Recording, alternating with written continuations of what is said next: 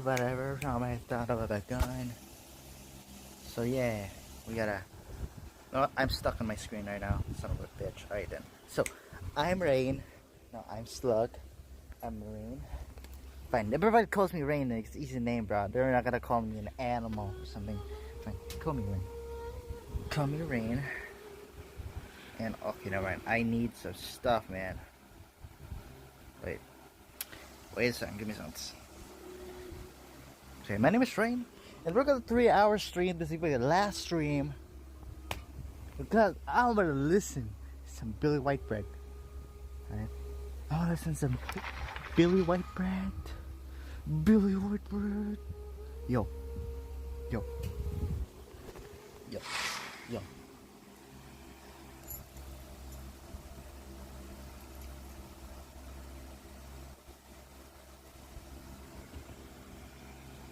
Now let's listen to Billy Whitebread. Billy Whitebread? I gotta download resources, bro. This is bullshit, man. Alright, let's do waifus. Okay. Great waifus and the above, a bunch of the above. Write my name until I fly the cord. The hell is this? Oh no.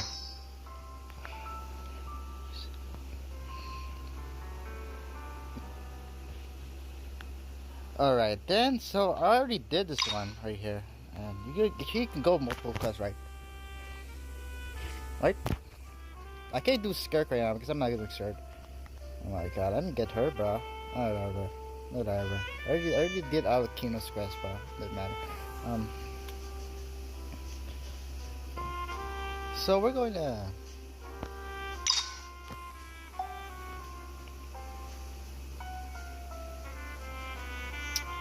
What am I gonna do? Okay, I'm gonna do this one here because I'm not been in leeway for a while. Son of a bitch. Alright, I'm gonna set up my Billy Whitebread. Billy Whitebread. Yo, I'm gonna high roll you.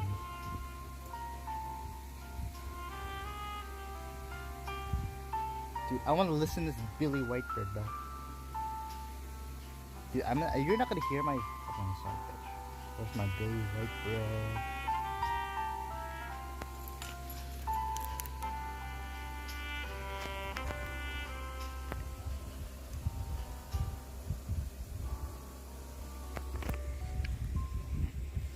See, it's you double room actually. Actually, too, Dolphin Game is kind of good. Dude, it's my favorite writer, right? Jack Townsend. Jack Townsend is my favorite horror writer, bro. Mr. Outlaw too, bro. That's my favorite, bro. I just freaking out of here. Well, Genshin is a little bit boring now. I can't even pay attention, but I can't have fun anymore. So, I'm gonna listen to some stories, and there's some anime in my tablet right now, so yeah. I think it's download, so I don't have to worry about the internet's getting cramped. Oh shit. There's a lot of connection back then in my goddamn hometown. Bill Whitebread! Yo!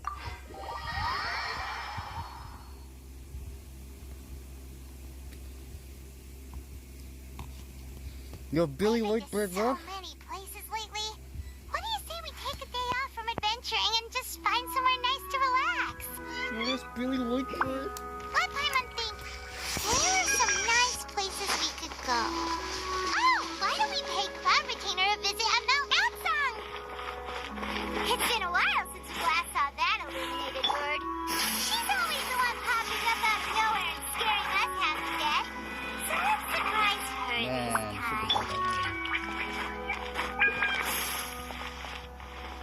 Oh my god. There's no anime stuff, right? So I can't have anime shit. No! I don't have anime, bruh. No!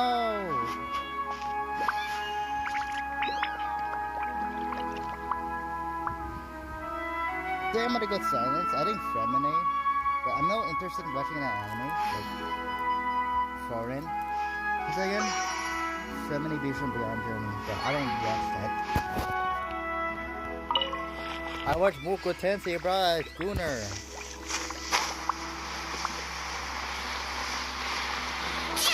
Billy Whitebread. The Billy Whitebread. I love Billy Whitebread, man. I think you can watch anime for free now because there's licensing played, bro. Yeah, you can watch anime for free now. Yeah. Yeah, you can watch anime for free.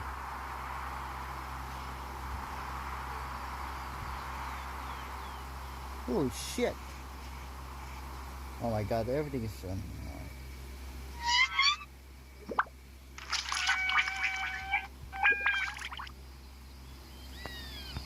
Remember Billy Whitebread? Billy Whitebread is back. I love Billy Whitebread. Full throttle! Here we are, right outside her place. Really? Oh my god. Do you still remember the first time we came here? We even brought offerings and everything. And when we told her that Rex Lapis You gotta hear me. You gotta hear me a lot of the complimented stories. Not even paying attention to that. I'm just doing my friends. Paimon thought she'd be impossible to get along with. But now that we've spent some more time together, she's really not like that at all. We probably don't need to bring any offerings now that we've gotten to know her pretty well, right? Still, Paimon's got some snacks around here somewhere, so if she really wants something, we can just use that. Oh. Huh? Traveler, did something catch your eye? Yeah, I can't stop that. Whoa, what a pretty lady. Is she also here to visit Cloud Retainer? Yeah, you're right. All it takes is one look and you can tell she's someone special. As expected of that bird lady, really. She must have a whole bunch of Adepti friends from all over the country. Okay, but if we're both friends of Cloud Retainer, then we're basically friends by association, right? Want to go up to her and say hello? I guess so, yeah. Helping you make more connections is a part of Paimon's job as your reliable guide. Paimon's got this. That's how I behave, bro.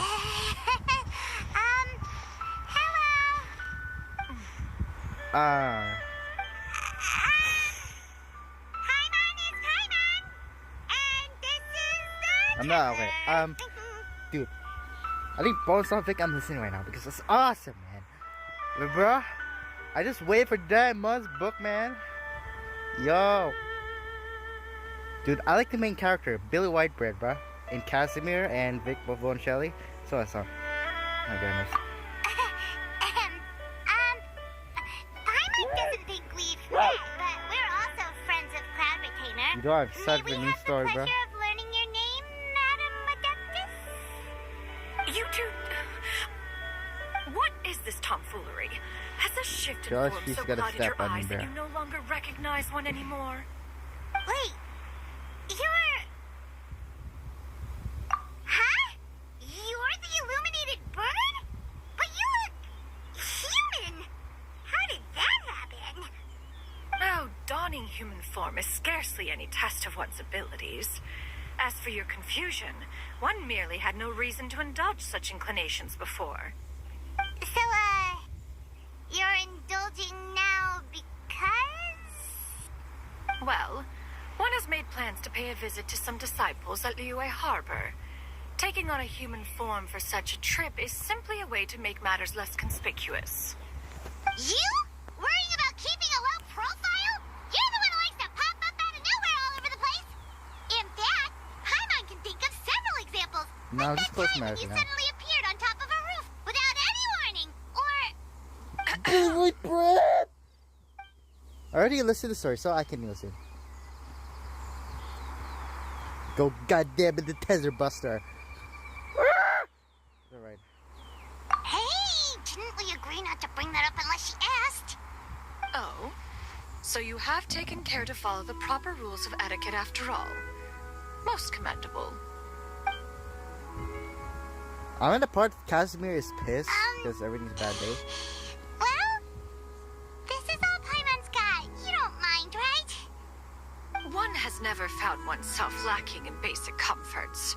On the contrary, it is the gesture that one values above all else. So long What? as it's shown proper Never respect and mind. consideration, The quantity or quality of the gift is but a trivial matter. That kinda makes Paimon feel a little guilty for trying to keep them for herself. Anyway, where were we before you reminded Paimon about the gifts? Man, I think the main of the story I'm listening right now is actually just investigate the ghost cat ring, bro. Like, investigate the murderer. I think the murderer just got away the killer right now. Because they don't know their true name. So, they can save you in the afterlife, you know, without any punishment. Name is anonymous, so the name is anonymous. That's why it's not getting punishment. When they treat his true name right now, like anti-infidels in the world, like, will strike you down in the society of the, I don't know, society of the afterlife. Right. So by disciples, you must mean Ganyu and Shenhe. It's I also don't know, been a bro. while since we last saw them. Maybe we can come too. One planned to extend the Oh, invitation no. even if you had not raised the matter yourself. Shenhe and Ganyu Good should be work, quite bird. pleased to see you again. However, one would first inquire as to the I reason have her, behind bro. your I have visit her. here. Get skip. You have cause to seek one's company? Yeah, we just found ourselves missing you and wanted to see how you were doing. We were hoping you'd tell us one of your stories. Who knew we'd run into your human form while we were at it? Is that so? If there are no urgent matters at hand, then let us I make don't haste use for her, Liyue bruh. Harbor. Ganyu is likely still working at Yue High Pavilion, so that shall be our first stop. Oh my god, why did I not Then use let's her, all go to bruh? Liyue Harbor. Bruh, that's why you don't get a 5-star character. You're not even gonna use it, bruh. God, bruh. Fine, I'm gonna use her, bruh. I'm gonna use Ganyu her. has been quite busy with work as of late. Ah, I missed the titles, bro. It doesn't matter. Okay.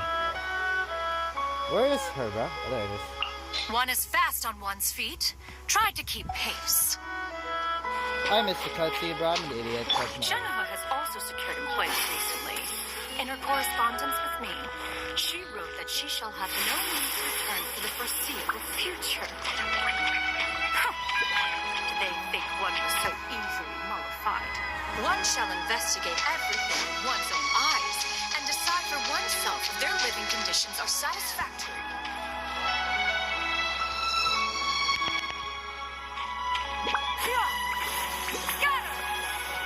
I think the eliminated beasts are not in the story dungeon, bro.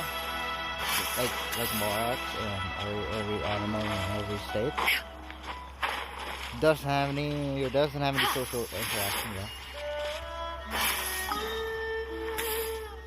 Like feel like the last time I just said it.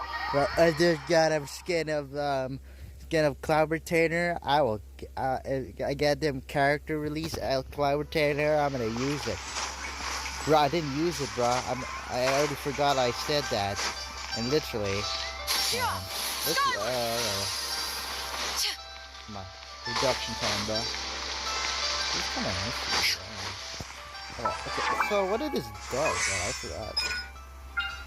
I only have closing attacks, bro. I was like, shout shit, bro. Yeah, shout shit. Kind of pointless to. It's like this. Kind of pointless to go a heist lane, dude. I got her for a 1-win pull, bro. I didn't get for 10 pulls. You think I'm a full this? No. I did get 10 pulls, bro. That's in my life there. I got her. And I did a quest. I got her. Bro, I already forgot, bro. Jeez. I just waited this character Hey, do you think Ganyu will be release, Cloud Retainer but it's like true this? for the I guess playable. we have no idea if Shenhe and Ganyu have ever seen her in But the now it's playable. But I'm not even using her. Wait, I didn't use it for exploring irritation or nah. I don't know.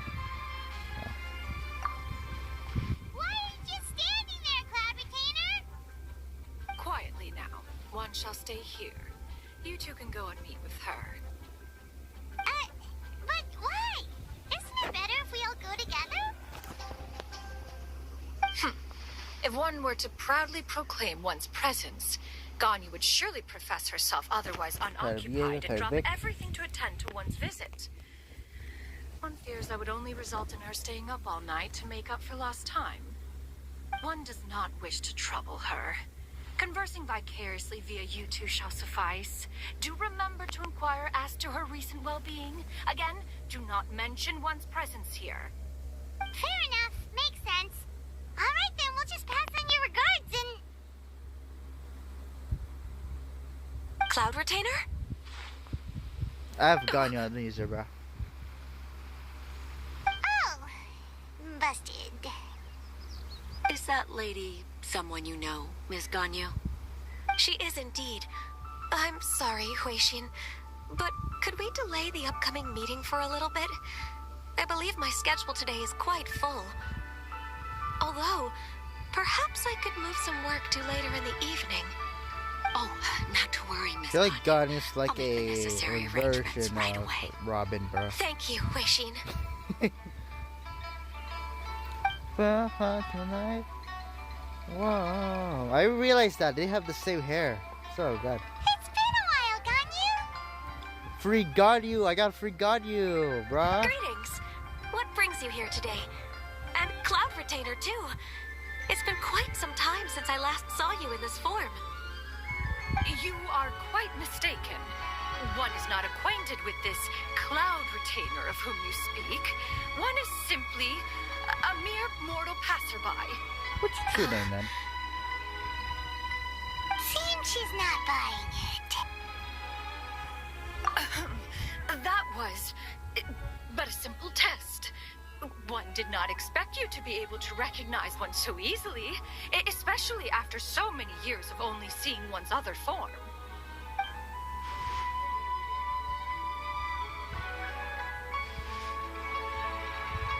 But recognizing you is, my responsibility as your disciple. An apt observation. One was simply passing by while attending to some important business.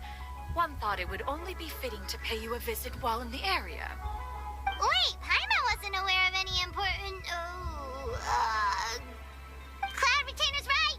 We've still got something super important to do, so feel like I wanna we watch can't stay anime, here but- for too long today. What? Oh, is that so? But it's been so long since we last saw each other. One simply desired to see you and had no intention of interrupting your work. A quick conversation should suffice for today. No, I'm out of these glasses, bro. I'm gonna turn turn closer. until you find yourself less occupied. I understand. That should be fine. Yeah, I While got one closer to my acknowledges the screen. amount My of nose. work that you have to My deal phone. with every day, one must also remind you to rest. Though Adepti blood flows through your veins, excessive exhaustion will still cause grave harm to your body. You're Adeptus, bro. How the Still frick is makes gonna one happen? nostalgic to see you as you are now, respected and independent. When you were young, you oft begged one to cuddle you to sleep when you suffered from nightmares. Cloud Retainer! Stop! The hell? If you insist. We are running short on time regardless, so one will refrain from going into each and every story. Why You don't see any continue glasses, so conversation? I star there, bro. One shall simply stand by and listen. Where's the glasses? Where's the glasses at, me girls, bro? You only see wealth. Wow. That's it. You've been to so many Man, new places you're since lazy the as last fuck, time we man. spoke. If you ever need anything, please just come find I me hope at your Hawkeye Star will have the Edo Star Also, with glasses on. Forgive me I'm for wearing my glass right now. presumptuousness, Cloud Retainer. But if you plan to continue appearing in this form, don't you think it'd be helpful to adopt a human name? Oh yeah. A human name? Huh. You raise a valid point. Considering the sheer extent of one's renown, Cloud Retainer is surely too recognizable as a name. You really think so? Not that you're not famous or anything, but that famous? You presume to know the extent of one's illustrious achievements. One would hardly think such a thing to be possible. Nevertheless, Ganyu's advice cannot be ignored. From this point on, when in public What is an occasions, anime girl with be sure glasses to refer on? to one Look, as she's gonna step on me, bro. Canyon? He's gonna step on me. I assume that's a reference to the full record of Pristine Pavilion.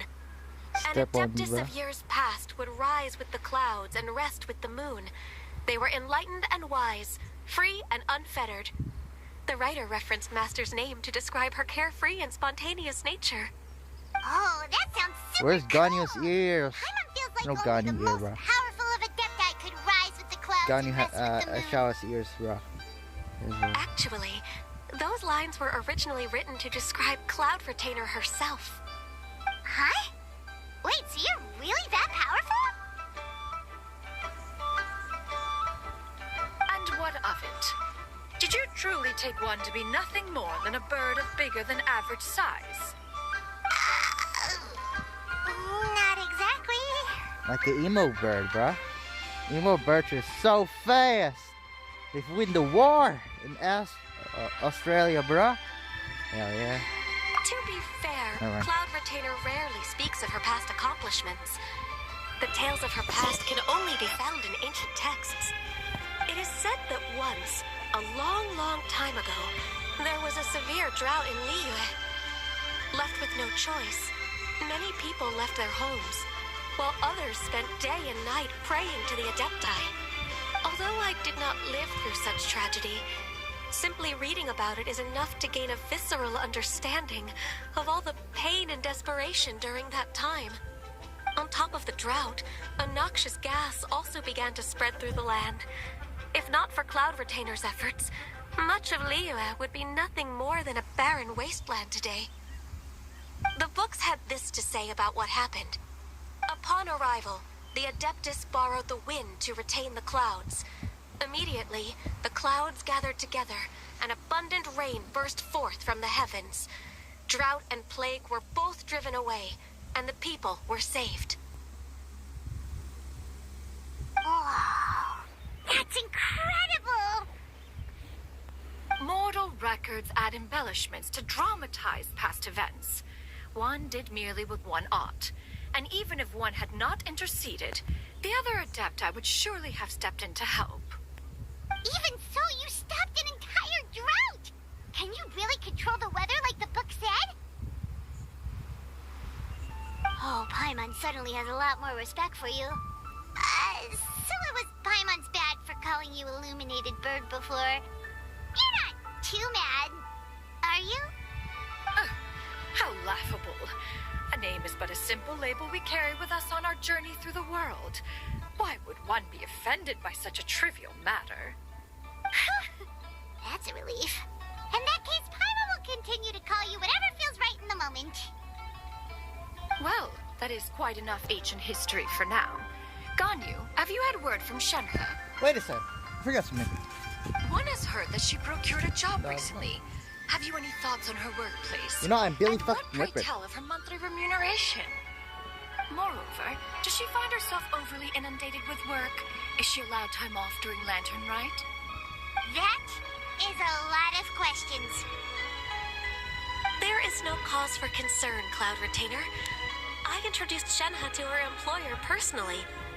Wanmin Restaurant's business has been booming recently.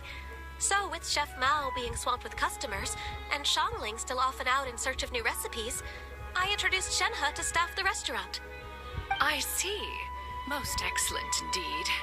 One has had the pleasure of being introduced to that family. Shangling is kind and astute, while her father is loyal and reliable. One has no cause to believe that they will make Shenhe's work difficult. Now, it is almost time to partake in the victuals of noon. One shall visit Wanmin Restaurant in person and see how Shenhe is doing. Huh? But didn't you just say that you had something important to do? Can that wait until after we've eaten? You may return to your work, Ganyu.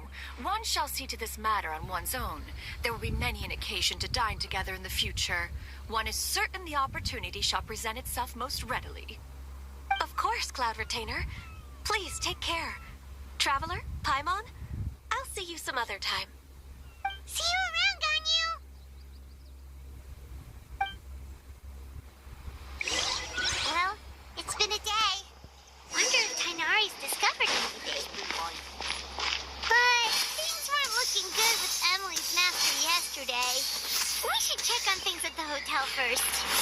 Whew. Paimon was pretty quick on the uptake there, don't you think? As soon as you mentioned important business to attend to, Paimon realized that you were just looking to cut the conversation short and not take too much of Ganyu's time. Is Paimon right? No, in fact, it was not an excuse. One is indeed visiting Liyue Harbor for an important purpose. Wait, for real? The moment is not yet upon us. Still, the truth will be revealed to you in time. Huh. She really seems to be playing up the whole mysterious Adeptus thing right now. Oh, fuck, my last name. Is it because we just heard that whole story about her powers? I just got shocked by fish. Oh shit. Rise with the sun! Oh, damn it, man.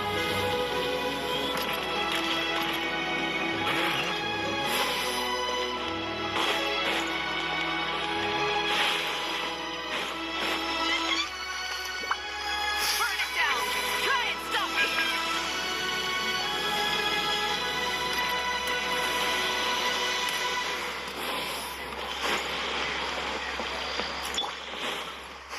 Yeah! Skyward! Scatter!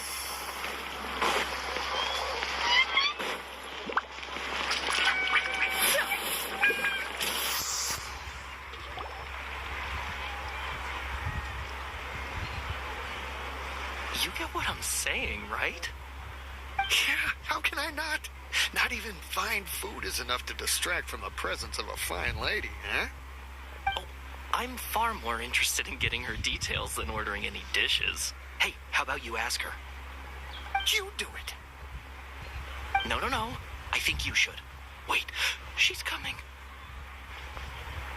What can I get for you today? Greetings, miss. I was just wondering if you'd be willing to... What would you like to order?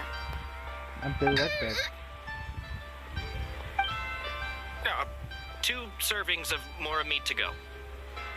Good chat. Bye.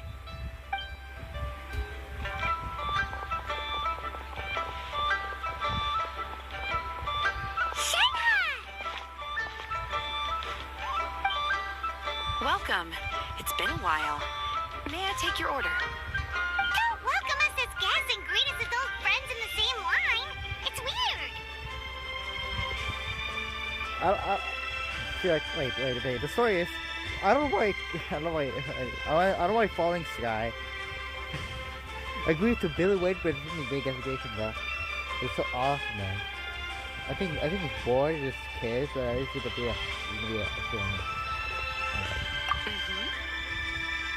Oh, and this is? This is Miss Shinyan. Master? Huh? One does not recall ever revealing this form to you before. How were you able to ascertain one's true identity with such ease? I've trained and lived with Master for more than 10 years. I would recognize you no matter what form you take. You... Is something the matter, Master? Hardly. One simply learned of your employment from your letter and came to check on your well-being. And check out the great food, too. Indeed. It's almost lunchtime. My apologies. I'm still on the clock and can't talk for very long. Well, if it isn't the Traveler and Paimon. Are you here for Shenhe? The lunch rush isn't in yet, Shenhe, so I've got things covered for now. Go ahead, sit down and enjoy some time with your friends. I'll let you know if things pick up. Thank you, Chef Mao. Woohoo!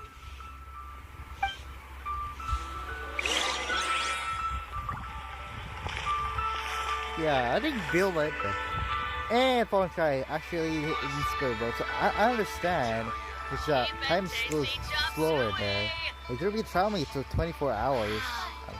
No, just 17 hours actually. They've been traveling for 70 hours. But exactly it's only taking. I don't know the logistics of it, but it's just only 17 minutes.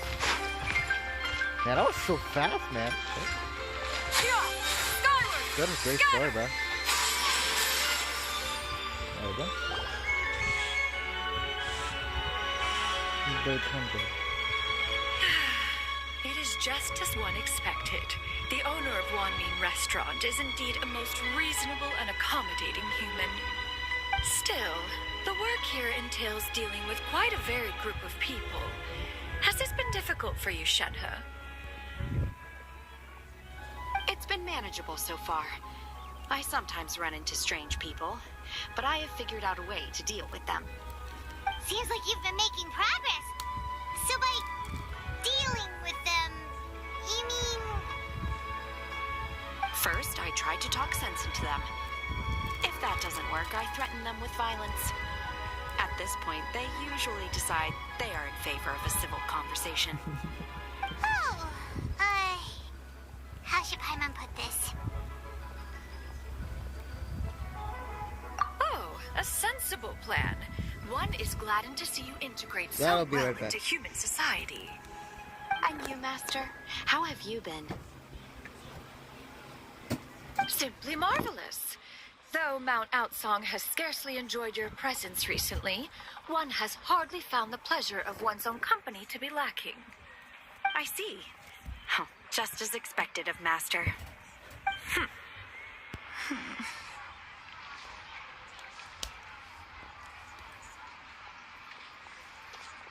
Really? I have missed Master quite a bit too. Even though work has been busy lately, I've already had a conversation with Chef Mao about taking some time off Chef soon to Mao! visit Master. Alright, never. You did. I already met Chef Mao. He's a great cook. Do make note of such matters in your letters in the future. There's hardly a need to keep one in suspense. Whoa, her mood shot up just like that. By the way, Master, since you are in Liyue Harbor, have you had the chance to visit Ganyu? Indeed. She is similarly preoccupied with her work. There was time only to exchange a few simple pleasantries. Ganyu told us the story of Cloud Retainer's name. It was amazing. We never knew how powerful she was before. I see. In that case, allow me to also share a story about Master's past. Oh? Is that a problem, Master? I believe this to be a good topic of conversation. No, not a problem. One was simply caught off guard. But no matter, please proceed. One is most curious to see how much of one's own conversational prowess you possess. Master once participated in a race against Mooncarver. After Mooncarver lost, he insisted that Master's ability to fly gave her a natural edge in such a contest. Really? In response, Master agreed to I don't know. forego flying in return for being able to use one of her devices in the race. Mooncarver accepted, only to find Master with a brand new device on the day of the contest. Huh, what kind of device was it? It was a mechanical vehicle made out of iron. What was it called again? Oh, an electro-powered bicycle? Oh, you refer to the bicyclical Thunder Flashmobile. One spent 49 days conceptualizing and crafting it. It need only be infused with adeptal energy, and it can cover thousands of miles in one day. Oh, it boggles the mind why Mooncarver ever supposed he might best me in a contest of locomotion. Though he sprinted with all his might, he could barely keep up. Alas, the one flaw of my mechanism lay in its weakness against mountainous terrain. One was thwarted mere seconds from What are those victory guys doing, when bro? it was thrown off course and failed to make it across the final stretch. Truly a most unfortunate turn of events. Anyway, do go on, Shenhe. Master, that was the end of that story. Is that so? Huh. With you gone, one has seldom felt the desire to call upon those old fossils for another contest. What is a race without spectators, after all? Have you been lonely, Master? Lonely? Huh. At one's age, entire human generations come and go in the blink of an eye. Even one's own self-directed musings can span several days and nights. 'Tis a most foreign sentiment. The mere mention of it is preposterous. Mm-hmm. What is the reason for that look upon your face? It's nothing. It's just... Well, Paimon gained a lot of respect for you after listening to that story of you summoning the rain and everything. But all it took was a few words out of your mouth, and it's like you're back to being that illuminated bird again. I was just a little bit confused. Which one of the two is the real Cloud Retainer? To me, they are both, Master. One is the master that's widely revered by the people, while the other is the master that I respect and adore. Huh. One finds oneself exalted yet again with sweet words of praise and flattery of a most extravagant nature. You chose to exalt one with your words, yet you refuse to grace Mount Outsong with your presence for any extended period of time. One would almost question the sincerity of your estimations. This is not to say that your words paint an inaccurate picture. One has always lived by a single ideal. Eschew all action and abide by no rule. One does as one pleases and speaks as one pleases. Others may critique or praise as they see fit, yet one places little weight in such judgments. She got, like, what, 2 sentences of flattery from her disciple, and it's as if her ego was about to burst. Do you have any empty tables?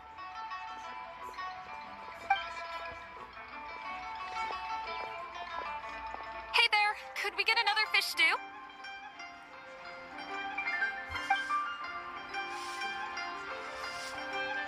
I'm hearing more guests come in. I should get back to work. All right, good luck with the lunchtime rush, Shenhe. I'll try my best.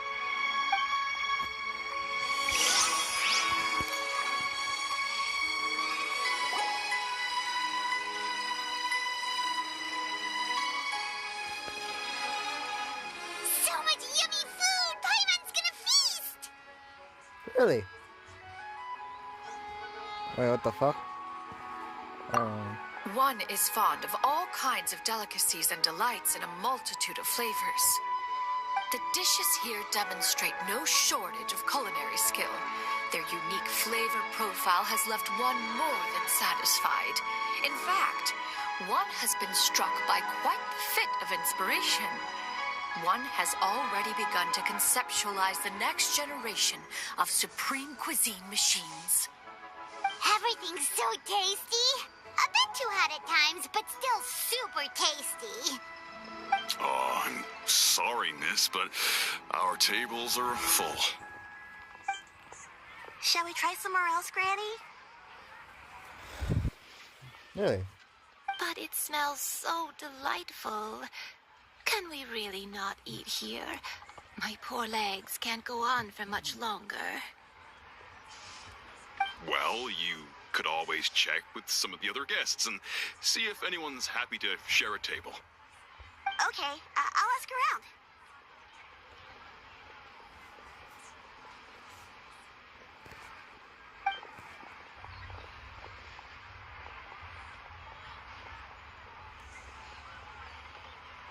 Excuse me.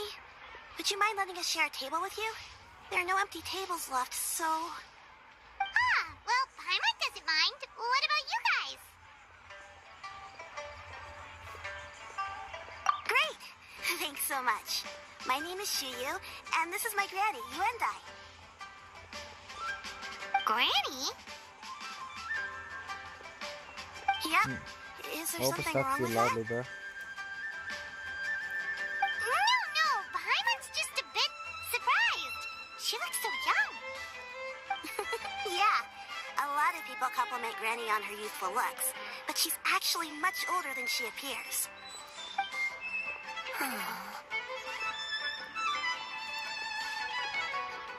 What the fuck? Granny, why don't you take a seat? Come on, it's not polite to stare. Huh. Have we met before? No. Tis a fated meeting, then. Please, take a seat. What would you like to eat, Granny? I can order for you. I want braised earthworms. They always pop up out of the ground after a rainstorm. No, not this again. Granny, there's no braised earthworms on the menu. Braised earthworms? Well, that sounds weird. Do people actually eat that? Right, that's what Paimon was thinking too. Need any help? Help? Oh, do you mean with Granny? Thanks, that's nice of you to offer. Granny has pretty bad dementia, so her memory's getting worse all the time. She's always saying things that sound kind of confusing. Actually, her memory's been bad ever since I was little. The heck is a But it's bug, gotten man? so bad lately that I even have to remind her who I am every morning.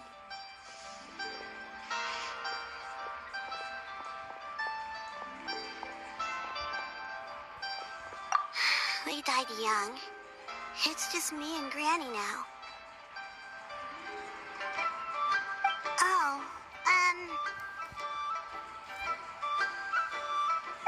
but it's okay. Don't feel bad. Granny loves me a lot, and I love her a lot too. Sure, it's hard at times, but you just gotta make the best of the life you've got. Wow, you're really tough for your age, kid. You're too kind. And me? Oh, what about me? You're tough too, Granny. Plus, you're really gentle, and you're always there for me. Yes, and it's hardly as if I forget everything. I still remember the important things. Wait, what was that really important thing again? Ah, I remember now. It was a dream. I had a dream where everything was dark. Someone was standing in front of me. She told me to come and find her, and that once I'd found her, I would be free. Huh? That sounds super important. But how come you've never told me about it before? It was just a dream, so I forgot about it. But I'm in a good mood now, and somehow I remembered it again. You know, I believe I've had this dream a great many times. But just how many times have I had it? Now that I do not remember. Wait, so you have a reoccurring dream where someone's talking to you? That sounds spooky. Oh, does that mean you're possessed?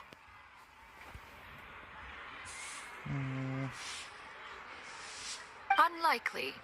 Her eyes are clear and her breathing remains calm and level. One sees no signs of possession. Are you sure? Who do you take me for? Is one not an adept? Am I not an expert? Huh, you're right.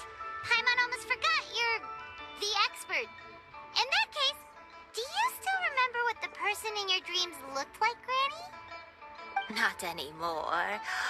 Although, I have a sense that she looked rather like me. But not as I am now. My younger self. A younger version of Granny? This is just getting weirder and weirder. What is going on here? As one said, fate must have brought us together. You may leave the situation to me. Are you sure? So, what are your names? Paimon's Paimon. Just Shenyun is fine. Thank you all so much for offering to help. But first, I'm sorry for asking, but, how do you want us to pay you back? Oh, we don't need any payment for this. Thank you so much. You're welcome. But Miss Shenyun, what exactly can we do to help out this Granny? All we have to go off is that dream. Where do we start?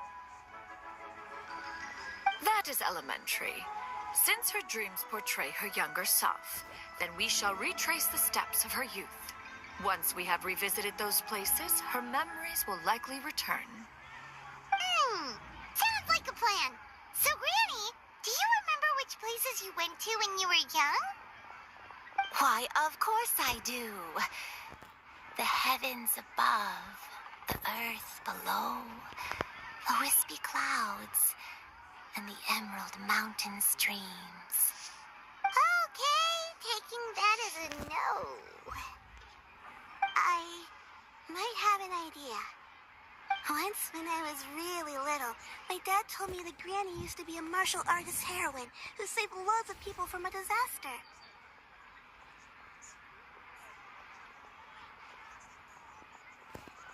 If it's true, then maybe they wrote about it in the history books or something. A martial arts heroine? Oh, Shinjo knows tons about Liyue's chivalric traditions. If anyone knows about the heroes of the past, it's him. Let's go find him at the Feiyun Commerce Guild. Are you leaving already? Really? But I'm still hungry. I'll go order some food, Granny. If there's nothing on the menu you especially want, I'll just get a few different things. It seems we must part ways for now.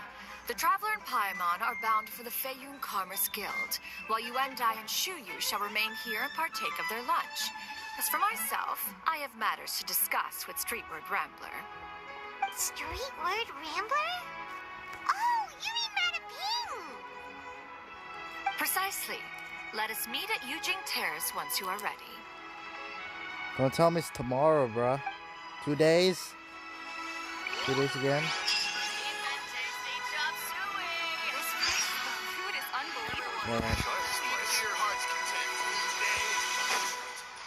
Yeah. Skyward!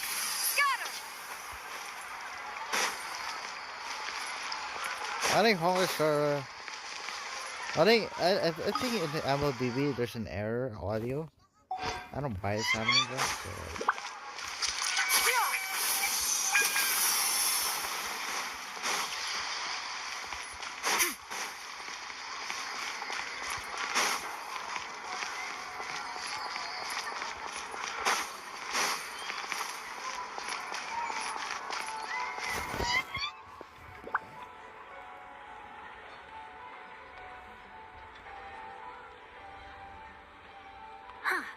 It's you two.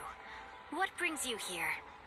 Shinjo! Great, we found you! We wanted to ask you about something.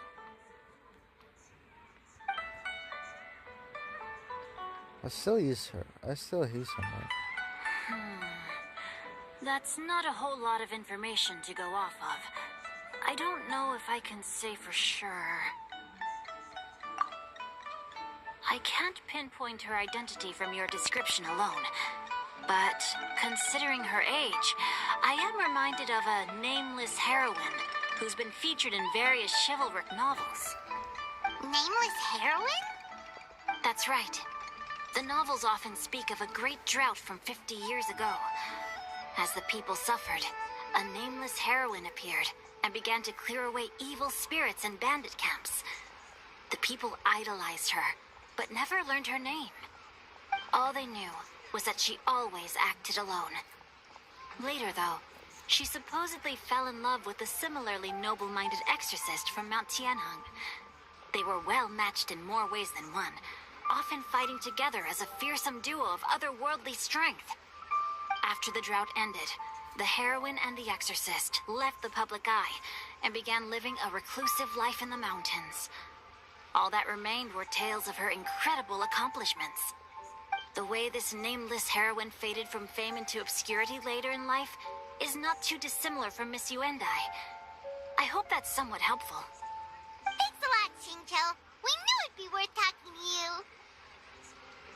It's nothing at all. Just something I came across while reading. I did do a bit of extra research on her story, but it was just out of personal curiosity. Well, Paimon still thinks that's super cool. Oh, wait, Shinjo, if you've read up on her, do you know of any places often associated with her? Let me think. In the novels, the nameless heroine always appeared near one of 3 places. Wangshu Inn, the area just north of Jueyun Karst, and Qingyun Peak. Perhaps the real-life heroine who inspired the character was also often seen near those three places. That would explain why those locations appear in the various novels written about her. Oh yeah, the character I want is Billy fucking Whitebread! Billy Whitebread! Man. Man, it's like the 18th century's killer, bro. He got beyond powers for no damn reason. He has no name. And we find his name. Every year. Like that one. Like Billy's trying to find his name, but it's like the Zodiac killer. You're welcome. To be honest, I found some parts of the story confusing when I first came across it. If Miss Yuendai was indeed the original inspiration for the character, she may just be able to help me put the pieces together. It's rare for a chivalric hero to fade into obscurity during their lifetime, even after retiring from the public eye. But no one ever saw or heard from the nameless heroine again. There were even rumors that she became extremely ill. I've never understood why someone would go to such lengths to erase themselves from public memory. It's almost as if she was trying to hide from something. There's probably far more to the story than what's been written. We'll be sure to tell you if we manage to uncover the truth. That's a deal. Perhaps, behind the truth of it all, there lies a story more fantastical than any work of fiction. I think Sancho, Feels like we just learned so much from Shincho. A drought, a nameless heroine, a life of seclusion. Wait, why does the story sound super familiar? Oh, right! There's a drought in this story, too! Shincho, are droughts super common in Liyue or something? Well, they used to be. But people have long since developed methods to prevent them. Like by cultivating the soil or digging canals. So while droughts do happen from time to time, they are rarely regarded as true disasters. The drought 50 years ago is probably one of the worst we've had in the last several centuries. The crops withered, the streams ran dry, and the monsters in the mountains became rabid and agitated. Countless caravans were attacked, and people who lost their homes came together to form bandit groups. What started as a natural disaster soon became a human tragedy as well. Really? That sounds awful. Yeah, and that's exactly why the nameless heroine was so beloved. She must have been someone of true integrity to do so much for the people while asking nothing in return. Still, as terrible as that drought was, it was nothing compared to the truly calamitous disasters that befell this land in ancient times. They say that back in those days, disasters were both more severe and more common. Only the strongest of Adepti could hope to dispel the ruin and devastation. Do you have any other questions? We're good for now. We're just going to head back and meet up with Miss Xianyan and the others again. Paimon hopes that Granny Yuendai will be able to remember more of her past. She used to be a great hero who saved many people. So sad that she can't recall any of it. Anyway, we'll be off now. I don't know, like horror games like PGR, It's no problem weird at all. on their files. Safe travels. Like it forced me to. It actually automatically deletes the 2020 GBs. Like I never heard that shit. I think Genshin doesn't do that shit, man. And recently that they got a look to another studio. That's why. I don't know. Their studio is so small. I don't know. I don't know if they run the game. That's so random. They run the PGR game. That was so. Skyward! Scatter! Join the Adventurers Guild. Light it up! But I like Loki Studios. Like, I don't know. I think graphic games run by China. That's good. They're great in programming. That's the reason why they're good. You see Wukong. Yeah, the graphics are so good.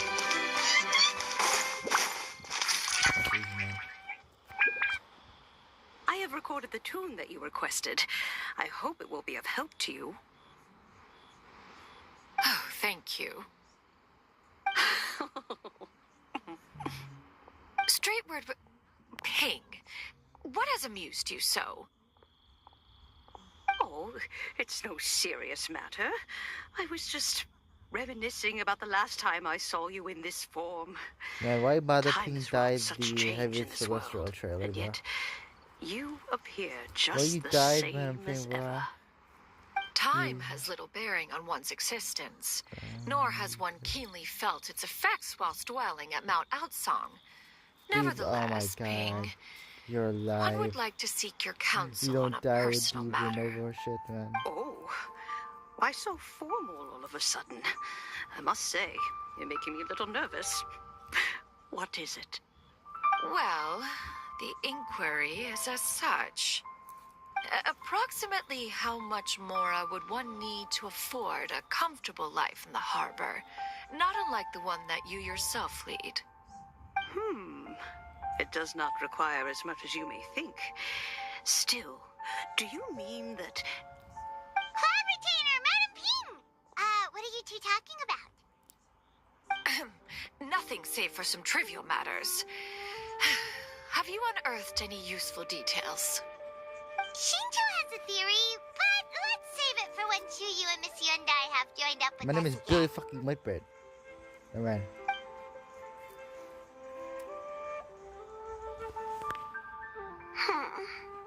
Do not be troubled, young lady. Here, have some tea. Thank you so much. What do you think, Chuyu? Does it match up with what you know of your granny? According to the story, the nameless heroine eventually fell in love with an exorcist from Mount Tianheng. Maybe that's my grandpa. I don't have many memories of him, but there was this one time I found a box in our attic full of a bunch of weird sigils. I think so too. Granny might remember something once she's returned to a familiar place. What marvelous tea. I can taste the dew's sweetness in this cup. It's as if I was taking a stroll in the mountains, thoroughly one with nature Really? and at peace. Is that so? Then please drink as much as you like. There's no need to hurry. At our age, it's always nice to slow down and take the time to appreciate pleasant conversation among friends. Thank you. Okay, since we have the time, can I ask you something? Sure thing. What would you like to know? I have a secret I want to tell you. Let's go talk over there.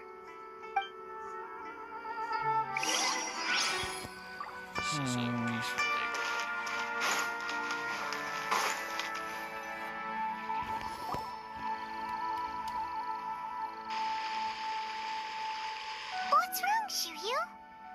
Well, I've been kind of meaning to ask ever since we started talking in the restaurant, but are you guys all adepti in disguise? How about that?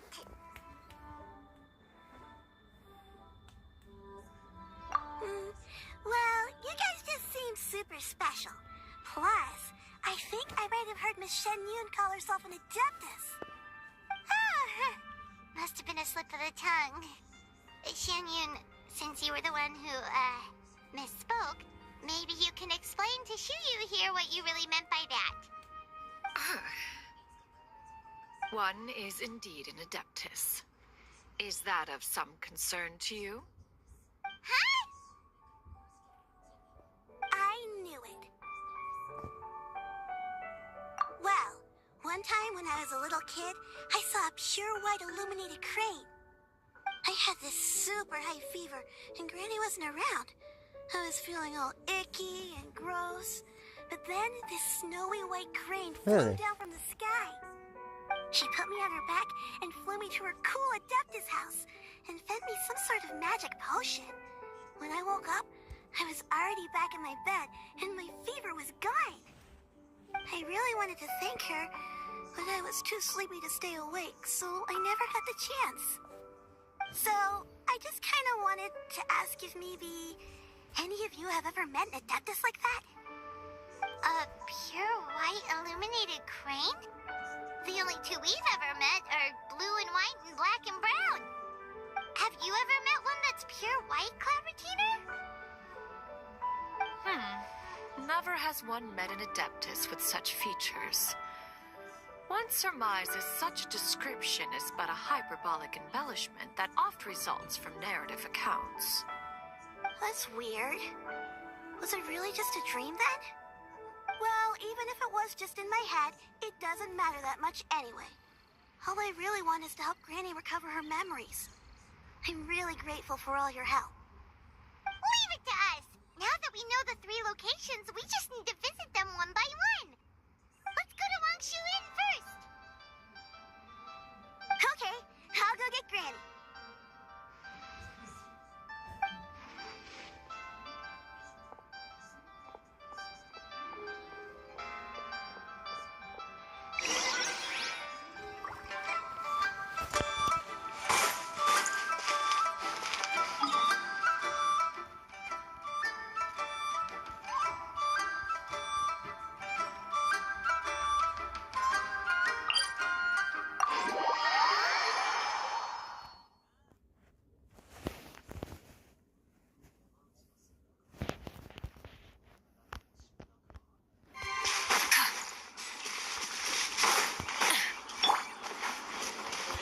Dang it. Oh, man.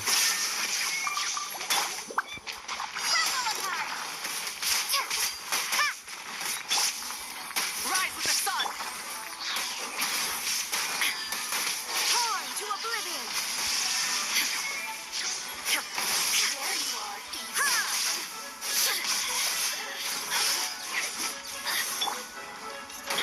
burn it down!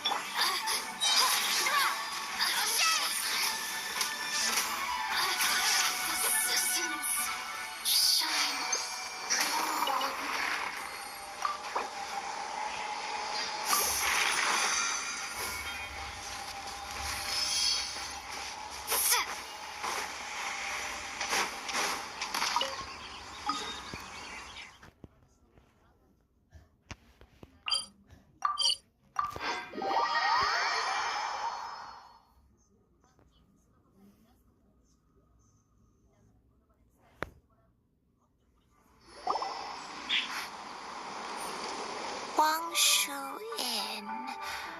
Wangshu Inn. Do you remember this place, Granny? Yes. The fish here is very delicious.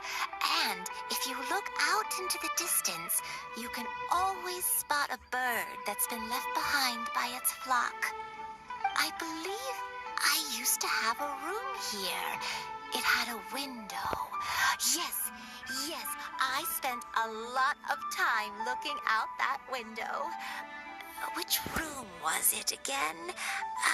Let me look. I'll come with.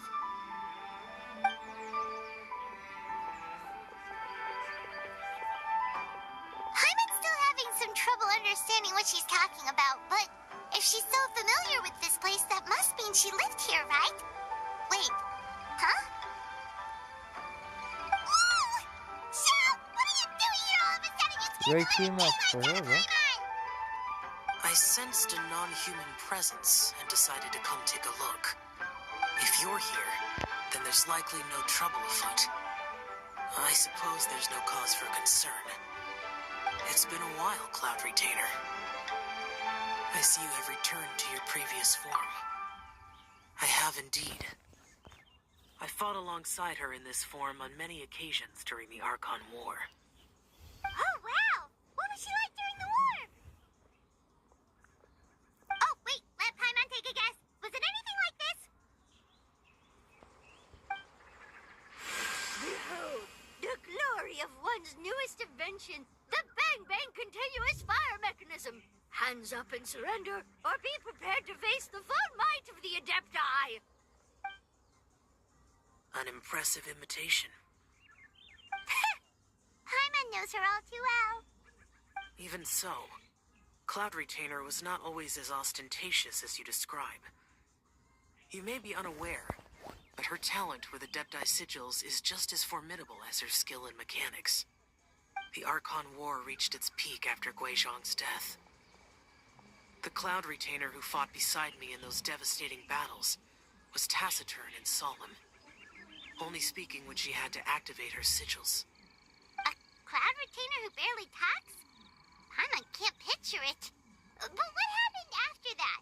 If you were so powerful in your human form, why did you decide to take up your bird form again? Once one had bid farewell to the world of mortals, what use would one still have for such a shape? When dwelling between mountain and forest, away from the struggles and troubles of the mortal world, a mortal form is hardly the most fitting of choices. After the war, Cloud Retainer retired to Mount Outsong, only revealing herself to the occasional visitor, and always in her avian form. Although I do believe there was an occasion some 30-odd years ago when she decided to don her human form. I believe it was for the purpose of... One believes there is little need to relive bygone matters. Granny, are you okay? Back then, at this place, Perhaps this conversation should end here. I shall take my leave now. Should you encounter any trouble, you need only call my name. However, given that you are traveling with Cloud Retainer, I trust you are in good hands. Everyone! I think Granny is finally beginning to remember her past. Really? Slowly now, calm your mind and recount what has been recalled. Sounded very kind, A long bro. time ago, I stayed here to recuperate from my illness. Huh. So what Shinto said was true. You did fall ill. Was that why you went into hiding? I don't remember. I'm very sorry, but I can't even remember the name of my illness.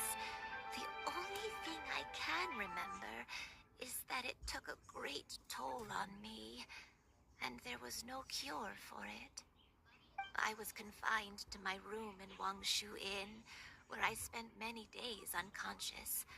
I'd come to every once in a while and stare at the migrating birds outside the window. It was a solemn sight.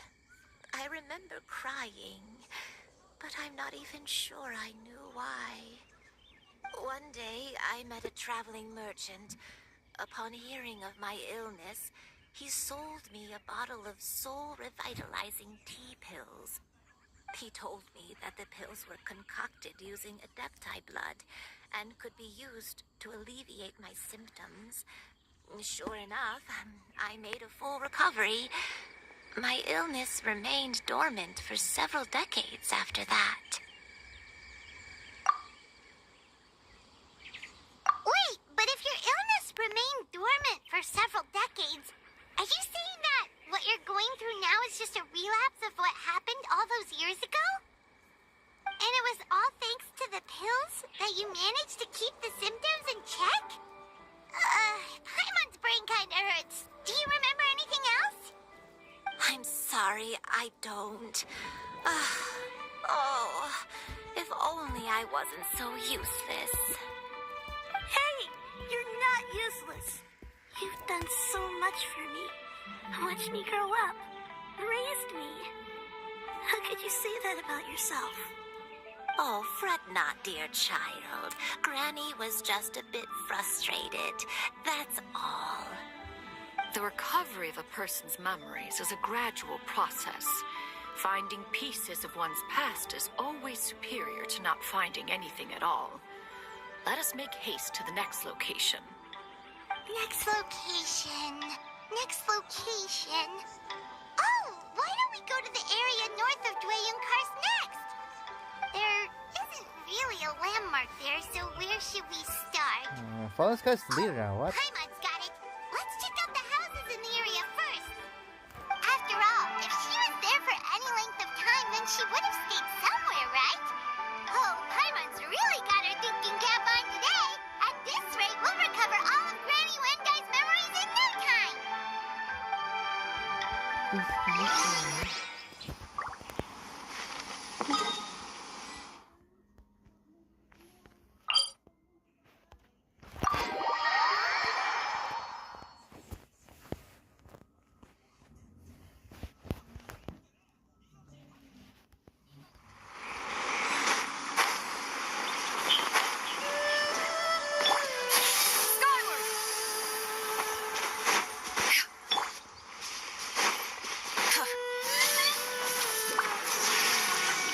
The reason I'm not lagging it is my child's getting used to it.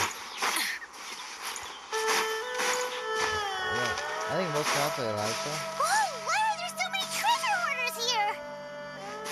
Guess it's time to round up some bad guys.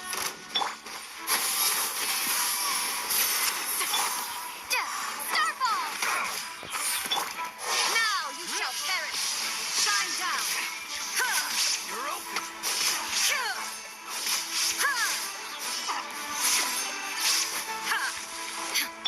Crumble apart. Drop.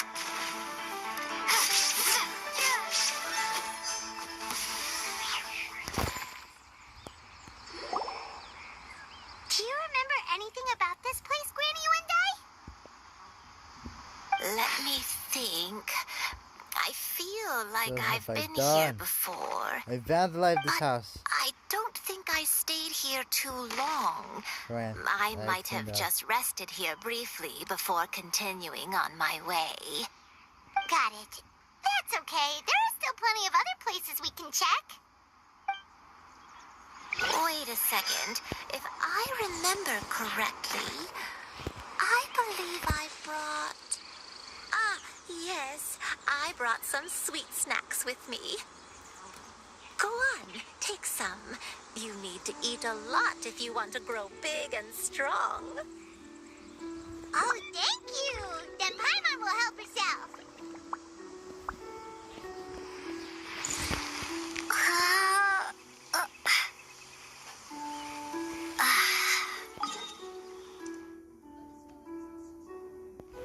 Is it close?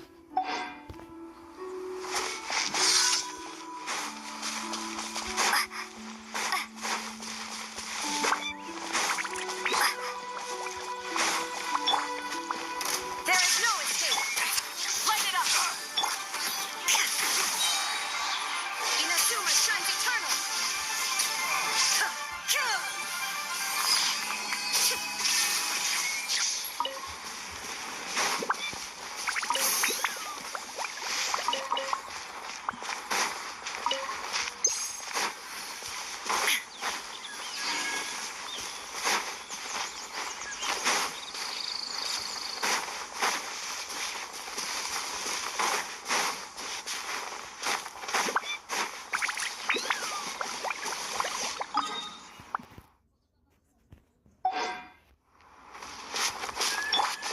Rise with the sun.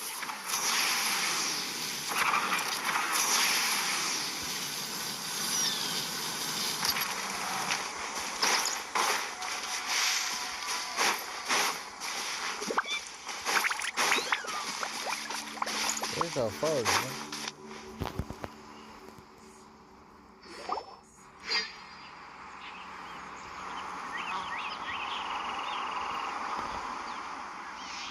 Paimon sees an abandoned house.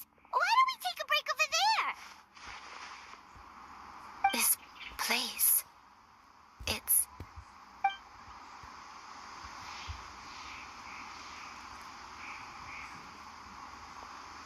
Did you remember something, Granny? I remember. Shuyu, this is where your father was born. It was a moonless night. I had been injured, so your grandpa was supporting me. We fled together with some being in the fog behind us in hot pursuit. I had exhausted my strength when the labor pains came on, so we took refuge in this house. Your grandpa set up a barrier outside, but neither of us knew if it could hold the monsters back. I remember that night. I remember falling to my knees, reciting a prayer over and over. I alone am the source of this sin. Punish me as you wish for forsaking my oath, but spare my innocent child. Sin? Oath? Did you do something wrong? I don't know. I don't remember. I only remember praying in the darkness with all my strength until the sun finally rose again and the fog cleared out. Eventually, the house was filled with the sound of my baby's first cries. That baby was your father. I remember I clutched him tight to my chest and wept tears of joy. It was the first time I'd ever felt such happiness in my life. My dad? He was my pride and joy, and so are you, Shuyu. You're so much like him, and I love you both so much. But you're always going to be different from me. Why? Just what did I do? I don't care what you might have done, Granny. You'll always be the person I love more than anything. You're too sweet, Shuyu. I'm lucky to have you with me. If not for you, I would not have had the courage to come here, to try to remember what I had forgotten. All right. Let's not stand around any longer. There's one place left, yes? Let's go take a look.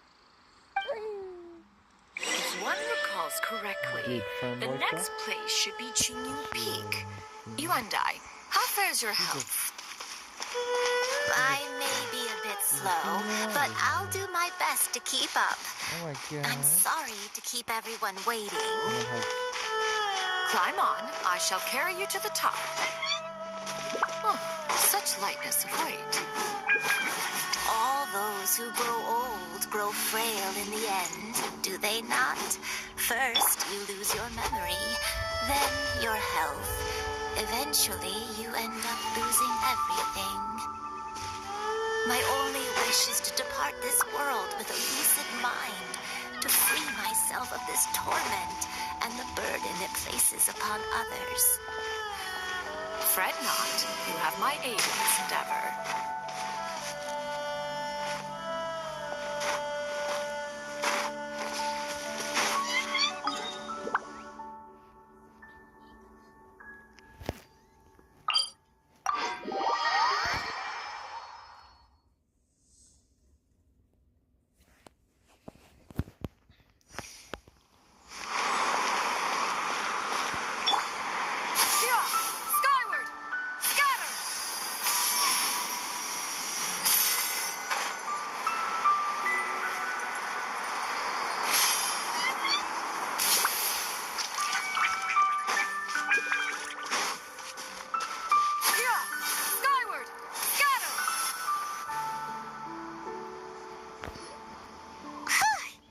Finally here.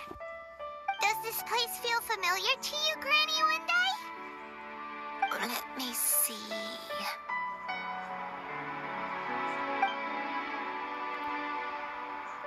How strange. Have I lived here before? When we were at Wangshu Inn and the abandoned house earlier, though I couldn't remember everything, I still felt a sense of familiarity. I could easily picture myself in those places. But here, I don't have that feeling. Perhaps I did come here in the past, but it just didn't leave a strong impression on me. But did the stories get it wrong then?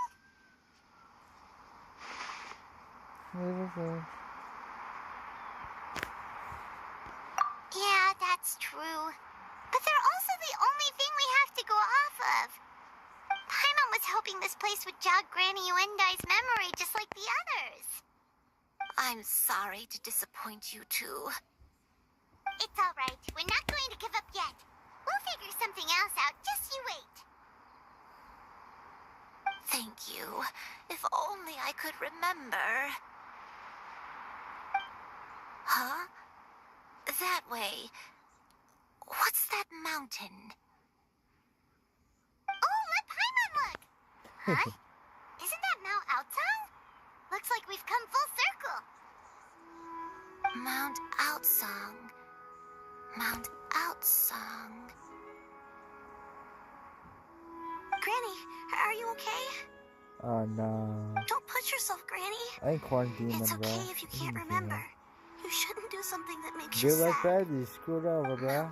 Outsong, Get a carriage? No, you fucked it up really like that. Mount Outsong holds some familiarity to you? It does, but I can't go back. Are you feeling unwell? My head, it feels all heavy and dizzy. What is wrong with me?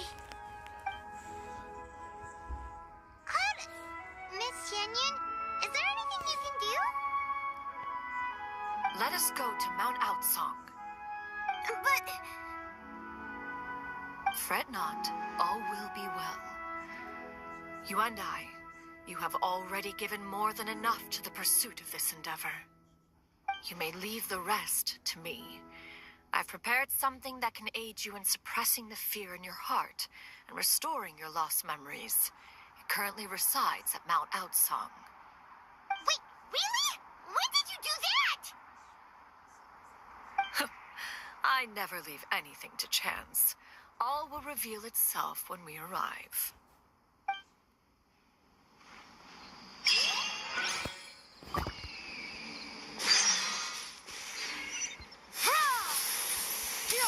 Skyward! Scatter!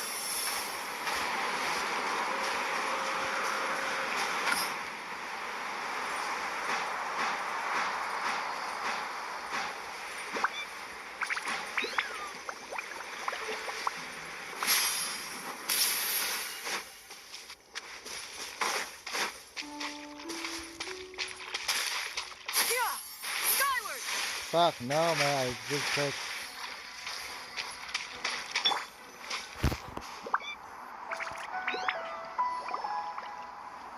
Come on, just tell Paimon already!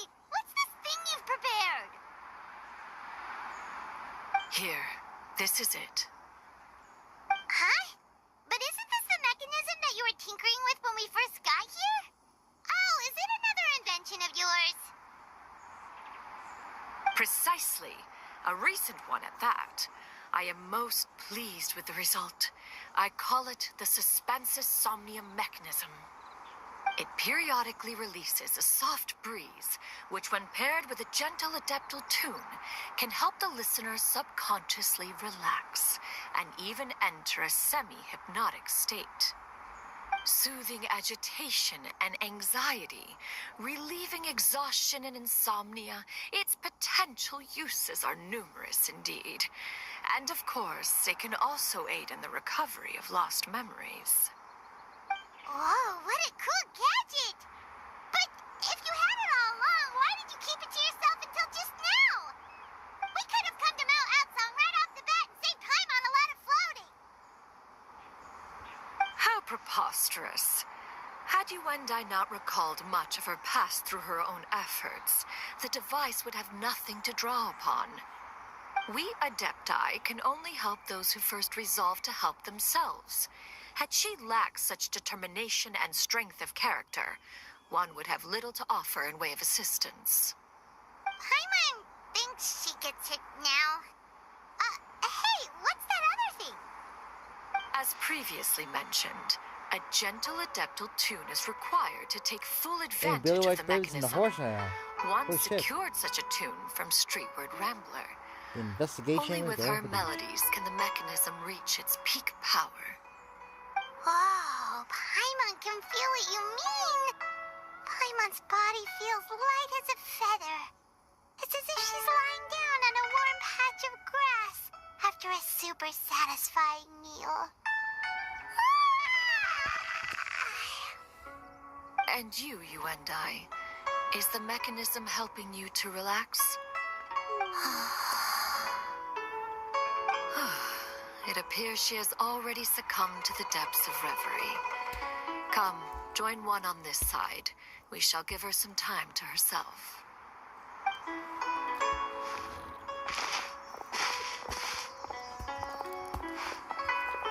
Man, the bookman's gonna like Yagami's the other Why guy. do you look like you want to cry? The potion. It's nearly run its course. I've never regretted meeting you. Not even for a second. Please. Please, no.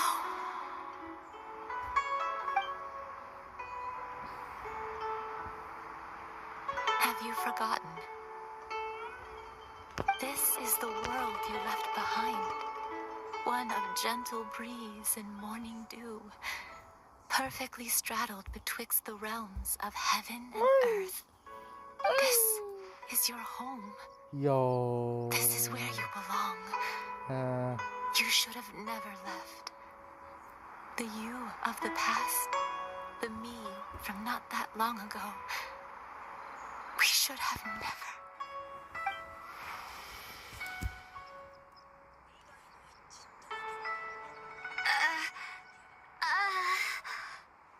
So that Probably is the short truth. her No tomboy wonder this place in is the so high school familiar.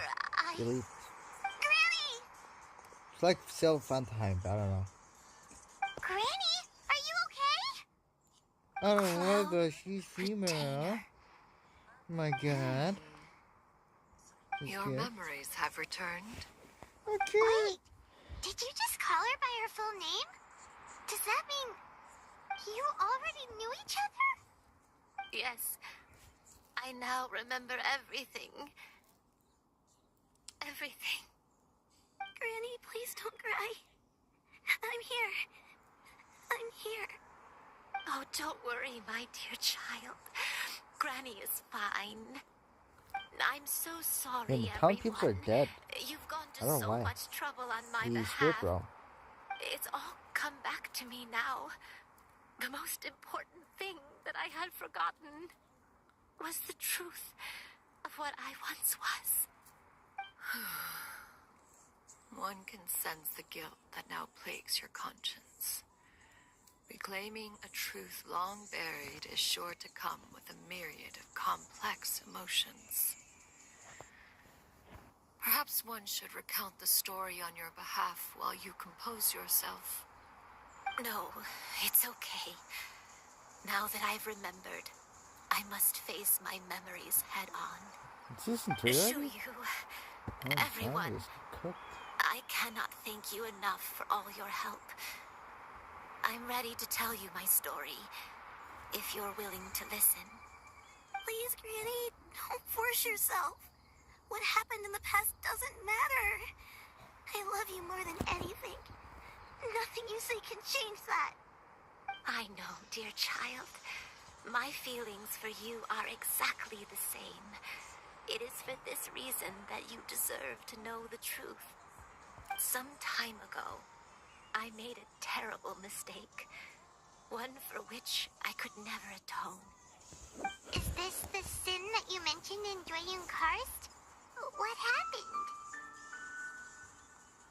I am, in truth, not a human being. My real form, one that I held for centuries, was that of a wild crane. I spent many, many years living on Mount Outsong, bathing in the soft breeze and drinking the sweet dew of the mountains. At some point, I somehow gained wisdom and sentience. The Lord of the Mountain, Cloud Retainer, became aware of my existence and began to share many stories with me. She even passed on the secret of cultivation to me. Though she never took me on as a formal disciple, I always saw her as my master. Whenever she took out her tools to work on mechanisms or new inventions, I would also stand next to her and watch. I even contemplated completing my training and becoming an adeptus in my own right. Yeah, I followed her teachings, and time gradually passed us by. Until that fateful day, 50 years ago. 50 years ago?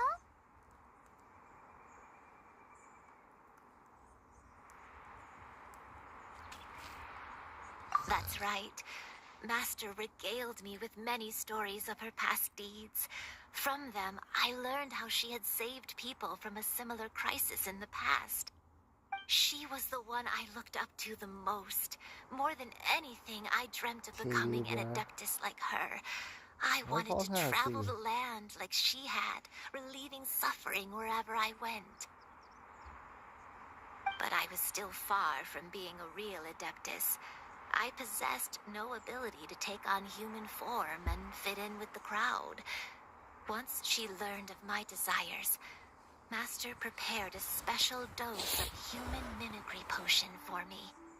She warned me that the potion's effects would only last 10 years, and if I were to fail to return to my original form at the end of that time, I would forever forget my past as a crane and become something neither Billy's human, regular though.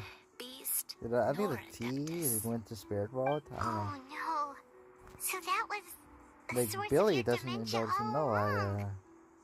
Doesn't have the tolerance for the tea.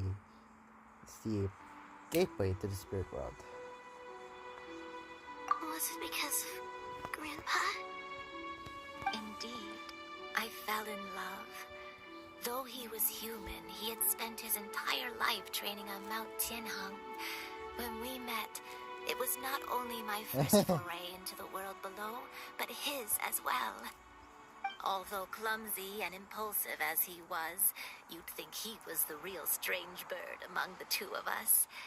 But still, just like me, he cared deeply about the world and wanted, more than anything, to cleanse it of all pain and suffering. I could not help but fall for him. But my time continued to tick away. Those 10 years passed by in a flash.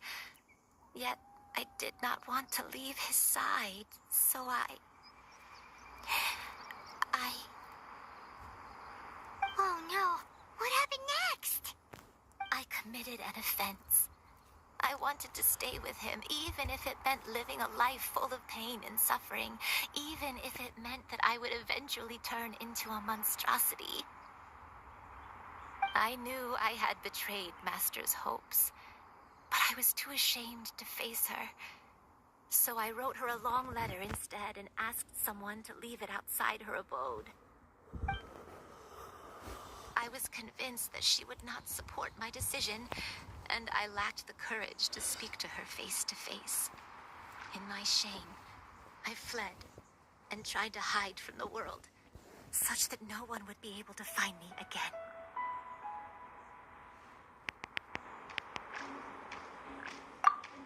But that was only the beginning of my troubles. I began to suffer from a strange illness.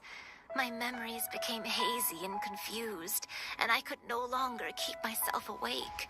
I understood that my pain was caused by my refusal to return to the life I was fated to lead.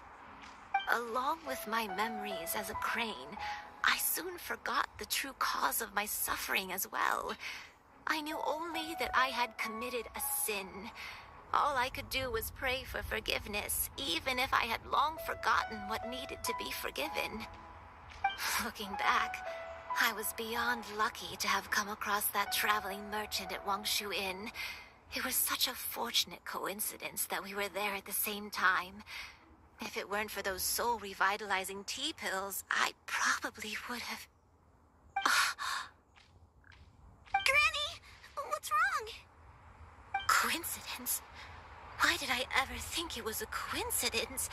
Tea pills concocted using the blood of an adeptus? No, it couldn't be. Master, don't tell me. Back then, that merchant was actually... Human custom would dictate the conferral of gifts to be in order when one's progeny is wedded, would it not? Consider the pills a symbol of one's best wishes. Oh, so when I tried to conceal my name and mistakes from the world and hide myself away in perpetuity,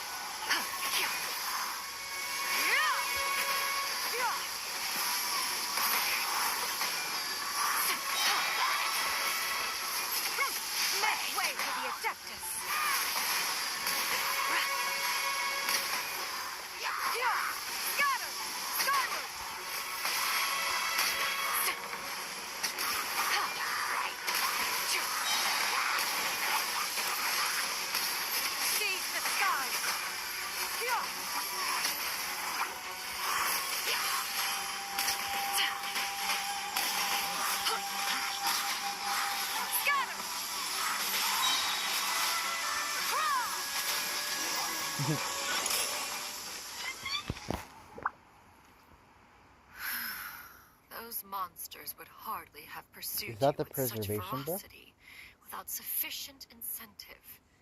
They were likely incited by the presence of godly remains. Said godly remains, in turn, were likely drawn to the trace of one scent on your body. One was, after all, an active participant in the Archon War. Holy Some of shit, the what gods happened, were bruh? likely shattered by contraptions of one's very making. In the end, one was relieved to see you endure through the night.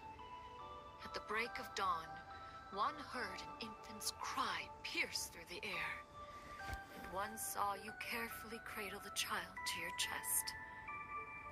Although certain Really? mortal matters remain foreign to me, one could not help but be moved by your joy. To see you happy, that was more than enough.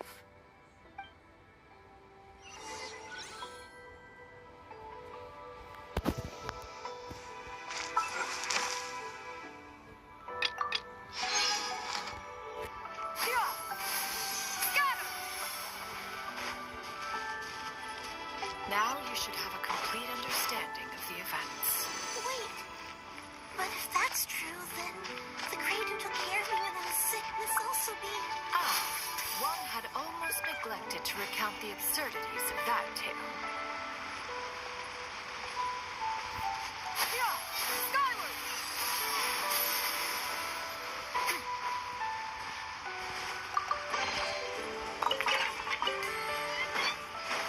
The hell is this, bro? You just want me in a restaurant? Who the heck is this? Man, they beat the shit. I think Honkai Star Rail, bro, is bullshit, man. The map use is bullshit. What's Honkai Star Rail is gonna do? Just Hell as you no. and I troubled one with her antics, so did you give one many a headache. Man, I wish they got domains, bro. In Honkai Star Rail. One made plans to bring you First back domain! But no! We don't have domain shit, bro. You began to cry, refusing to get on one's back. When one asked you why, apparently you believed that one could not possibly be a true Adeptus because all illuminated cranes are white from tip to toe. One had no choice but to apply powder to one's body to conceal the variegated nature of one's appearance. You became more than amenable enough when one stood before you devoid of any other coloring. It bears mentioning, however, that as a crane, Yuan Dai was nearly entirely pure white in color. Though you had never encountered her in that form, you still recognized the essence of her being. Perhaps fate brought you two together in more ways than one.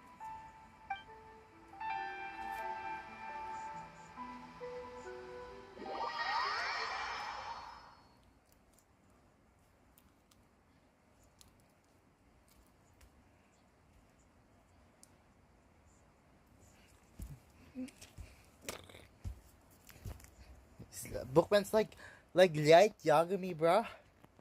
Like Yagami? Bro, it's like a kiss, sure.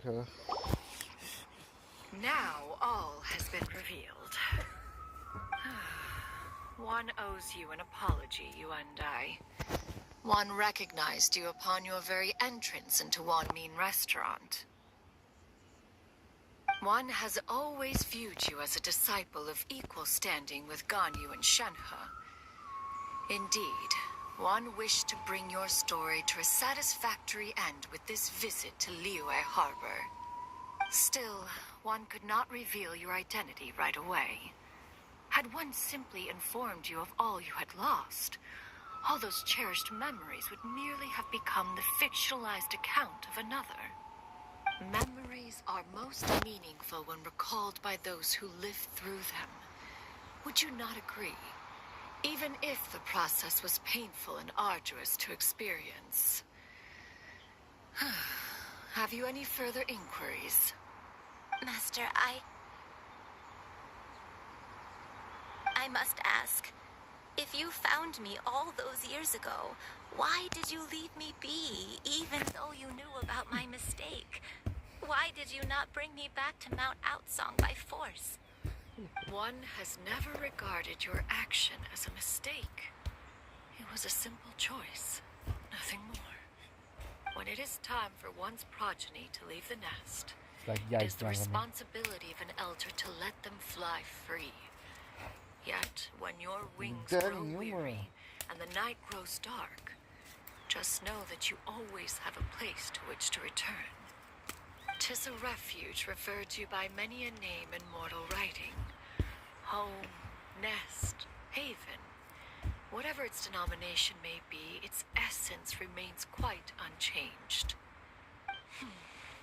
One speaks, of course, of a place not unlike one's own abode. One's disciples are free to come and go as they wish, yet the door remains forever open to those who wish to return. One rather hopes you count yourself among them. Thank you. Thank you so much. You and I. One expects you too have sensed the rapid deterioration of your condition as of late. Have you not? 40 years ago, you chose a path without a future. Though one used one's own blood to provide you with a few decades of extra time, it merely delayed the inevitable. One may have extended the path. Even the power of an adeptus has its limits. Had your condition continued to deteriorate, you would have forgotten your life as a human entirely. In the end, you would have turned into a creature lacking in the ability to even comprehend its own monstrousness. Fortunately, you were able to avoid that scenario by reclaiming your memories. Yeah, I dropped my phone. Though one sped the process along by providing some guidance, the result is entirely a reflection of your own effort. So, what's gonna happen to Granny? One will help her reclaim her original form as a wild crane. If it be fated, she may recover her sentience one day. She's gotta go back to being a regular crane, huh? Master, you've already done more than enough for me. I don't know how I could possibly repay your kindness. This is a better result than I could have ever hoped for. How much time do I have left? Not long. The transformation is imminent. Granny, please don't leave, okay? You're all I have left. Please. Don't be sad, dear child. Granny has led a wonderful life. My only regret is having to leave you behind. Don't forget to eat well, okay?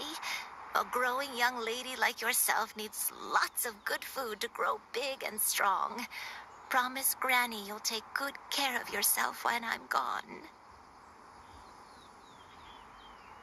I promise, Granny. I'll do whatever you say. Good girl. Good girl. Don't worry. It's not goodbye forever. Granny's gonna become the most. So I'm gonna finish this. This will be the first one I finish this shit, man. Granny So I think it's 2 hours. day and night. I won't stop. Now I was about to end it if there's a thing there. Having to A rely bell. on anything So but continue, my bro. own power. These cutscenes are not gonna be able to Day leave. comes, we'll be So able I'm to gonna live finish this 2 together hours, again. bro. You and I. How's that sound? Good. Billy White That's Bread. a good girl. Even Billy though White we Bread. won't see each other for a little while, as long as we both work hard, we're sure to meet again someday. I'll eat well, Granny. I promise. And I'll wait for you, no matter how long it takes. I'll wait for you to come back. That's a good girl. Then Granny I think the book really ban has limits no more when regrets. you attack a normal person or just a organization. I'm it's so evil. sorry, But Master. you can full in action. Thank Yeah, you full action with power. for everything. But if you say his true name, he'll lose that power. It's like a like Ted Bundy. Like Ted Bundy is doing all this crime, but when he got caught, and every freedom is gone. Like every freedom is gone. Yeah.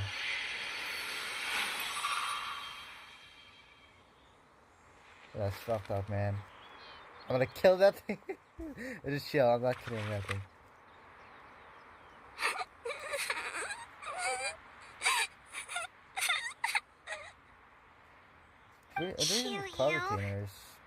Let her be. At The her only, age, crying is a natural, if not fitting, response to such an event. Live for 2,000 years. Tears are a It's like the necessary only being. part of maturation. Like rest of the Sometimes thing. there's Rest of scarcely the- a better rest of the- vehicle to wash away the toll Yeah, of that guy, I stress don't know. and misery. Now that the issue has been resolved, Oh, bitch. you should also take a moment to relax. Bookman. Give yourself some time to rest. Take a nap if you must. One will wake you in due The other time. Prince says, man. He's powerful. What the I know.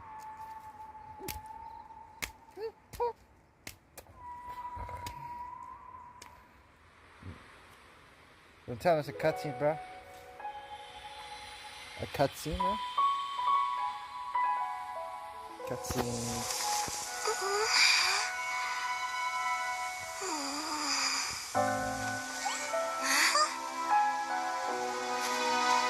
I don't know why Denise doesn't wear her panties, bro.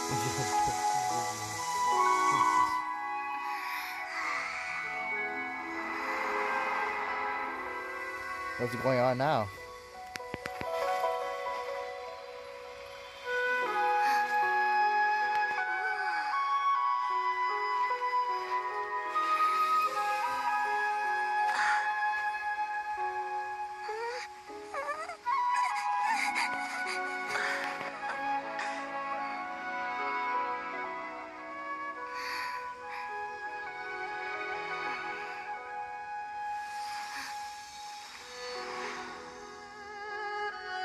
Whoa, the hell?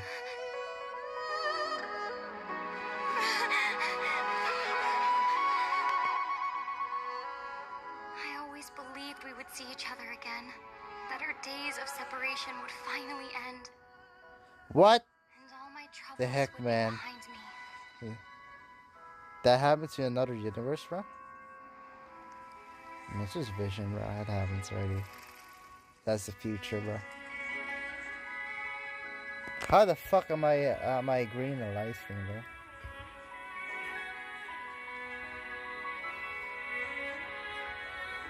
If only things could stay this way forever.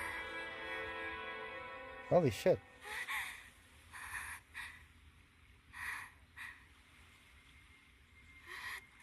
Oh my god.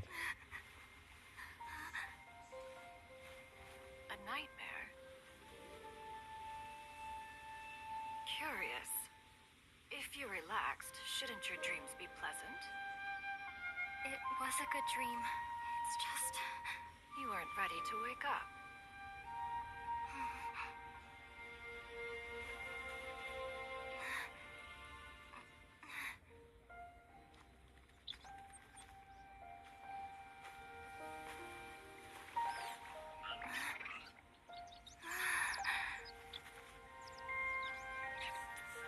Eloquent as one may be, words of comfort are not one's strong suit.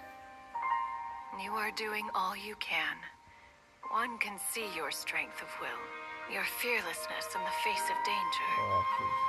And so, Did I get bite? whatever your dream may be, one believes that you shall achieve it. Of course, whenever the perils you face overwhelm you, or you become weary, one is always here for you. After all, Man, I wish you can hold as it an like that. elder, it is only right to look out for the young ones. Why not me, bruh?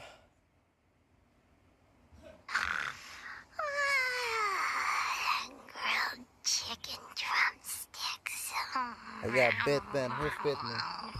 Yep. Huh?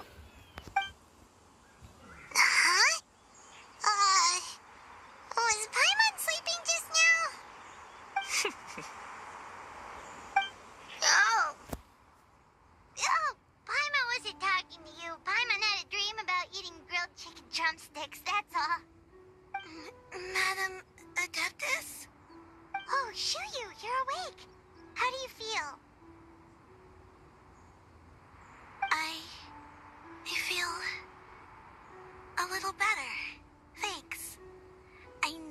Granny again someday, so I don't feel so sad anymore.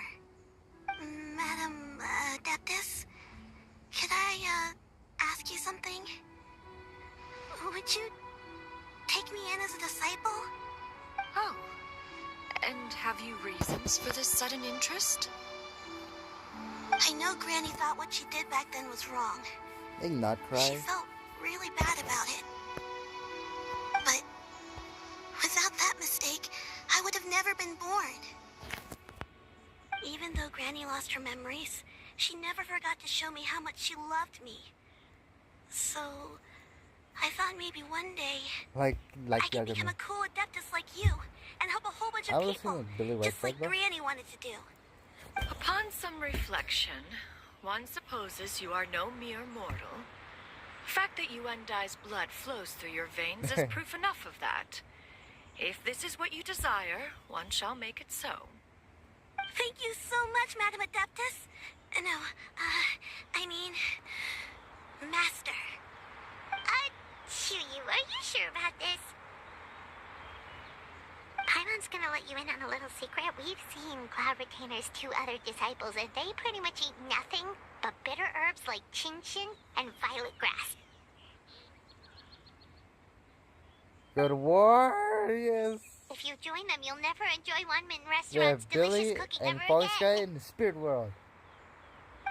How utterly preposterous. One has never enforced such a rule. Every individual must find their own path to enlightenment. Oh, they're dead. So long as one retains a pureness of spirit, one's dietary proclivities are quite irrelevant. Well, you say that, but Paimon's not seeing any tasty treats up here now, is she? Although Mount Outsong is rich in natural beauty, its location does preclude access to certain finer mortal comforts. That is precisely why one plans to relocate to Liyue Harbor. Shuyu shall have the honor of becoming one's first disciple in the human world. Whoa! You're leaving Mount Outsong? One has never concerned oneself with the location of one's residence. From the very beginning, one has sought only solace and peace. Yet in the end, all of one's disciples ended up in Liyue Harbor. Ganyu, Shenhe, Yuendai, they all chose a life among the mortal world. One has reflected on this fact for many years now. One can only assume that it is due to some failing on one's part as an elder or master. A failing, perhaps, of recognizing what it was they truly wanted. One is most curious as to what aspect of Liyue Harbor could have enticed them to remain there. Really? One could hardly offer an opinion on the matter, but perhaps some time in the harbor will prove instructive. Why are you all so silent? Paimon is, just a bit shocked, that's all. So, does this mean we can grab a meal together in Liyue Harbor sometime? One has precious little time to squander. However, if one finds oneself otherwise unoccupied, one would not be opposed to the idea. One will be assuming the identity of a human while residing in Liyue Harbor. You should take care to avoid disclosing one's true identity. Don't worry, we'll help you keep it a secret. So, when can we expect to start seeing you in the city? Perhaps in 2 days' time. One has some matters to see to before one's departure. Preparation is the key to success, after all. One plans to put up various items from one's collection for sale. The earnings should provide for a comfortable living in Liyue Harbor. One has already picked out a handsome property near Chuhu Rock. 'Tis no small purchase, but what is mortal life if not one expense after another? Seems like you've really thought of everything. Then how about we meet up in Liyue Harbor in 2 days? A sensible plan. See you then. Oh, also, why don't you take this suspense insomnia mechanism as a souvenir? Anytime you should feel ill at ease in the future, you may try quieting your mind and sitting in meditation as you listen to its melodies. It might help you find a new perspective. Awesome! Thanks, Cloud Retainer! Get over now? Hey, didn't we promise Shincho that we'd tell him what we found out? Should we make a trip to the Fayun Commerce Guild? It's totally up to you. 2 days to go.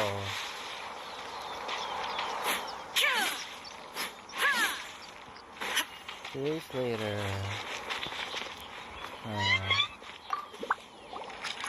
So, about your move to Liyue Harbor, you gonna tell the other Adepti about it?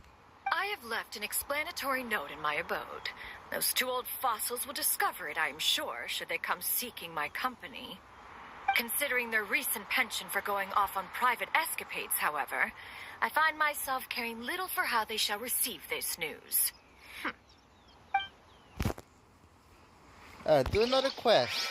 It's already 2 hours, so I'm gonna make the most of it.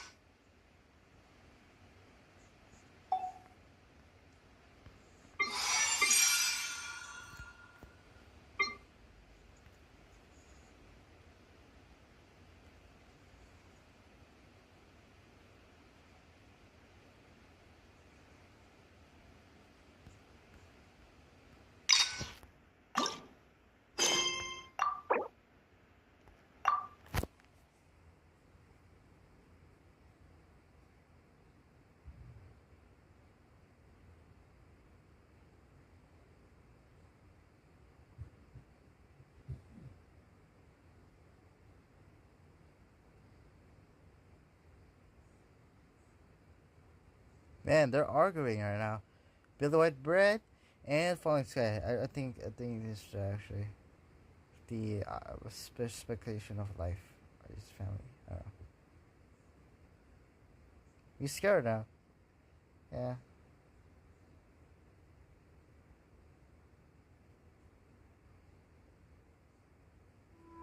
I think Falling Sky said he's okay to be afraid, because fear is in there.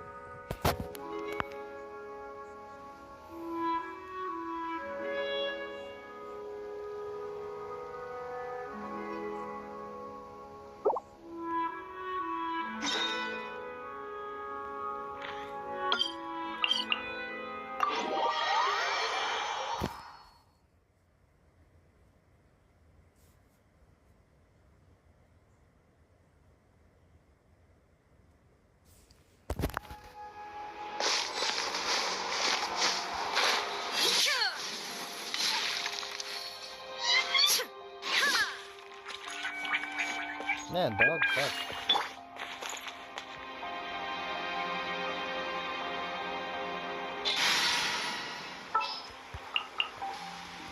What shall we do?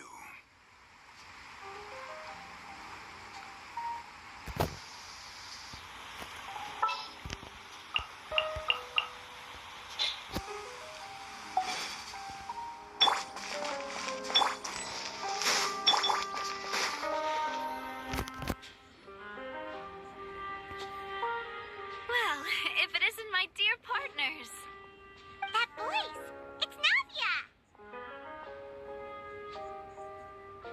Dude, that music's so good.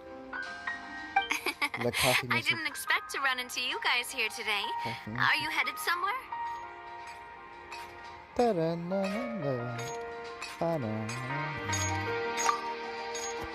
about you, Navia? Are you still busy rebuilding Poisson? We've wrapped up most of the rebuilding, but there are still a few things left to take care of. Really? Stocking up on materials, 40 minutes confirming and all. construction timelines, Yeah, 40 minutes discussing compensation terms with families affected by the disaster. Between all of that, I've been making a lot of trips between the court and Poisson. Well, though the victims have received relief payments from the Taylor court, Swift. in my opinion, as the administrators of Poisson, Spina di Rosula should take some responsibility as well. Our financial situation right now isn't the best, so all we've been doing is signing agreements for the damages to be repaid at a later date. Though just pieces of paper now, they demonstrate our commitment.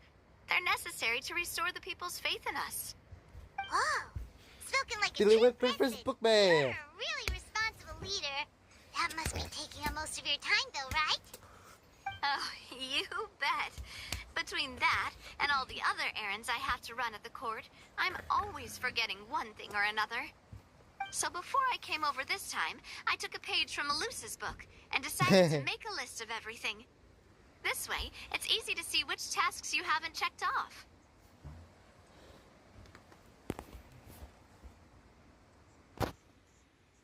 And then, since Malus loved using shorthand, I decided to also follow his example and come up with some shorthand of my own. But after running a few errands in the city, I'm kind of struggling to even read my own handwriting anymore. That does sound like you, all right. So what kind of shorthand did you use? Oh, want to take a look? Let Paimon see. Wait. There's nothing here but a bunch of weird symbols. This looks like a Yeah, piece I of recommend kelp Bones of Vic wrapped right now. around a stick. And this other one, is it supposed to be a boar in a box? The first one has to do with confirming the final payment amount for the fishermen, while the second one is a reminder to try the new burger that just hit the market. Okay, Paimon can definitely think see how you I might think complaining forget with the what police right each now. of these mean. Like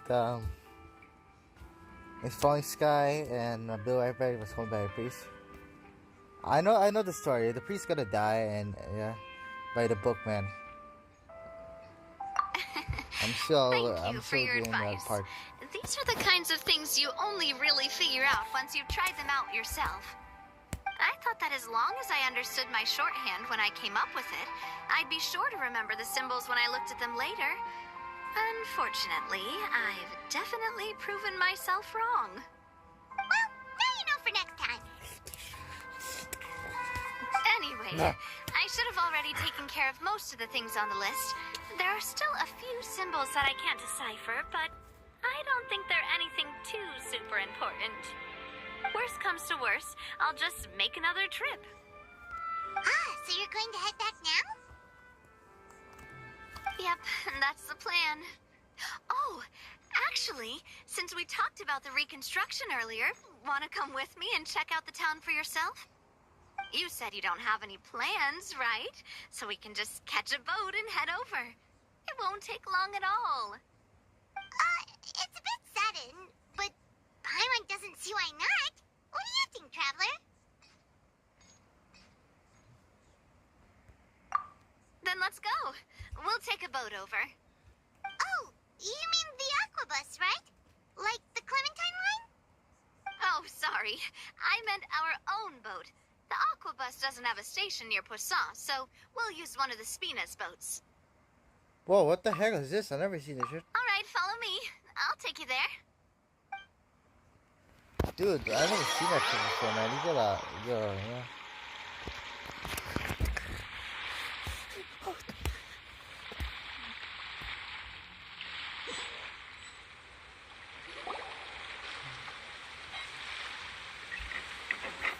The engineer is still doing a few routine safety checks. We can head out as soon as we get the green light. Green light. Paimon has always wanted to ask. Red light. The 3 Aquabus Green lines are all light. named after people in your family, Red right? light. Yeah, that's right. Callus and Navia are self-explanatory, while Clementine was the name that my mother went by. If you provided the Mora to build the lines, then why isn't there even a dedicated line to Poisson? Spina di Rosula built all the lines, yet you still have to take a special boat just to go home. Paimon doesn't get it.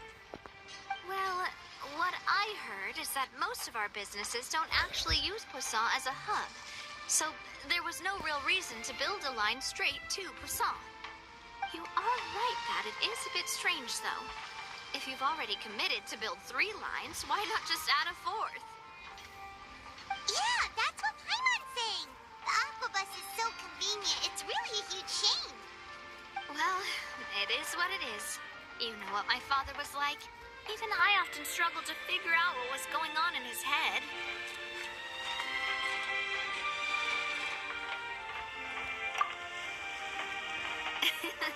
But that would only be the case if he cared about what others thought. My father was always really stubborn. Once he made up his mind, good luck getting him to change it. From what I've heard, the rights of all the other members of the Spina only went as far as giving him advice or suggestions, and no farther. That included my mother, too. Huh. Well, that explains why you weren't on the greatest of terms with him. Yeah, because I wouldn't just let him I think keep the getting his ancestors way. doesn't do He was anything. just When he gets caught, I don't not know. very agreeable. I might hunt him down. Boss, the boat's ready.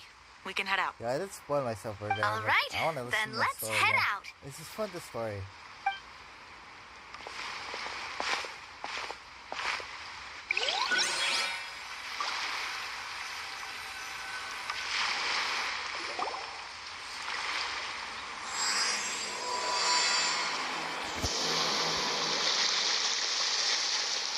It'll be a while before we get to Poisson. Let's keep talking. Navia, what was your mother like as a person? Gotta be honest, this boat is small. Oh, Paimon, sorry. What the heck is She this? totally forgot that you mentioned Never- before never that used she that in passed real away life, during bro. childbirth, This is, so you probably don't remember her That at is all. heritage. That's all right. I've heard many stories about her from the rest of the Spina. They've always said that they were sure we would have gotten along famously. While my papa was stiff like a board, Oh, yeah, my that's mother what was they do. supposedly super cheerful and funny. But they Their don't say complementary anything about it. personalities allowed them to make up for each other's flaws. My father would run the businesses and expand our reach, while my mother would keep the peace and make sure that everyone was happy. Their work made sure that the Spina could grow and thrive. Sounds like they were not just a well-matched couple, but fantastic business partners as well. Yeah, but those are just stories and anecdotes after all. It's hard for me to piece together a more complete or intimate picture of her. But sometimes I'd still look at the Clementine line and wonder, would the Spina and Poisson still be what they are today had my mother survived? Silver once said that a name is a kind of inscription, a way to etch a memory into the world. William, bro. When given a name, It's like a cold, inanimate object can gain a completely new meaning. So, I will always associate the line with her in my heart. Over the past few weeks, I've also begun to appreciate how water can take in and hold our most intense feelings and memories, as well as how one may reflect on their past by watching the sea. I've lost many beloved people and memories to the sea. Even though I cannot stop for them and must continue to keep moving, the fact won't change that they existed in my life and gave me the reason and motivation to move forward. Oh, yeah. Always. But no matter what, we can't change the past. But I tell myself that I need to keep looking towards the future. Everyone, even my parents, have already overcome so many obstacles. Besides, I'm the president of Spina di Rosula. I've got to keep my chin up.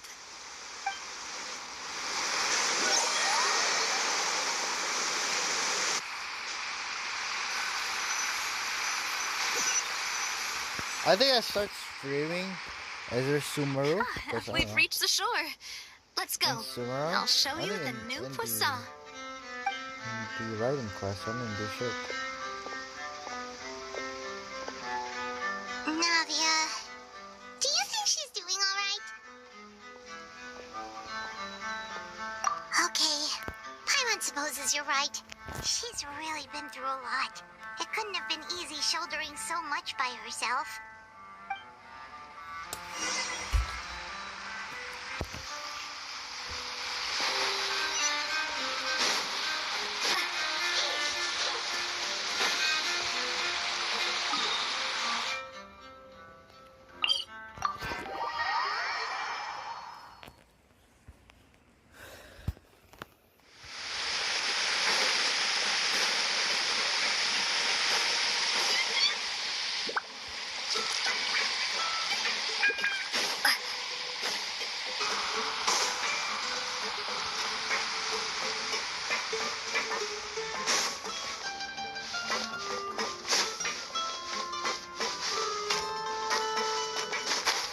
The bookmark. The versus Bill White Bread. Yo. Oh my god.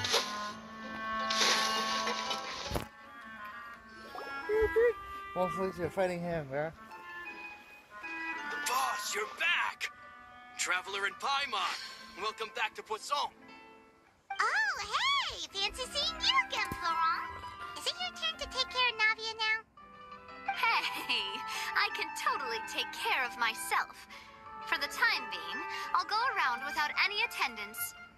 We did hand over some of Malus's old responsibilities to Florent, though. It's been really nice to have him around to help out. Thank you for the compliment, boss. As you see, I've been working closely with the boss on rebuilding Poisson. Mr. Malus was an extremely capable and respected member of the Spina. I've got some really big shoes to fill. All right. There's no need to be so formal. Everyone's practically old friends by now. Were you waiting here for me? Did we manage to make any progress on the statue? Yeah, we contacted a sculptor about the job, but they can't get started on sourcing a correctly sized block without knowing the design that we want to use first. Oh no, Bookman versus... You're commissioning a statue? So basically, we've been meaning to commission a statue of my parents in commemoration of everything they've done for the Spina and the town of Poisson. But since my father was known as callously unfaithful for the longest time, it would have been too controversial to commission a statue of him. But now that his name has been cleared, and the town is also being rebuilt, I thought this would be the perfect chance to actually realize this dream. The funds to build the statue were freely donated by the people of Poisson to show their appreciation for Miss Clementine and Mr. Callis and everything they did. Me?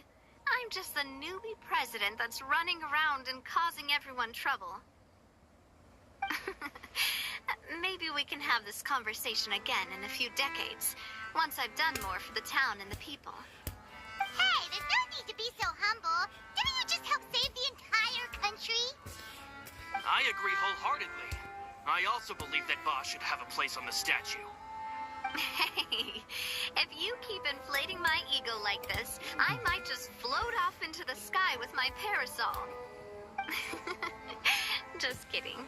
There's no way that I'd accept that kind of compliment at face value. At a minimum, I'd have to match what my father did for the people. Oh no. Do I just losing, bro?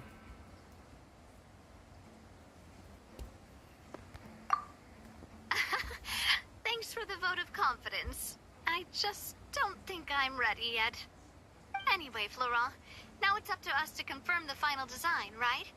Mm-hmm. We can ask the sculptor to start looking for a good block once we've decided on the poses for Miss Clementine and Mr. Callis.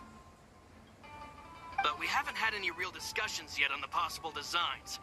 I feel like I should get a few promising designs first, and then send them over to you to review. There's no need for all that. Let's decide on a design right now. Hey, you, come over here with me.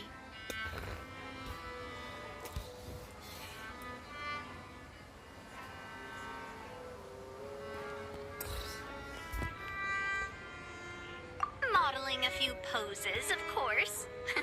Here, just pretend to be Callis, and I'll be Clementine. That's, Didn't you say on the boat that Callus and Clementine sounded like great partners? Well, then there's no one better to fill this role than my most valuable partner. Florent, let's grab some reference shots. You've got it, boss. I'll go get the camera. Well, what do you think? Got any ideas? Well, I've actually discussed it a bit with Florent before, but I could never come up with any fresh or original ideas. It's probably because my idea of them is already kind of set in stone. Man, Bill So, is good. I want to pick your brain for a bit and see if you can come up with some new and interesting ideas. I'm all good here, boss. Feel free to start posing whenever. Imposing, huh? Oh, I've got it. Let's try this. This pose! It makes me recall Sfina di Rasula's glorious golden age. but isn't Clementine's pose a bit too bold and heroic? Was she really that kind of person? If we were to stick with this pose, maybe people would wonder if she was actually the real boss behind the scenes. Well, tabloids did indeed speculate as much back in the day, but the Spina pulled a few strings and made both the report and the journalist disappear. Oh, Paimon was just kidding! Please don't make Paimon Oh disappear. no. What Florent meant was that we asked the journalist to choose a new alias. You're right, though, that this may not accurately represent the image of her in our We go hearts. back to the Let's try to come up with something else. Adding ice in it's like a freaking ice. Imagine that the reality is glass, like back in the world. That's it. Like Doctor Strange. By that, do you mean as if we were standing on a boat and Yeah. looking out at the sea? Sure. so Let's give that a try. Whoa, you really remind Paimon of a captain in Both their guys first meet. injured, brah. My goodness. Look over there, my dear Clementine. As you can see, every tree on that island is dripping with mora fruit. But there's something off with the composition. This pose makes Mr. Callus look too tall next to the lady. Oh, I see what you mean. Then let's swap. Well, Paimon is a fan. A statue like this would look fantastic on a boat. Wait, but we can't do that. Very few people would see the statue if we were to put it on a boat. This statue is meant to be placed in the town. But then, since we're putting it in the town, the whole point of the pose would be lost. Oh, okay. We'll try to think of something else.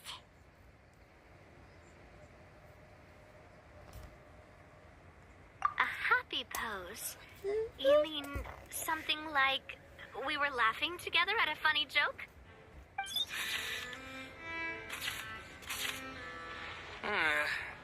Would all that be able to come through with just a picture? They're acting right now? Would we even be able to tell what they They're are my supposed to be laughing about? brother. I need to see Yeah, the different value on and the that'd probably be a massive pain to sculpt as well. Can one of you try striking a pose like you're talking while the other one laughs?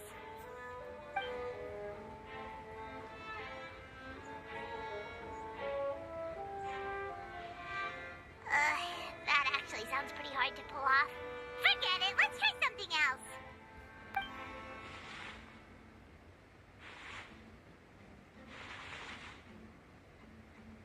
No? No? We're getting choreographic, bro? No. We tried a bunch of different ideas, but none of them felt right. Paimon's all out of brain juice now, too. Oh, don't worry. We still got a lot of reference shots out of the session, and each of them can be considered to be a souvenir in their own right. Let's just keep the ideas we tried as backups. Man, if I knew I was going to do a photo shoot with the Traveler, I would have prepared a lot of outfits and props ahead of time. Oh, outfits! Ah, that's the errand I forgot back in the city. Do either of you still remember that girl? The girl I went to see with you two. Her name is Adele. Oh no, they got caught by the dude. Remembers her. I- She was the one oh, that we no. met while investigating Mr. Callus's case. My goodness. They cut by the goon, actually, not gonna lie. I think Casimir just handled that shit very well. I think it's forbidden, but it's like a zoo, but it's like forbidden. Alright. A creature's mythical folklore for a zoo. Yeah, that's Big Ponticelli.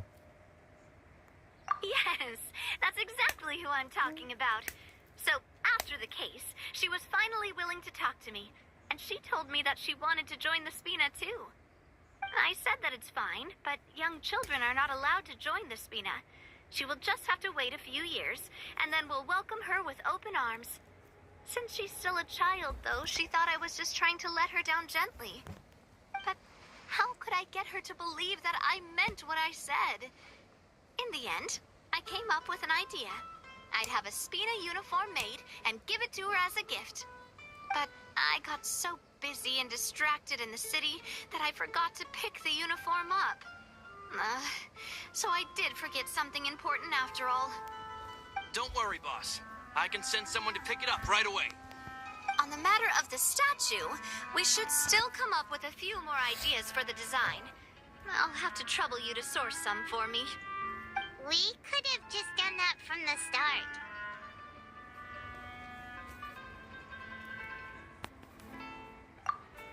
Yeah, you're right. Oh, what the heck? Some value as souvenirs, at least. Oh, Casimir.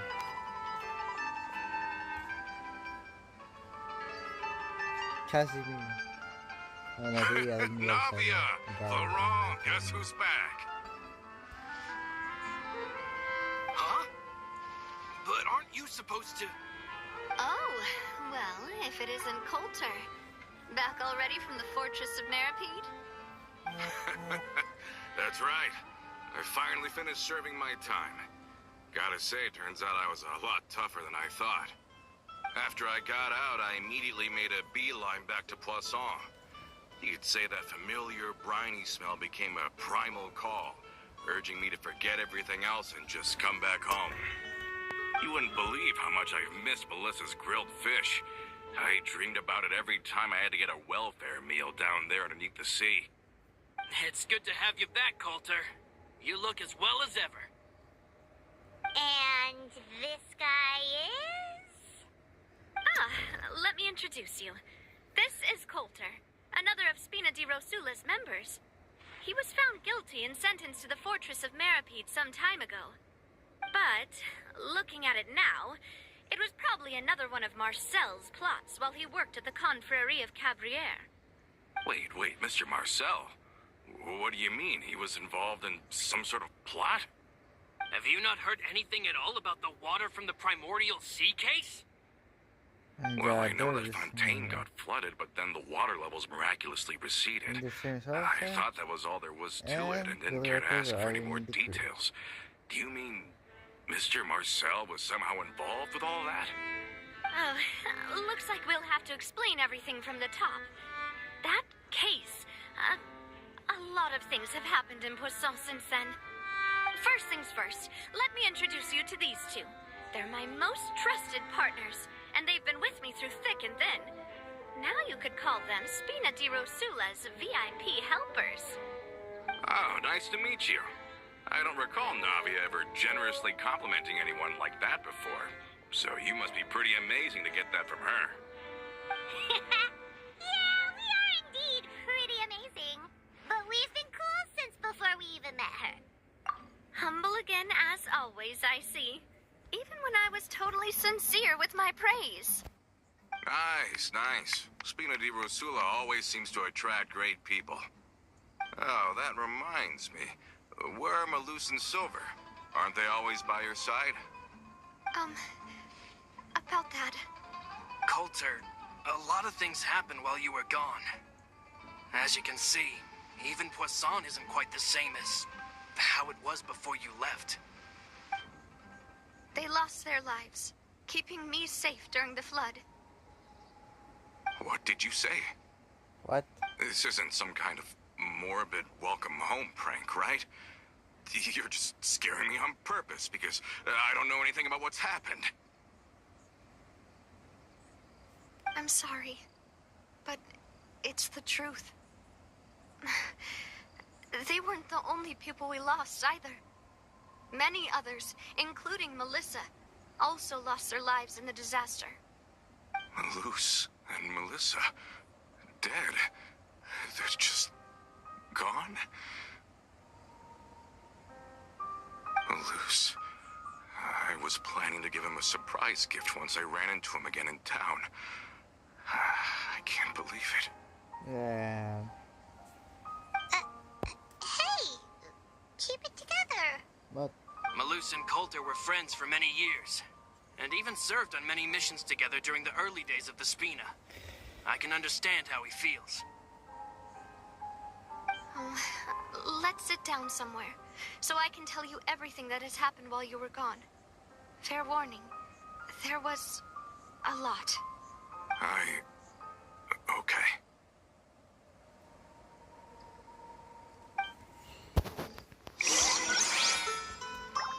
Oh no, bruh.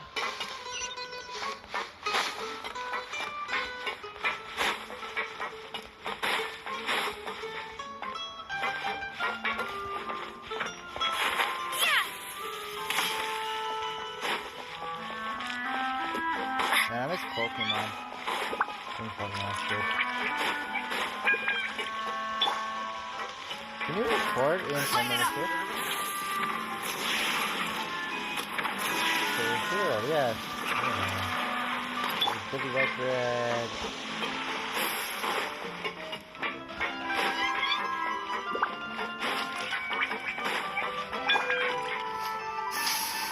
Try and stop me!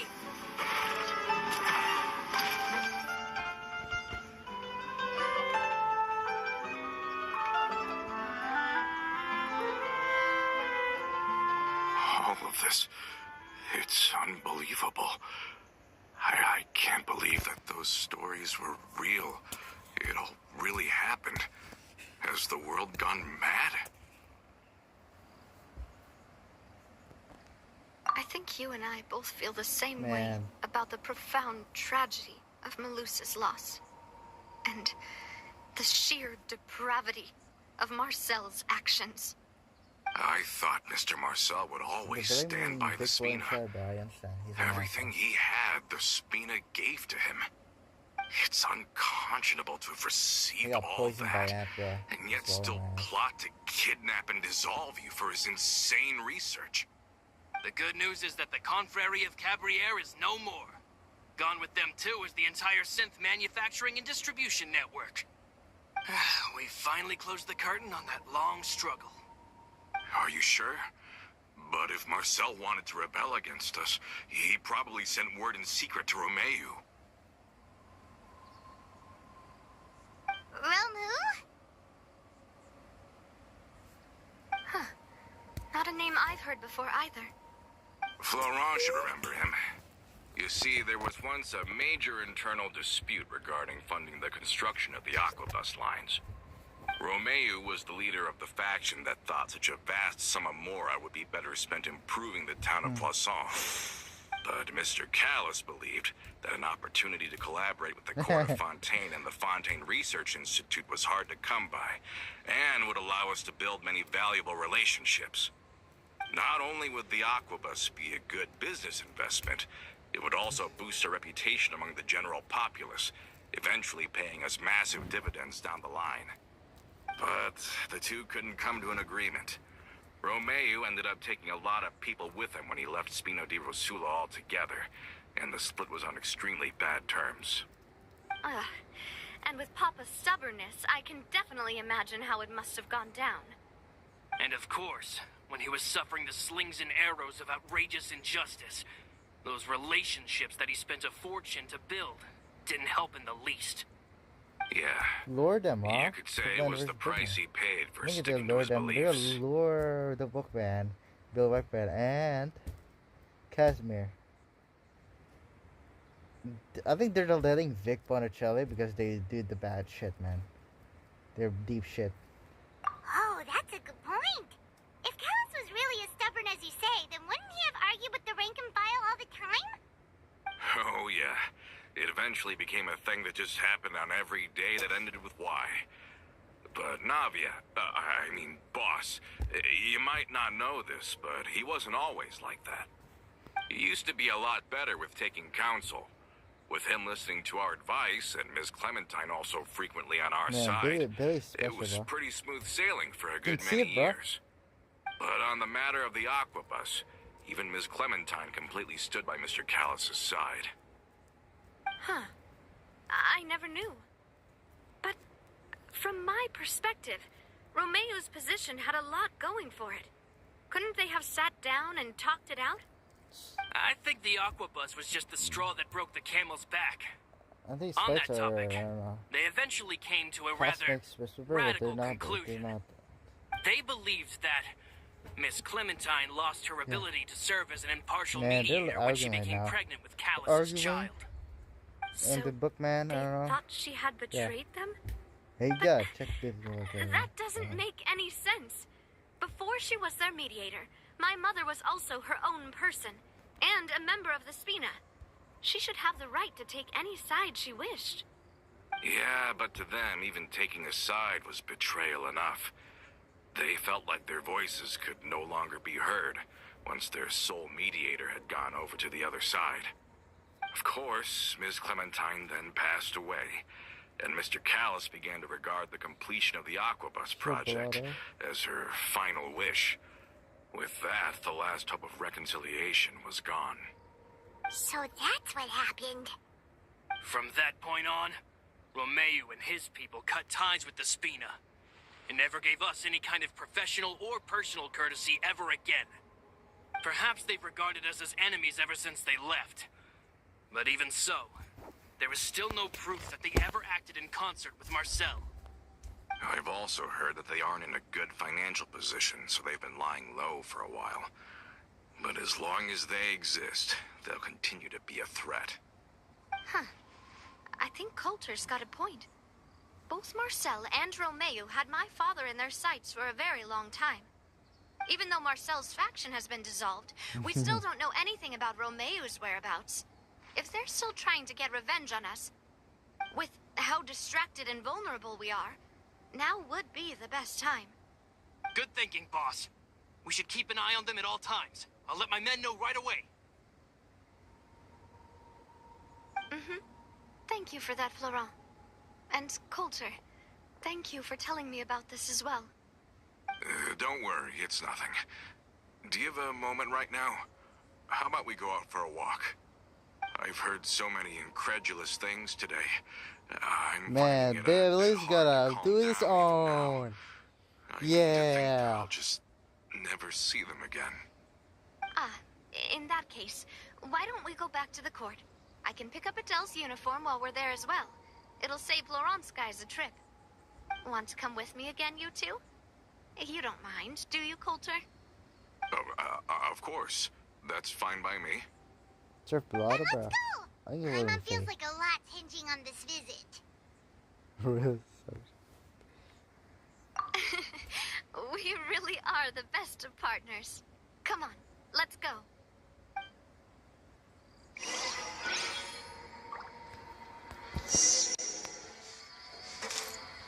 Louis Harbor, bro. The heck? Oh. Yeah. Anyway.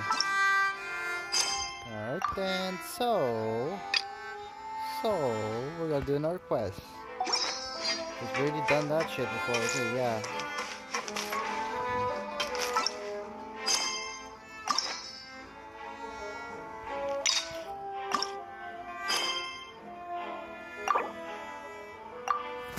Yes, let's go.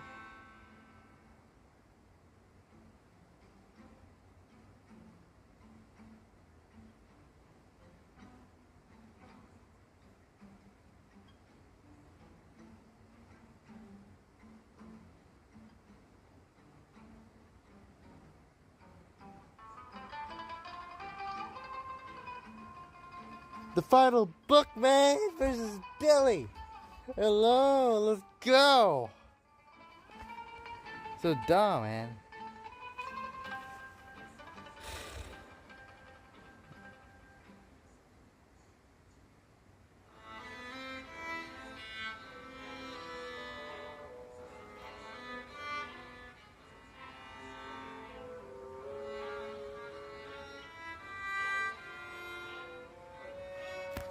How many hours left?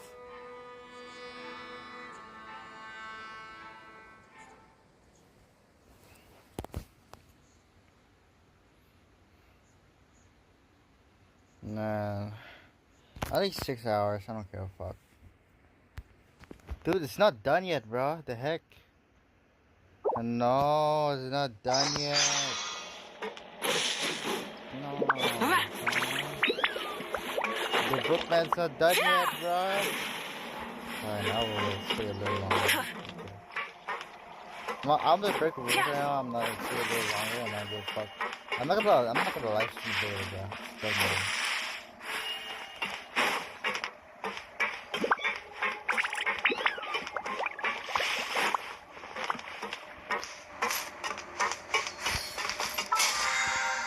Sprites, man. Ah, damn it.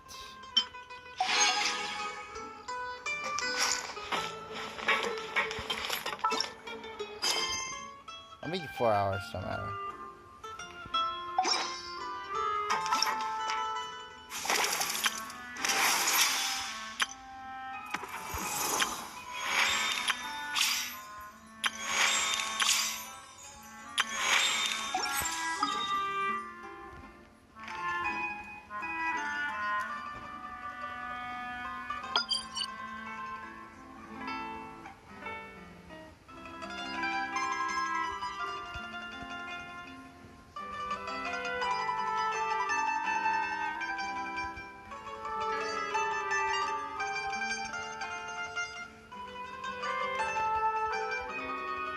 Damn it.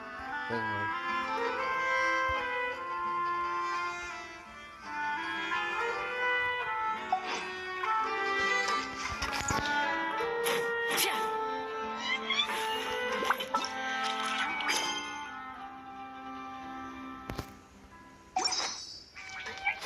My friends are there when everything's... Yeah, buildings are losing.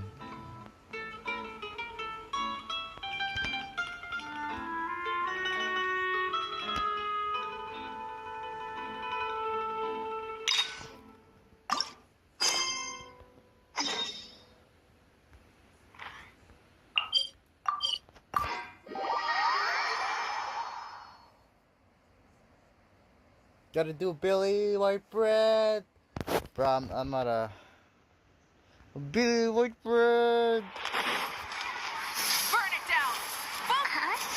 Do you also see Navia and Clorand over there? They're dating, They bro. look like they might have run into some kind of trouble. Let's go check out what's going on.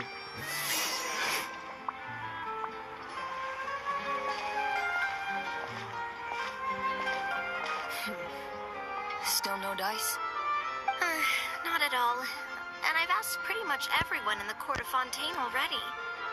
Lynette's ears drooped as soon as she heard that we'd have to be out and about for days She was on like end. Zhongli and A. And Fremine, Fantasy he hid himself under his helmet as soon as he realized there'd be people around that But he not didn't really, know. actually, no way. What about Chiori and Charlotte? I feel like both of them would be more than up to it. I've asked them already, but they're both pretty busy right now. I just gave the members of the Spina a few days off, too, so I don't want to bother them either. This is getting pretty difficult. Navia, Clorand, what's up? Oh, my. Well, if it isn't my dear partners, how are you all doing? Huh. Navia? Huh? Oh, you mean... Yep, this is our chance. Feels like Ridiculous the Recoil, I don't know. Precisely. My dear partners, we've got a huge problem right now that only you can solve. What? Whoa, for real? Absolutely. We've already exhausted all our other options. Traveler, Paimon, would you join us and play Mars Shosei Hunter Judgment Day? What the fuck is that? Mara, she'll say what now? It's a new game script by the Tabletop Troupe, a local roleplay adventure club. Ever heard of the Tabletop Troupe? They put out games that allow you to participate in a story and role-play characters with your friends. Oh, I've loved their stuff ever since I was a kid. That sounds super interesting. Clorand and I are both veteran members of the club. Recently, someone came up with a new script and was looking for people to help playtest it for them. And when they asked, of course I couldn't refuse. Man, Billy's traveling right now. A brand Billy new Whitebread's script? traveling. Nobody has ever played it before. I'm Billy Whitebread. Generally speaking, scripts at that level of development have a lot of issues, but I think this one is pretty solid. The author obviously put a lot of work into the story, and the world building is Billy also quite Whitebread. Whoa, whoa, whoa. I know I was the one that handed you the script, but some of us haven't read it yet. No spoilers, please. Anyway, the script calls for a team of 4. Ah, yes. We're missing one final player right now. So, you're saying you'll help us out? I knew I could count on you, partner. Paimon and the Traveler are kind of a package deal. Is that okay? That's not a problem. I'll adjust the pace based on the actual number of players and ensure that everyone has a good time. Well, Traveler, what do you think? Wanna play? Paimon will follow your lead.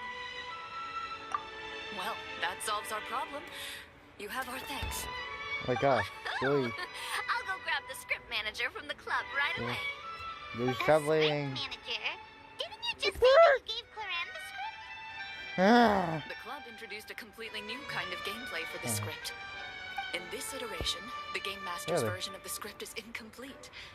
The script manager provides the next part of the script only after players have completed the current list of objectives. On top of that, in order to increase player immersion, the club has created some of the story's sets and scenes in real life. We'll only know where we should go once the script manager reveals the starting location. Wow, you're right. Whoever wrote this script really did put in a lot of work. And it's got a real healthy amount of suspense, right? I mean, even the GM doesn't know how the story will end. I look forward to experiencing it with you all. Why don't you go meet up with the others first? They should all be waiting at Chioria Boutique. I'll come over with the script manager as soon as I find them. Sounds good. Remember to always watch where you're going, and don't rush. You say that like I'm 6 years old or something. Let me think. What kind of character should Oh my I God. play this I time? think shapeshift. Yeah, they're doing I shapeshift. just hope you'll pick up some I'm useful talking to skills Billy this right time. now. Oh, and stop trying to persuade every animal you come across.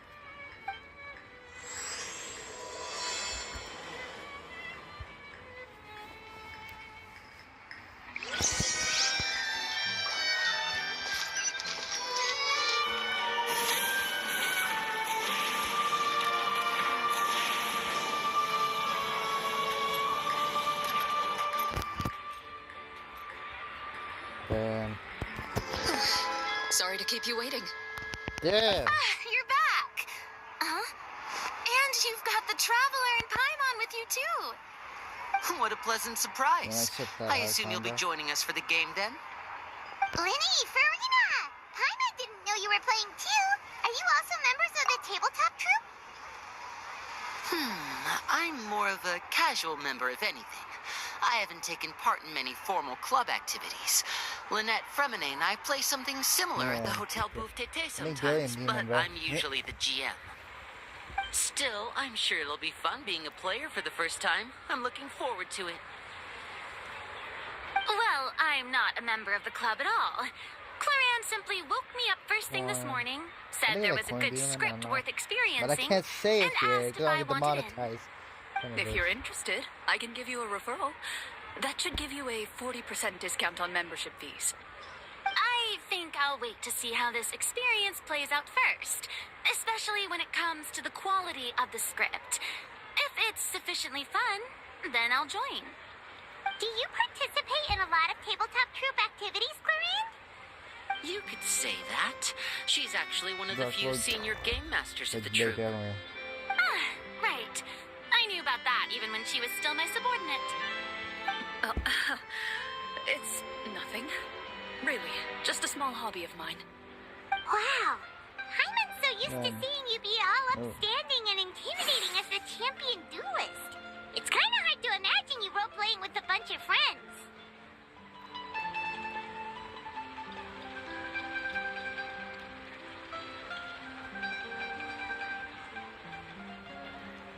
You serve an entity, Dark Lord? I thought the bookman is so powerful.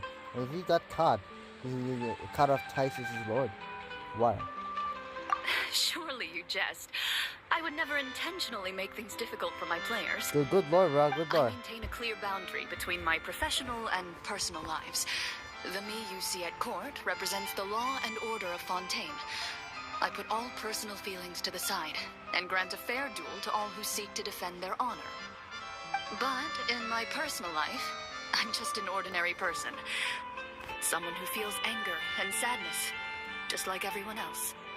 Well, you say that, but for all the time I've known you, I don't think I've ever seen you cry. I've seen you get angry, sure, but now I'm wondering whether you were actually mad or if it just looked that way from the outside. I was probably in work mode during those times. Is that so?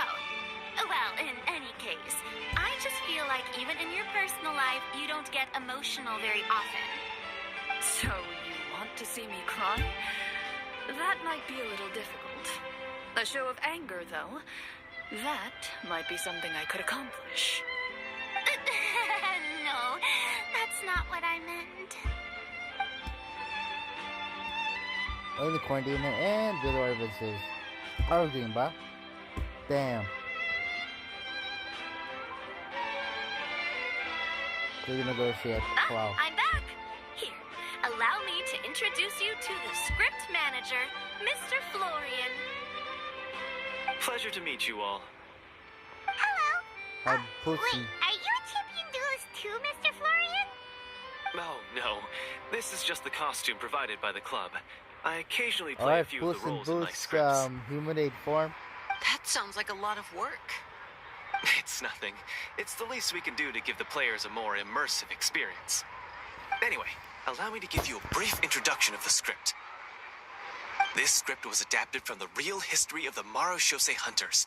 You all will play the role of hunters from a bygone era and resolve a series of events unfolding in the capital. Paimon's not super familiar with the history of the Marashose Hunters. Is that a problem? Oh, no problem at all. I can give you a brief rundown. So, basically, Marashose hunters were people who dedicated themselves to hunting monsters and protecting the city by using a special swordsmanship technique passed down over Man. generations.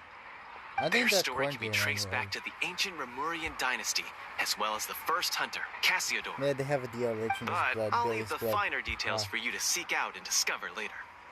Mm-hmm. And I'll provide additional commentary as the story progresses. In that case, brave hunters, are you ready to set out on an unknown adventure? Whoa, just one sentence and it's like we're in the story already. Aha, I see many a determined gaze before me. Very well, head over to this location and begin your heroic journey. So, as we follow the story, it leads us to specific scenes? Ooh, sounds pretty innovative. What does the message in the envelope say? It's the exact location of the scene, as well as the formal permission to use the venue. Seems like they have everything prepared. Please check all your belongings, everyone, and make sure you haven't forgotten anything. Oh yeah. Once you're ready, please follow me to the designated location. Sounds good.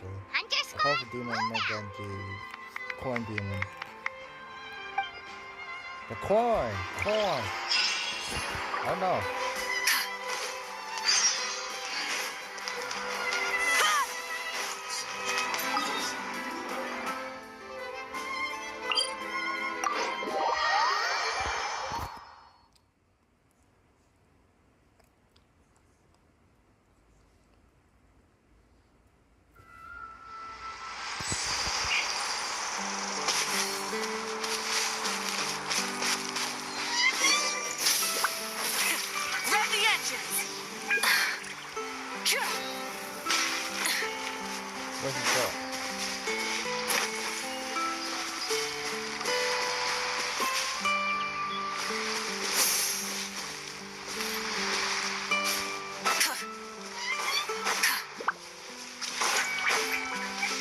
Holy shit.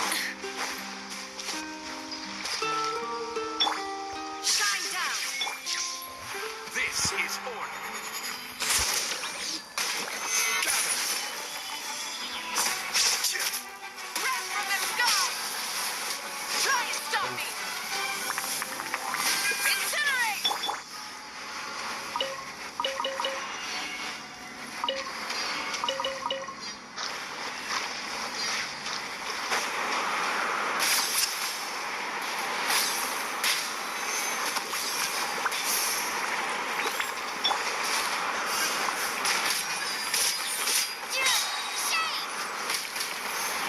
They're arguing now.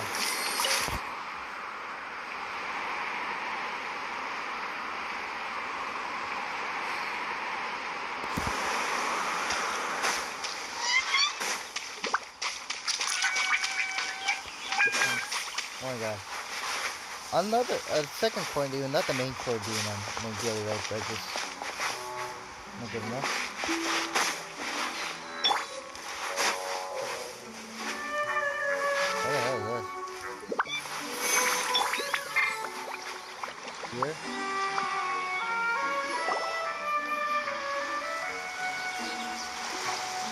Whoa. They really have thought of everything. Even the phaetometer is here and ready to go for us. The phaetometer. What's that? It's a card that's used to determine action success or failure. We'll need to use it when we try to use certain skills. And what about all the dessert and tea? Is that for The us as Jaws. well? That's what the message said. Oh my god. Really? That's so nice. It feels just like a tea party with friends. Those snacks have Paimon's name written all over them. I think you might be more of a snack hunter than a Marashose hunter, Paimon. The boss, the Bill White Bread is dead now. The boss coming. If there are delicious Yo. snacks to be found, Yo. Paimon will track down every last There's a one. dragon beside us. The desserts are great. But I'm still looking forward to the story more than anything. Very fair. Then, let us begin.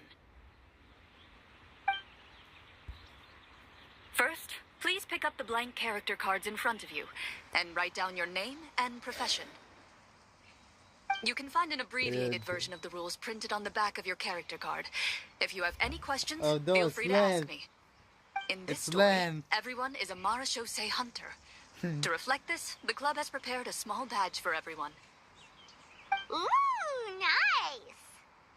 As hunters, you have proficiency in swordsmanship and fighting by default, This is so there's supposed to be no right need to there. allocate any additional skill points to those areas. Swordsmanship? So there's a fighting part to all of this? Paimon's not sure she can do all that on her own. Maybe Paimon can just stick with you? Why don't you share a character card then? The Traveler will be the Marashose hunter, Can we get over there? and you can be her little floating assistant. Huh. Kind of like in real life. So, for the name, do I fill it out with the name of my character? Yep, it can be any name you like. Oh no. You can use your real name too if you want. I do that whenever I get too lazy to think of a new name. Oh, so it would be like experiencing a different life, but still as yourself. That's not a bad idea. In that case, I think I'll continue to use the name Linny then. Next up is the skill sheet. You have a limited amount of skill points that you can use to learn a number of skills. The more points you invest in a particular skill, the easier it will be to pass associated checks. I'll take persuasion and investigation. Those are must-haves when it comes to missions like these. Man is so strong. Oh, those skills sound like they'd be useful for gathering intelligence. Good idea, Navia. Just as expected of a veteran player. So, should we also take those skills then? I get fake god, but Not real. necessarily. Since we're working together as a team, we could leave the negotiations to Navia and use our skill points to pick up other useful skills. Oh no. For example, Oh, I Billy's think coming I'll back. take stealth and sleight of hand. That will give us more options if we run into any situations we can't negotiate our way out of. interesting. I wasn't thinking about it like that. I suppose it's not so different from an acting troupe. Everyone has their own role to play. Let me see. I'll take art and performance. I'm not quite sure what use they'll be, but I'm not as knowledgeable about the other skills, and I am not too confident I'd be able to roleplay them well. Well, that leaves us. What do you want to learn, Traveler? Oh.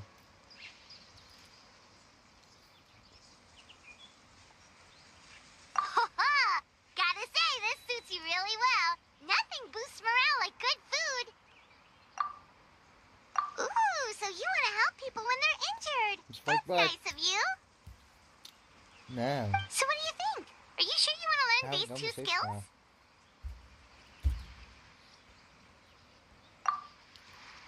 Let's see. Oh, looks like you each have enough points to choose one final skill. You've all picked such classic skills. It's fine to go a little bit out of the box, you know. Why do I get the feeling she's getting ready to cause trouble? Yeah. For example, this one here. Summon. Doesn't it sound super mysterious and cool? Oh, I saw that one just now as well. The description says, this skill can be used under certain circumstances to summon characters or creatures that fit the script's world-building rules. The script's world-building rules, huh? But how are we supposed to know what a Marashose hunter can summon? Oh, that's not for us to worry about, my friend. Just learn the skills that interest you, and the GM will take care of the rest. Wow. All right, you've convinced Paimon. Let's learn summon then. Paimon can't wait to see what kind of thing shows up. Well, now that everyone's more or less finished creating their characters, we can begin. Since 2 of our players are doing this for the first time, though, let me ask. Would you like to play on easy mode or authentic mode? What's the difference between the two? Well, in role-playing games, the story sometimes changes based on the decisions of the players and the results of the Fatometer. For example, if you fail a check, that means you cannot use the target skill in that scenario. A critical failure may even result in further negative consequences. If you choose to play in authentic mode, every time you elect to use a skill, you'll need to use the Fatometer to see whether you succeed or fail, and face any consequences that may follow. If you choose easy mode instead, every check will be successful by default, and you won't have to worry about luck playing a factor.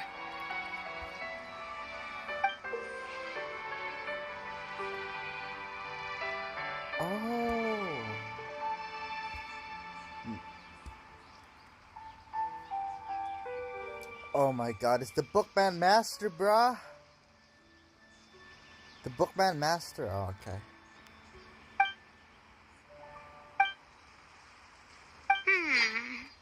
Given that I'd like to focus on the story, I suppose I should pick easy mode. Fuck that. I'd feel bad if I brought the team down by failing my checks. The Bookman Master. Oh, come on. Don't worry about that. RNG is the lifeblood of role-playing games. I'm going with authentic mode for sure. Never knowing what you might have to overcome. Ugh, doesn't that sound exciting? I'd rather be mentally prepared for what might happen. All right, then I'll mark down Farina for easy mode. All her checks will be successful by default. As usual, Navia and Linny will play on authentic mode. Still Nestor. What about you, dear partner? How would you like to play? Let's try to do what he's trying to say.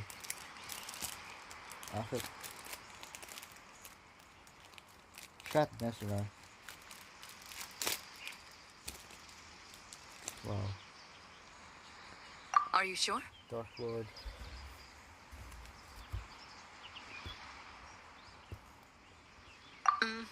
No need to worry about the pesky Fatometer. Pretty good choice if you just want to relax and play the game. Honestly, I don't think Clorand would make things too difficult for us, no matter what the Fatometer says. Isn't that right, Clorand? No promises. That wasn't super reassuring. Well, anyway, enough talk. Let's get started. I want to experience at least a good chunk of the story today. Speaking of the story, why is the beginning scene on a beach? Well, that's because... a long time ago, back when human civilization was still in its infancy, powerful demons and evil No, I'm sorcerers playing card game, bro. I can't even listen to my story. They created a host of monsters and sent them to slaughter all humans in They're still existence. talking to Dark Lord, bro. Soon, a group of human rebels banded together. What With their is this, swords bro? raised, they swore to brave the darkness, and in doing so, subdue each and every monster that sought their destruction. They have no shit. They became known as the Marachose Hunters. Oh my god, am I gonna play a card game, bro? I hate this quest, bro. Never.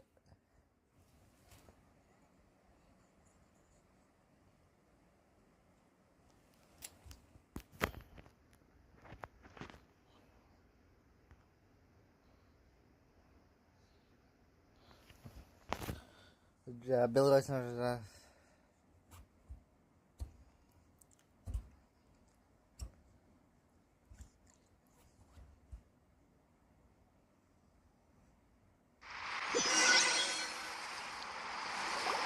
into it. This Dark Lord actually is so damn. Sometime later, as a member of the Marachose Hunters, you receive commission. Following the address provided on the message, you take a boat and arrive at this strange city. As you inhale, you can taste the slightly salty air of the docks as you begin to survey your surroundings. There aren't many people in the vicinity, but you do take note of a few others who, like you, seem to be sizing up this place. Your eyes meet, and you realize these people are fellow Marachose hunters, likely led to this location after receiving the same commission as you. You're all Marachose hunters too, right? Allow me to introduce myself. The name's Navia, monster hunter by trade and helpful neighborhood businesswoman on the side. What say you to traveling together? We can help each other out on the road. They keep their outfit. Actually, they're just. Count me in. My name is Linny. I've been wandering since I was little and picked up a few less than legal can't even tricks afford along the way. I was scam adopted by a this Marachose hunter and later chose to follow in his footsteps. Is this where you introduce your character to everyone? Man. It sounds like they've done this dozens of times. My name is Farina, and, I grew up in a noble family. Oh my god. I always had a strong interest in performance and the arts. Even though I'm a Marachose hunter, what I really want is to be a I think they cannot afford. Hey, they cannot afford any kind of skins, bro. It's just pictured over there. This is what they look like. Paimon, a good friend and companion to this Marachose hunter right here. Who am I, bro? I've been studying medicine ever since I was a child. I want to do my part to eradicate these monsters and use what I've learned to heal others. Oh, welcome. The hell? When we face the monsters, I'll make sure to charge in front to give everyone some cover. You can take care of the healing at the back. You open your envelopes at the same time. The message reads, "To the honorable and trustworthy Marachose hunters, our kingdom is currently facing a grave crisis. The lands outside the capital have been overtaken by monsters, and our people are being led astray by forces of wickedness. We beseech you, please help us resolve this crisis and return peace and stability to our home." Huh. The layout of this city looks super familiar. It kind of reminds Paimon of The scriptwriter must have used a real-world city as a reference when coming up with the map. As experienced hunters, the layout of the city reminds you of places once traveled. You recall the sight of tree-lined streets and the gentle tranquility of days gone by. Yet, as you regard the city in front of you, it appears to be little more than an empty shell. Its hollow gates are open to you, beckoning you to come forth and bring salvation back to the town. I carefully read every line of the letter and turn my attention to the signatures at the bottom. Who issued this commission to us? The Royal Servant, bro. You see a long string of unfamiliar names. It would seem that many of the residents of the city issued this commission together. They sensed that things were not right within the kingdom and sent a distress signal to the outside world. Bruh, ants bit me here, what the heck? In that case, Oh, Jesus Christ. why don't we take a walk around the city and see if we can learn anything from the local residents? Oh, good idea.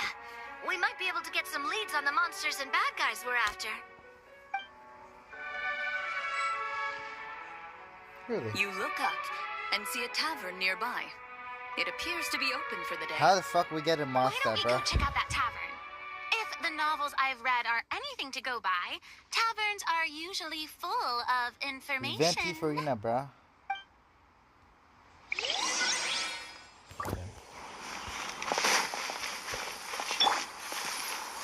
As you approach the tavern, you find a plainly dressed woman standing nearby. She appears to be rather troubled about something.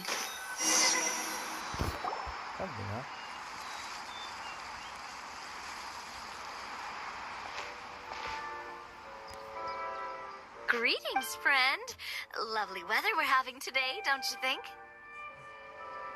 Oh, hello. I suppose you're right. Subject. The weather today is quite lovely. If only those monsters out there would stop causing trouble. It seems like every character included in the script has a certain amount of useful information to offer. If we keep asking questions, we might be able to get some good leads. Oh, come now. Don't be sad. Life is all about optimism. Oh, that reminds me. What did you have for breakfast this morning? Huh? I don't think that's the kind of question we're supposed to ask. Nothing turns a frown upside down like good food. How about some macarons? I could make you some.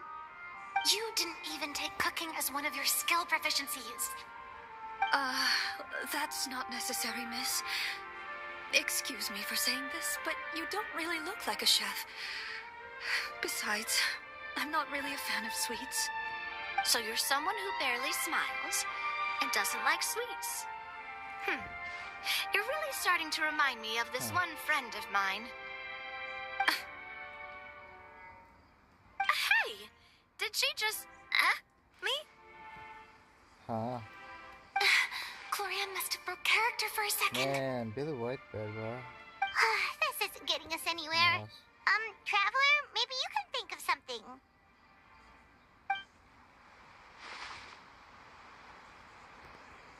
Are you sure? Holy shit. In that case, please refer to the phaetometer.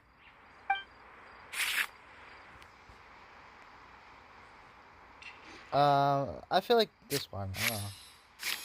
15.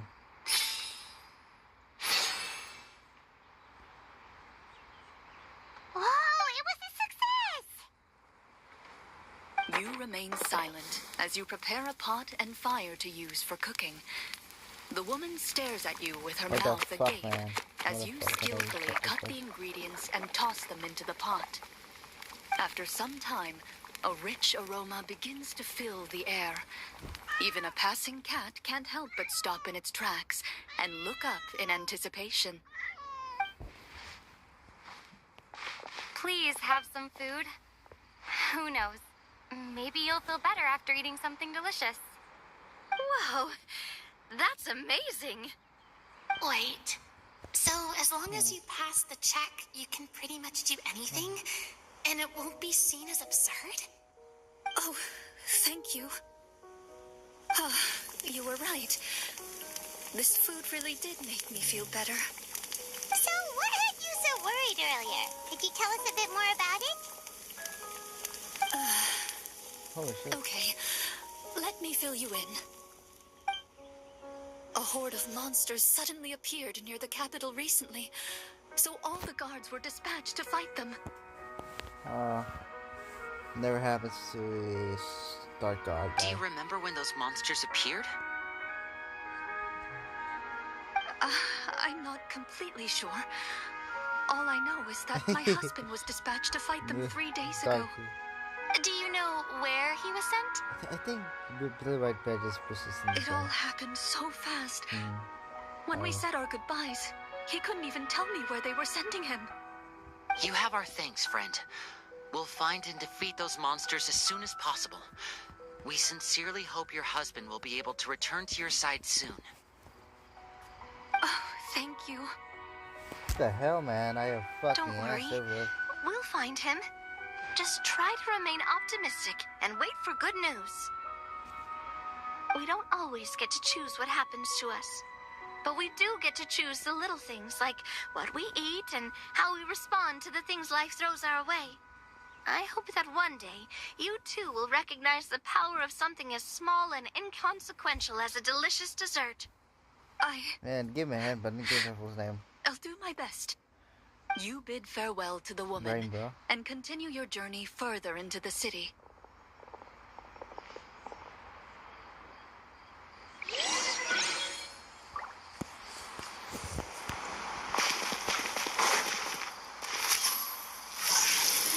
Step right up.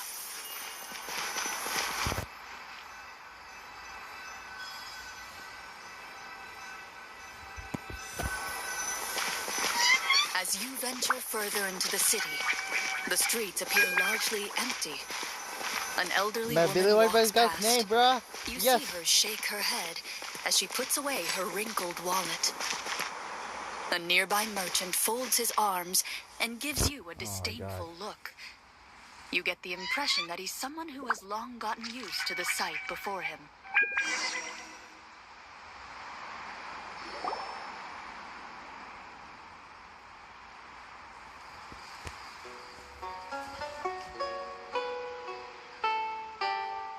Although he doesn't seem very friendly, merchants are usually a good source of information, right? The guy's Pardon name. me, sir. I'd like to ask a question if I may. That depends. How much are you willing to pay? How about this much? Oh no. What do you take me for? Some lowly beggar? You can't even buy half an onion with that Dark amount. Lord double cross Billy White Bed. Surely an onion can't be that expensive, right? What do you know? War is nearly upon us. Everything costs several times what it did before. If you're not gonna buy anything, then scram. Whoa, what a nasty guy. Oh, Maybe we shouldn't even bother talking to him. But he still might have information we need. Traveler, can you think of something? Okay, while everyone is talking, I secretly use my magic props to summon a bottle of wine without the merchant noticing.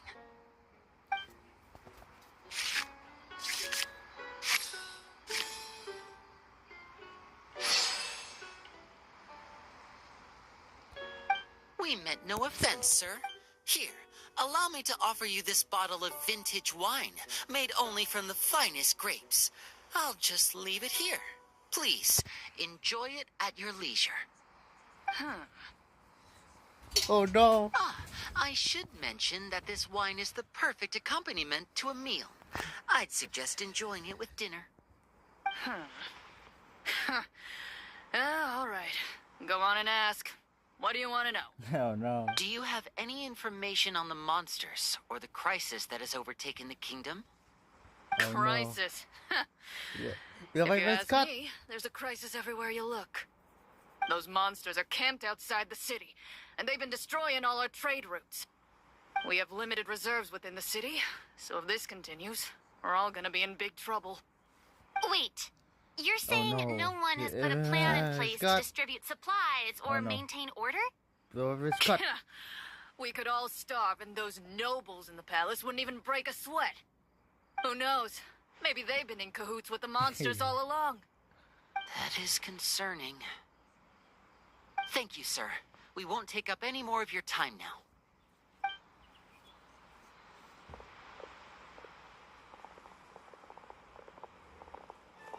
Hey, why did you leave in such a hurry? Oh no. Well, you see, Baxter. that bottle of wine was just a cardboard prop. Should we try to go somewhere? Where? Follow me.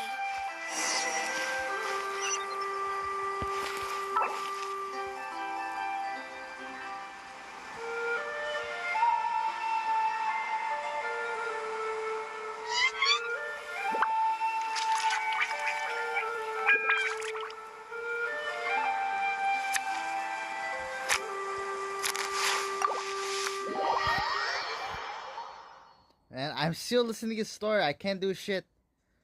Oh my god. I want to listen to the story, bruh. Man, fuck my life.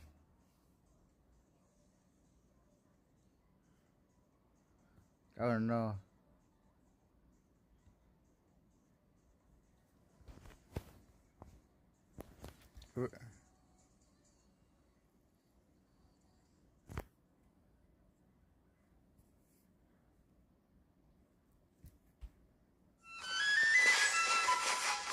Save it, bro. Save it, bro. Oh my god. Well,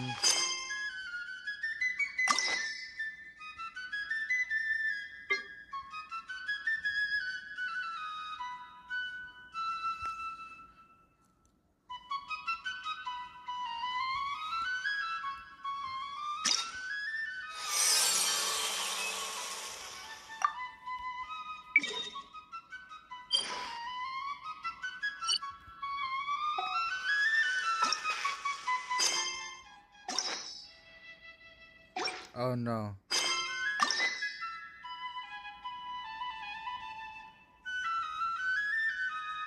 Oh no.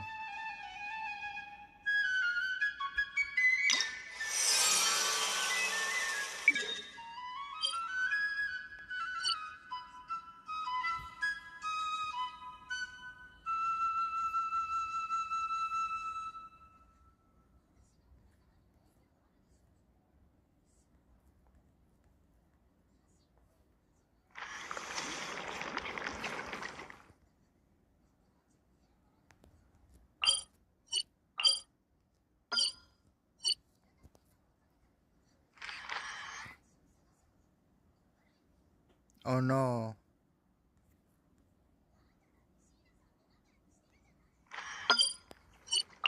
Oh no, Billy White Bread. No, Billy White Bread, bro.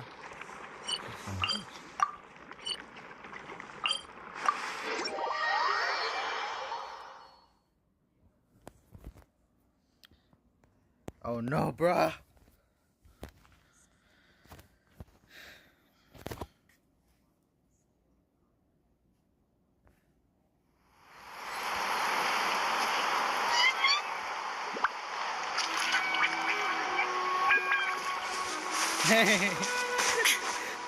Oh my god.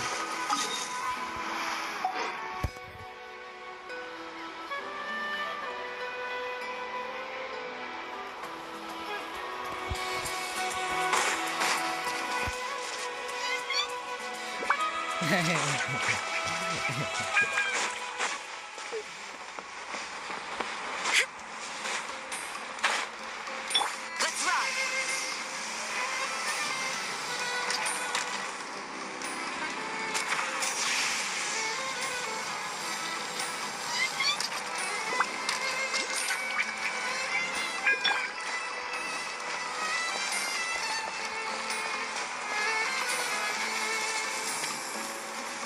Oh no.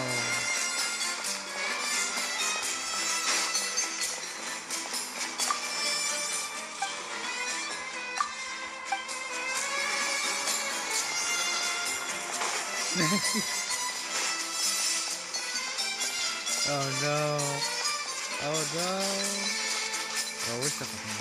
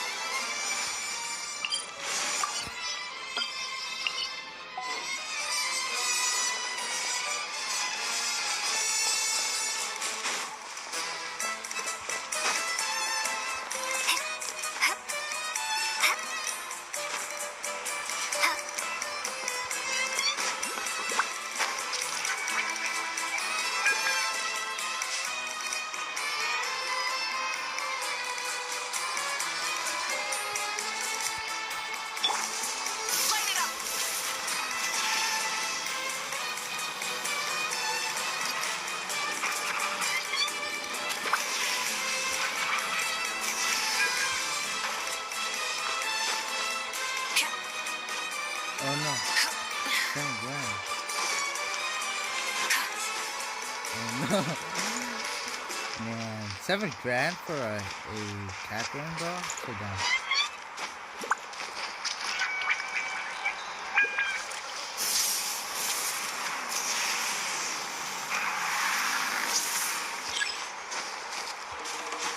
Oh no.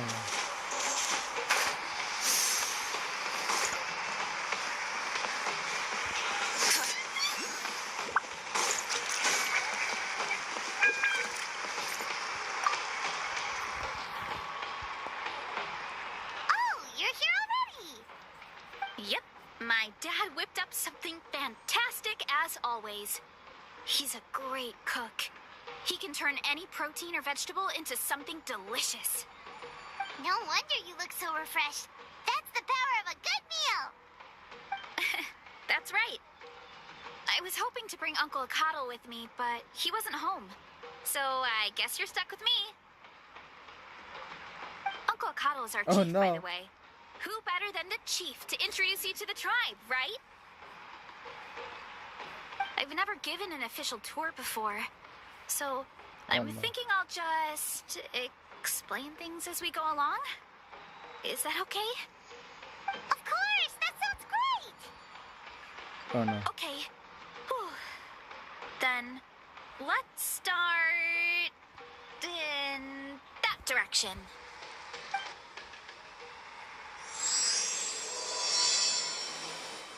Oh no.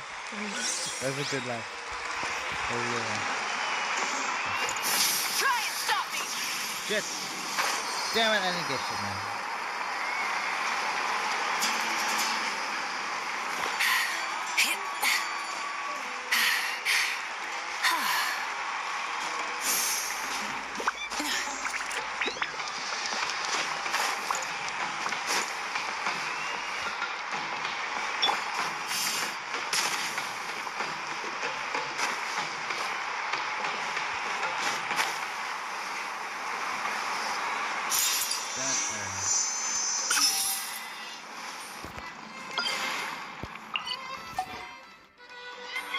Oh my god. Jason might go. No, he's not now.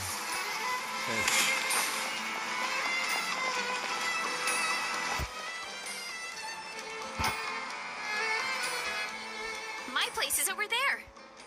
See that fruit stand out front? My house is right behind it. Yes. You have a fruit stand in front of your Ghost house? girl, yeah. Does that mean you grow the fruit yourself? You guessed it. My family runs a huge orchard. We live really close to the main entrance of the tribe. So every morning, I wake up to the sound of all the people and carts on the road. That's also when my parents start work. So that's how I know it's time to get up. Oh my god. And then you all work in the orchard together. Vic is exaggerating. Well, knowing it's time to get up and actually doing it are two separate things. They're arguing. Most of the time, I end up curling under the covers and falling back asleep. Oh, Paimon gets you. Sleeping in is the best kind of sleep. Plus, when you have the Traveler to wake you up, it's no big deal. No, that was just a joke. Don't scare Paimon like that, Traveler. Well, maybe you can both sleep in sometime. Once I get up, I usually help my parents around the house, head out for training, then come home for lunch. After lunch is when my parents do their delivery runs. So then it's my turn to work in the orchard. Oh, Paimon would love to see the orchard. Can you show us? Sure thing. We'll go right after this. But first, come with me.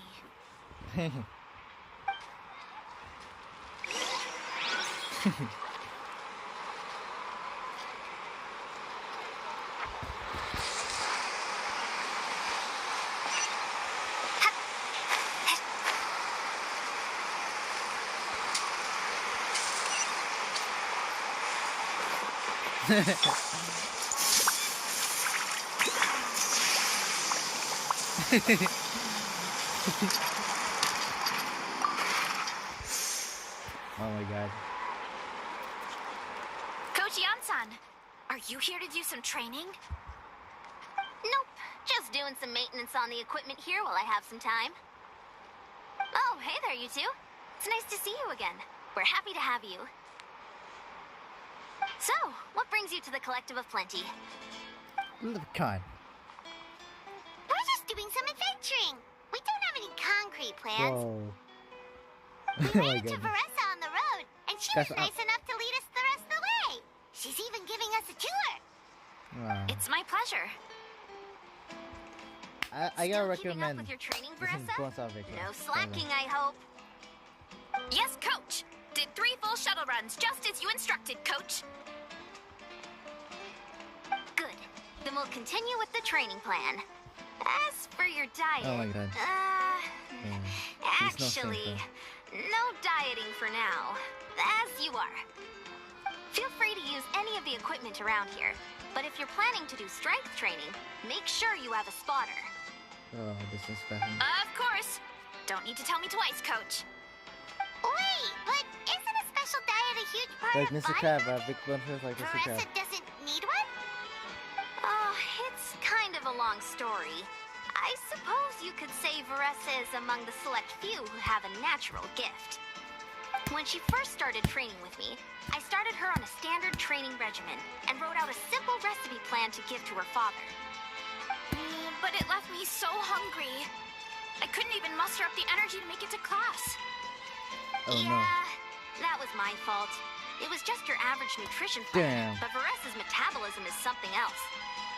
Once I studied her eating habits, I was able to tailor it to her needs. Yeah, Coach is really thoughtful that way. Now I feel like I'm making real progress. And the training and classes are a lot more fun. Veressa is currently my top student. She can lift even more than me. Wait, but you're the coach and the victor of the pilgrimage. Don't sound so surprised. This kind of thing is really common in the fitness world. Everyone starts from a different baseline. Wow, that's amazing! Paimon would have never guessed. Man. Really I'm not pretty exaggerating either. and Veressa pretty is extremely strong. All she needs is a bit more confidence. Oh, well, it's just because Coach is a great teacher. It didn't take much effort at all.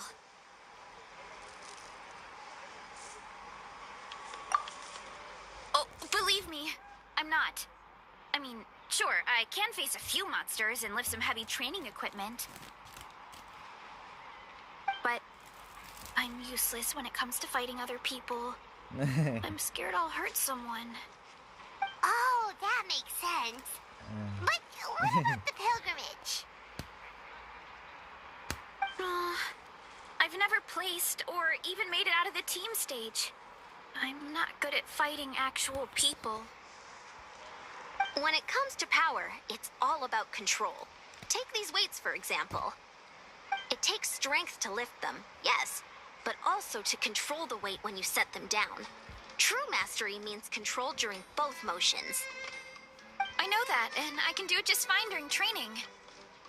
But whenever I have to face a real person, I start to doubt myself. Thanks. I appreciate the support. As long as I keep training, I'm sure I'll get it eventually. Well, we should get going, Coach. I told the Traveler and Paimon I would show them around the orchard. Sounds good. I hope you enjoy your time here.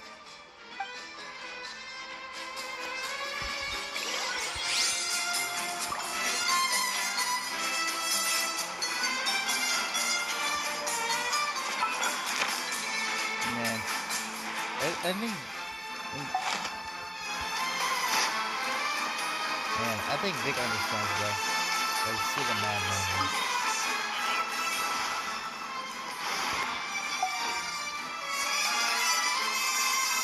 Why am I lagging right now?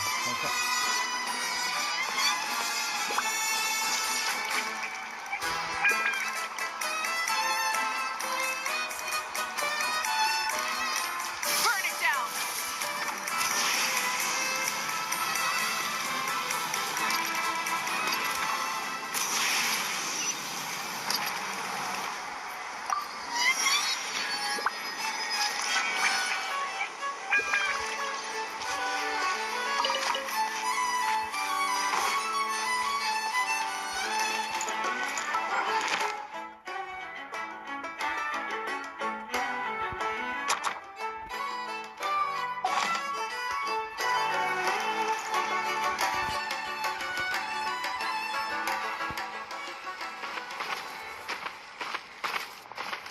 I think Victor's like a father figure, bro. Thanks for But guarding he the doesn't house. like using money, bro. Now, let me take a good look at you. Did you have another growth spurt? You didn't listen to the story right now. You just been. Hey, I was just taking a look, not inviting you to wrestle. Next time, okay? Oh, this is Vanana. She keeps watch over the orchard when no one's here. She's a tough little thing, but also a clingy baby at heart. I think that corn demon, bro, told him to. Did you say little? She certainly doesn't look it. Anyway, this is my family's orchard. Come on, I'll show you around. You can't say it on YouTube.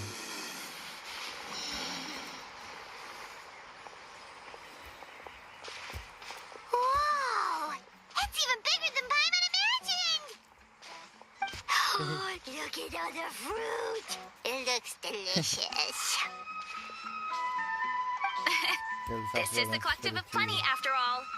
Being so close to the volcano makes the soil extra fertile.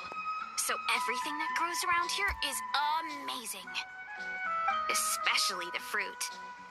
We sell a lot to the other tribes, give some to family and friends, and keep the rest for ourselves. Well, if you have to live next to a volcano, at least you get something good out of it. That's right. Well, since we're here, why don't we pick some and have ourselves a little snack? Wait, but didn't you just eat? Yeah, but there's always room for dessert. Oh my god, Plus, this is nephew, bro. we don't have to pick that many. A few dozen should do it. You know that fruit stand in front of my house? Well, as a kid, whenever my dad was working at the stand, I would tug on his shirt and ask for a piece of fruit.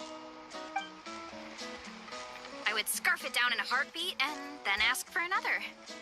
Before long, Go, people would girl. gather around just to watch. My dad told me I made the fruit look so delicious, more and more people started coming to our stand, which, of course, made me want to eat even more.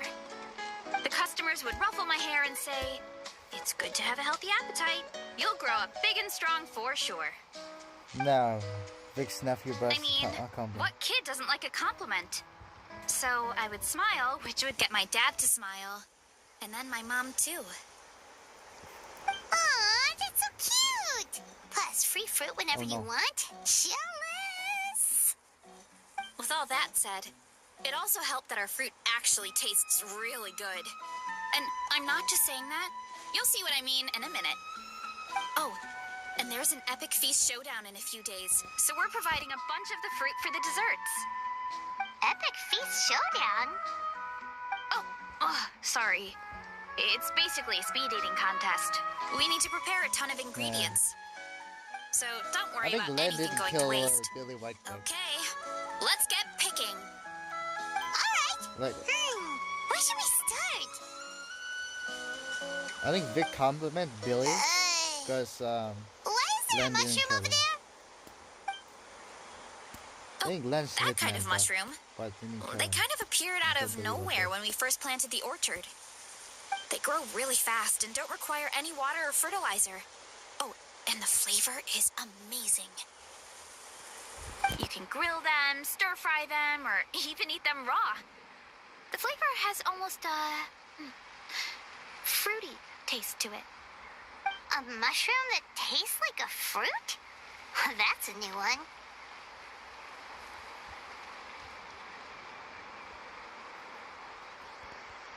Yeah, that could be. Anyway, as far as I'm concerned, if it tastes like a fruit, then it fits right in. Who cares where it came from? Go ahead. Pick as much as you want. Might as well get some mushrooms too, and I'll whip up something to eat. Oh no. Oh no. Vic kills nephew, bro. This, and a few of these.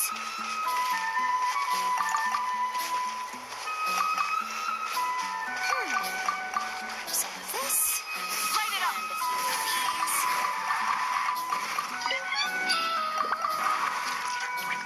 Why do I have to take this, man? Some of this. And a few of these.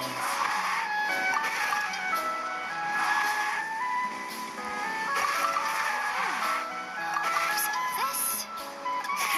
Rev the engines! Bro, man, I'm lagging here. I'll grab some of this. And a few of these. I hate this game, bro. This game sucks. Oh my god. I'll grab some of this. And a few of these.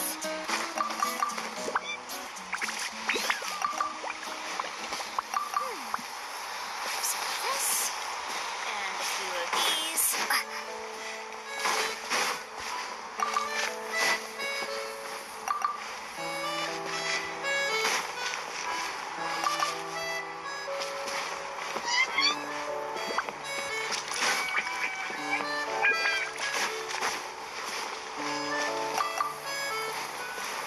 Man, I didn't take this shit out, man. So dumb. Man, I can't do this faster, bro. Oh my god. What am I supposed to do about it? I can't do shit, man.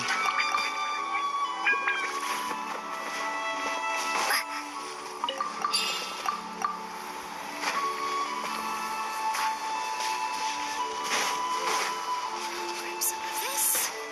And a few of these.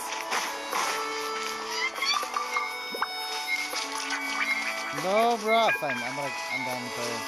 I'm not banned. No, there's no way, bro. I you like hide and seek bullshit, bro.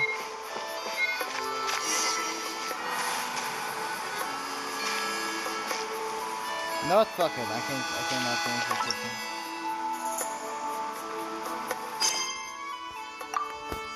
I cannot finish, bro. I'm lagging. I can't do shit. How in the fuck, man?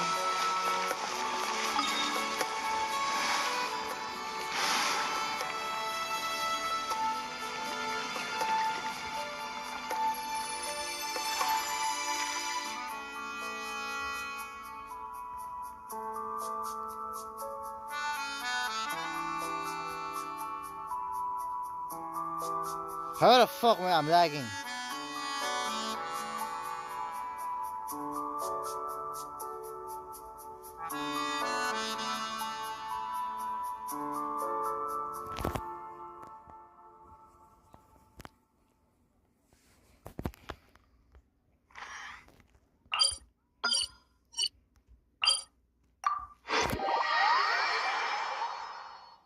The book guy, the quick, I can't do shit. It's like hide and seek.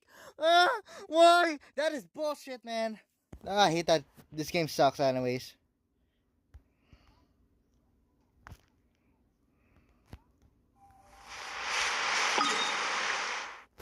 I'll probably not finish that quest because it's bullshit. Like, yeah.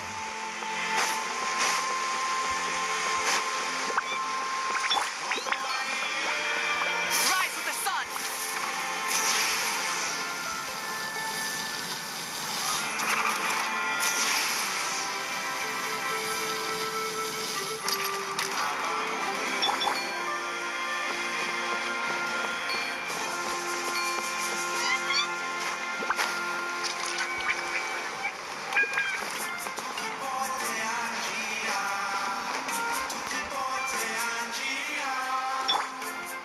Light it up!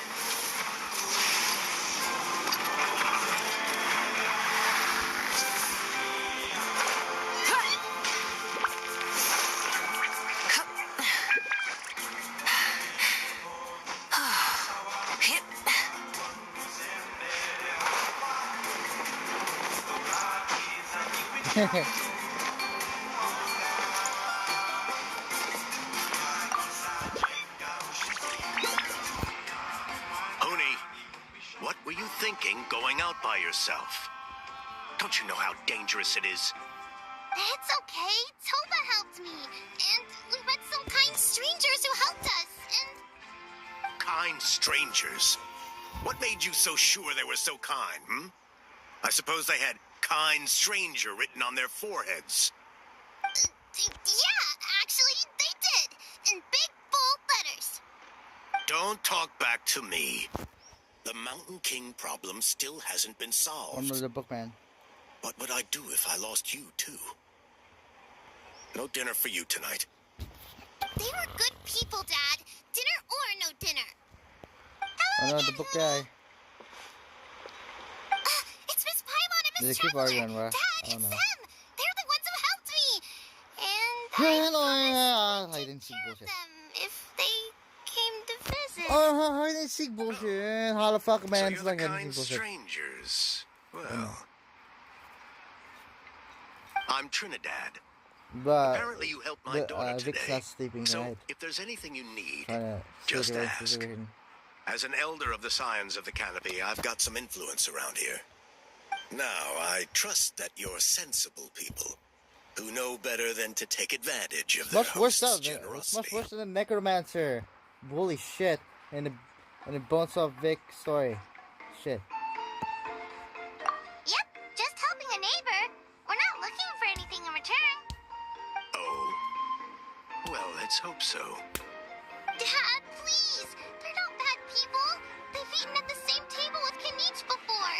Be nice to them. Kanich? Wait. I heard that two mysterious travelers from afar showed up at the Stadium of the Sacred Flame. Are they you? And Paimon's the other.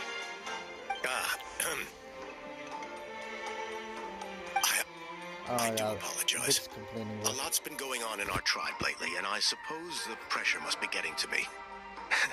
I can't believe I was so rude to you. I know. I feel ashamed. We got off on the wrong foot. Can we start over? Oh, now we're talking. Seriously, though, don't worry about it. Already forgotten. We're just happy to see Mooney got home safe and sound. You've just arrived, I take it? It would be my honor to give you a hero's welcome tonight. Careful now. That's quite an about face. We've heard that kind of thing can lead to spontaneous combustion around these parts.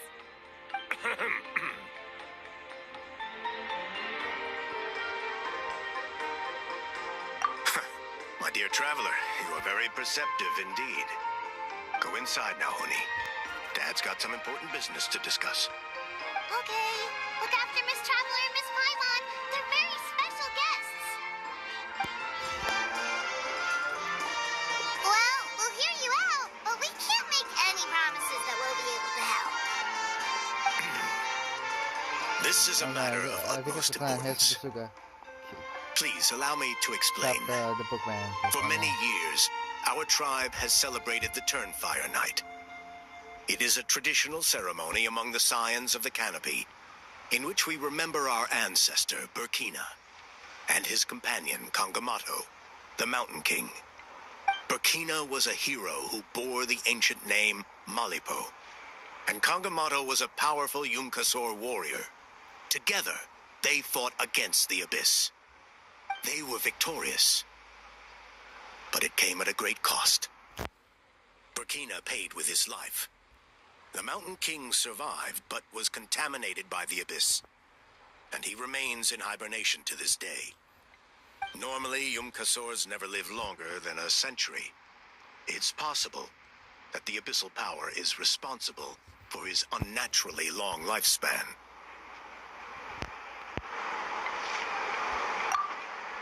That's right. The Mountain King is a living symbol of our glory, but even this glory comes at a price. The abyssal power inside him is highly sensitive, and when it is disturbed, he awakens and flies into a blind rage, attacking anything that moves. So besides the ceremony, another important part of Turnfire Night each year is cleansing the abyssal power inside the Mountain King, so that he will remain sound asleep. However, Abyss-related incidents have been on the rise in that land lately, as I'm sure you're both aware. And Billy disagree. As a result, it has become increasingly difficult to keep the Mountain King in hibernation. Only 5 months have passed since the last Turnfire Night, and he's already showing signs of instability. Has he woken up again? He has. We managed to contain the situation by performing a makeshift ceremony right away. But it was a close call. He could reawaken at any moment. Also, he attacked and wounded my companion, Nana, during the ceremony. She became contaminated by the Abyss as a result. And We heard. Such a tragedy. We're really sorry for your loss. yes, and Nana wasn't the first. Anyway, right now, we're preparing for an exceptional Turnfire Night ceremony. And we need to find a suitable flame bearer. From what I've heard about your adventures, I believe you'd be perfect for the role. Of course. Plus, he's a bona fide hero who's inherited the Malipo name. Oh, you mean Kanich? Yes, Like, book he's guys the like one. the salesman in A Squid Game. hero worth his weight in gold. And unfortunately for us, he's all too aware of that. No prizes for guessing what he said when I asked him to host a Turnfire Night outside of the annual schedule. An exceptional ceremony? I'll have to charge an exceptional price. The heck? I swear, Oh, there's some Squid no here, other bro. concept That's why. exists in that boy's brain.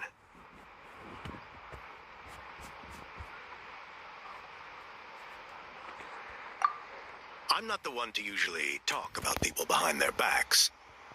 But I'm convinced the Y-Up got hit on the head and took a wrong turn the day it chose to give that ancient name to him. Have you ever heard of a hero whose mantra is, "What's your asking price?" Oh, and don't get me started on that insufferable how he hangs around with. Thinks he's God's gift to mankind. Pompous fool. Yeah, Paimon has to agree on that last part. Anyway, the fact is, the ceremony can just as easily be done without him, as long as we find someone else. And besides, you two seem like much better candidates, huh? So what do you think? You will gain the respect and friendship of the Scions of the Canopy. Something no amount of Mora can buy.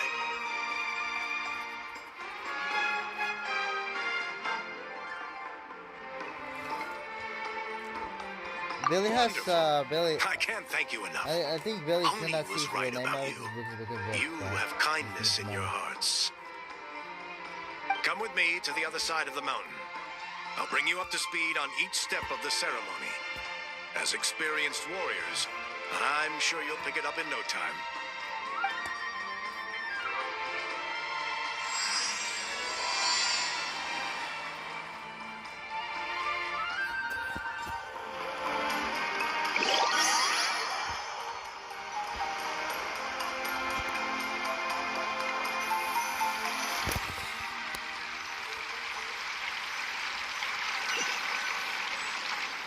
Man, the Pokemon has aura, bruh. It's strong as ever. Achoo! Curses! Who dares insult the great Kahula How behind his back? Oh, great Kahul Ahau, bless you. Shut your filthy mouth, worm of the abyss! Your putrid words defile the air we breathe. You make the almighty Dragon Lord, Kahula How, sick to the stomach. Speaking as a member of the Abyss Order, that's music to my ears. Exactly the kind of reaction Man, I we're like going Angel, for. bro. Angel's back. But on a personal level, I gotta say, it's pretty hurtful. Ugh, never have we heard such brazen blustering from someone who is inches from death. Up yours, Four Eyes! We spit in your face!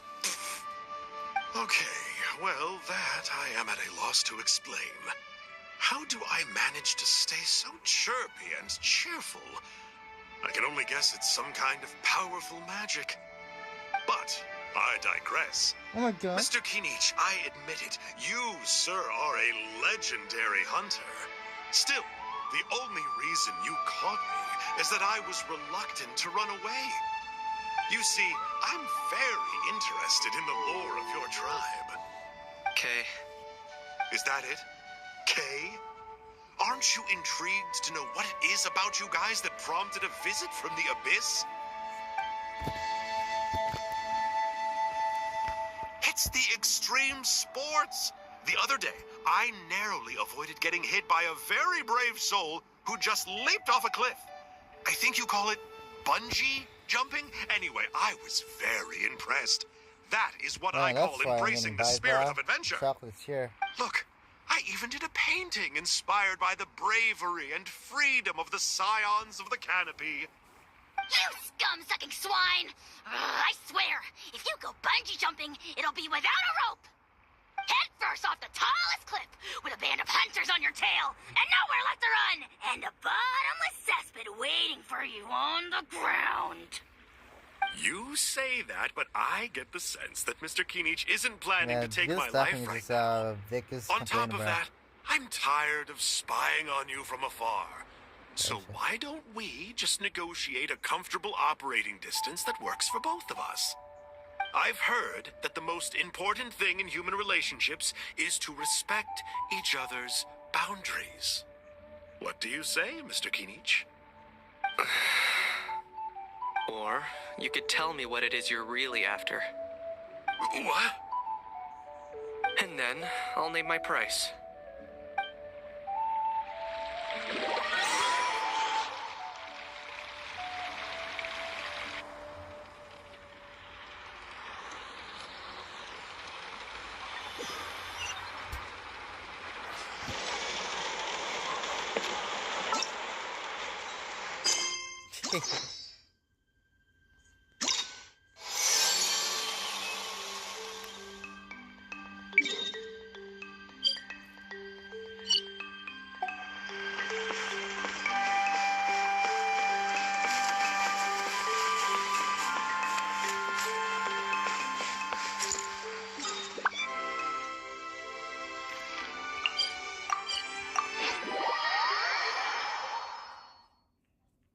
My God.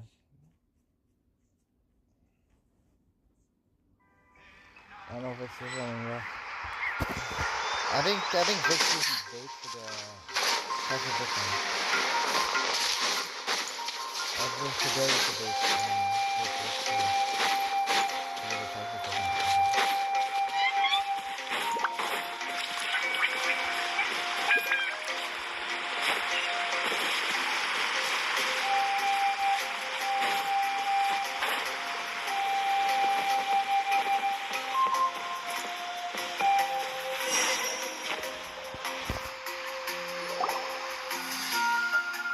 Contamination is back.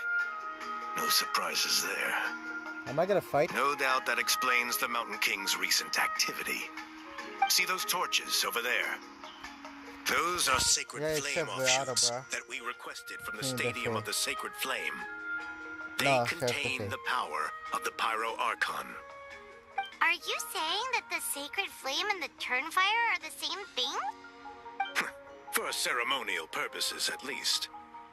Sending someone to the Night Kingdom to retrieve the legendary Turnfire isn't exactly an option. More to the point, though, the Sacred Flame is able to burn away abyssal filth. So that's why we use it in the ceremony. Gotcha! So basically, we just need to clean up the filth with the sacred flame. That's one part of it, yes. But the complete ceremony is a bit more complicated than that. First, the flame bearer must collect the kindling of the sacred flame from the starting point.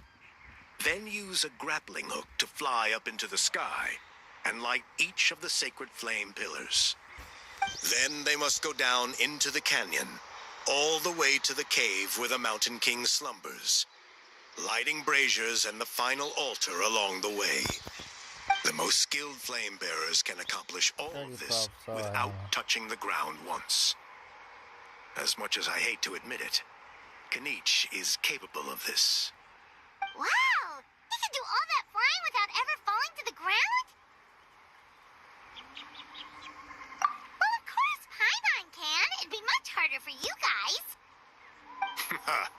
Well, don't worry. It's not a requirement of the ceremony. You're allowed to touch the ground. The only thing you're not allowed to do is turn back.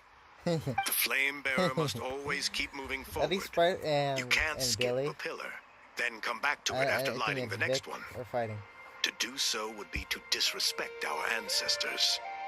So, what actually happens if you do turn back? Surely the fires don't just go out. Well, if you're not careful, you might get burned. What about today then? Does the same rule apply? Oh no, don't worry. Today is just a practice. The order doesn't matter. You just need to take the sacred flame, cleanse the filth, then go light all the braziers. Are you ready? I'll repeat the key points again. Gather the kindling, cleanse the filth, and light all the braziers. I'll wait for you at the end.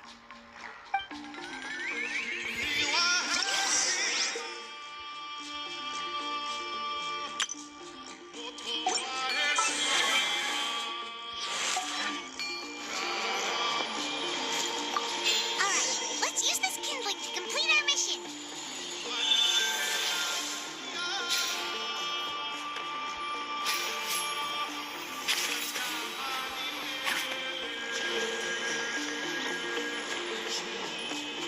There's a bit of filth over there. Let's burn it away with the sacred flame. Hey.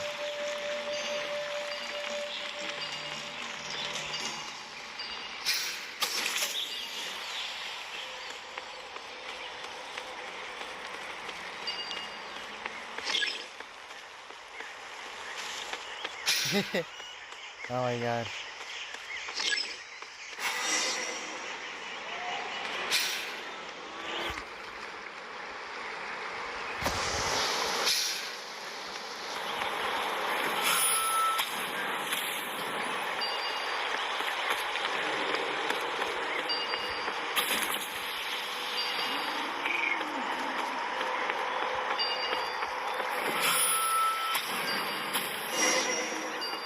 World subjects. Pretty world subjects.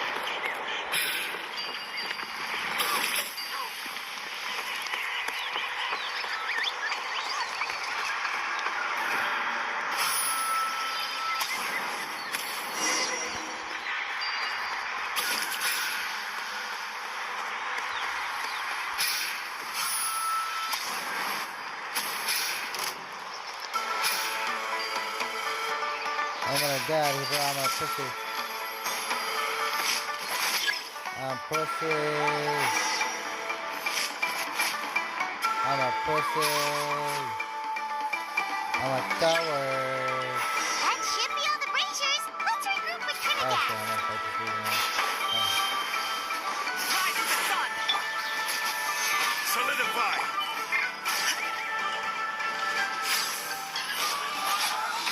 Now you shall perish.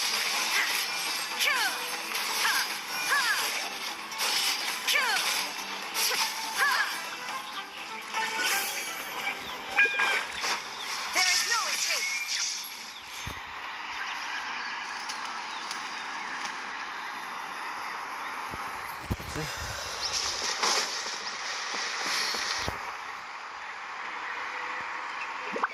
Oh god. I think Billy's world subject to the fame. Holy shit, biggest surprise. My goodness. I knew I was right about you. You have outperformed all of our previous candidates. If there was an ancient name for outstanding flame bearers, I'm sure the Wyab would consider you for the honor. Yeah, although it would probably take Paimon quite a bit longer. All right. Now there's still a few days left until the ceremony. I should get back so I can inform the chief and the other elders that I have found the flame bearer we need. Oh, you mean they've still got to sign off on it? Yeah. Some of them are still hoping we can come to an agreement with Kanich. But that's only because they haven't seen you in action. Still, I'm the one responsible for securing a flame bearer. And my recommendation is you. Just for Paimon's own peace of mind, are you sure it's not going to be a problem having Outlanders take on such an important role in your ceremony? See that place over there? There was a time long before the age of Burkina and the Mountain King, when we Scions of the Canopy called that our home. After a period of upheaval, our ancestors were forced to move away. Now it has become a place where our youths go to develop courage and kindle a spirit of adventure.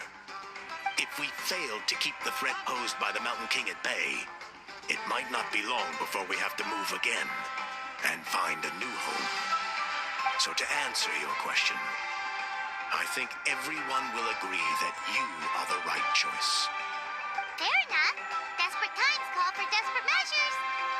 I'll need you to Well, drop that's by what my place at some Spino point before the ceremony, if But that's no, all it's right. still rope. Never mind. There are still a few final details that we need to discuss. Okay, see you later then. You have my gratitude.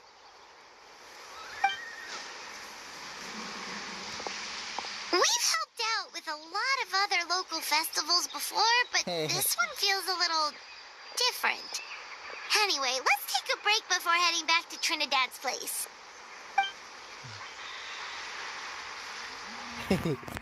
Think of mess, bro. I think Big Ball Charlie is agreed with money. He's screwing himself. I think Blotter left. I don't know.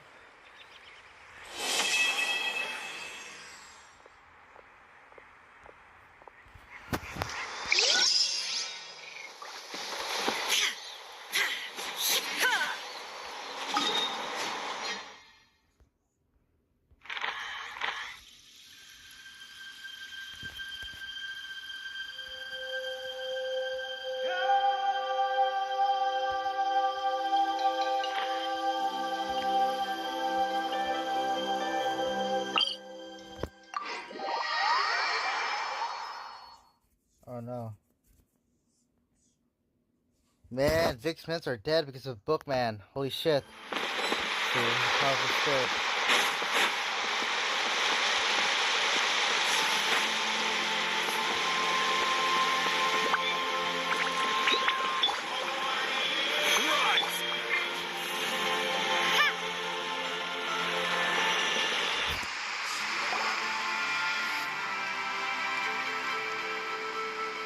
Traveler, Paimon.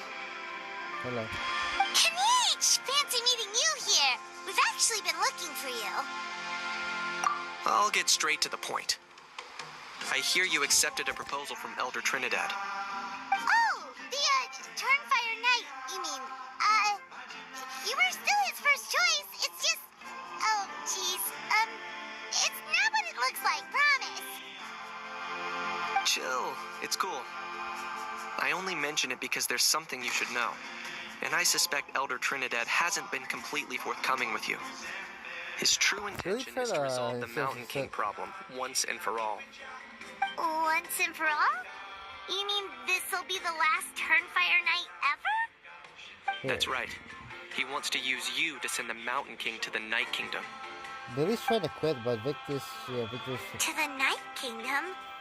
You mean... Victor's, to his death. Cypress number. Whoa, are you serious right now? You shouldn't go blurting out accusations like that. It could get you in trouble. Too blunt? Okay. I'll phrase it more gently. There is potentially a possibility that Elder Trinidad may be hoping that during the course of the ceremony, you kill the Mountain King dead. But that's ridiculous. He told us the Mountain King is a living symbol of your tribe's glory. And that glory comes at a price. Oh, that's right. The Mountain King is a living symbol of our glory, but even this glory comes at a You price. like his reverse card, yes. Holy shit. Yes, and Nana wasn't the first.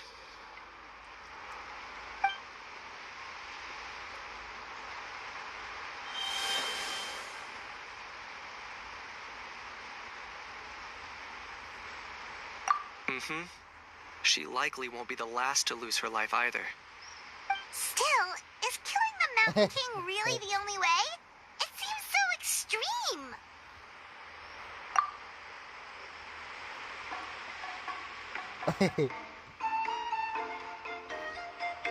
The Mountain King is a unique case when it comes to abyssal contamination.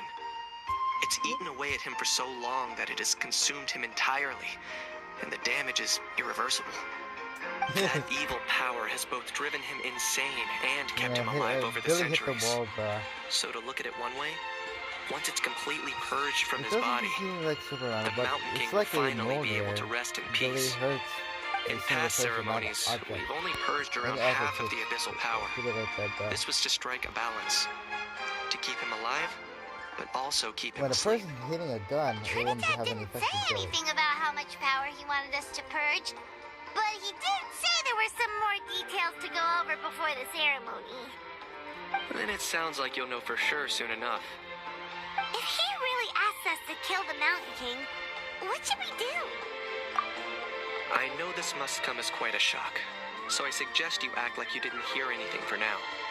But would you have time to visit the chief after your meeting with Elder Trinidad? I'd like to make a deal with you. What kind of deal? One that comes at a very reasonable price. I'm sure you have plenty of other questions, but we can talk more later. Good. See you soon.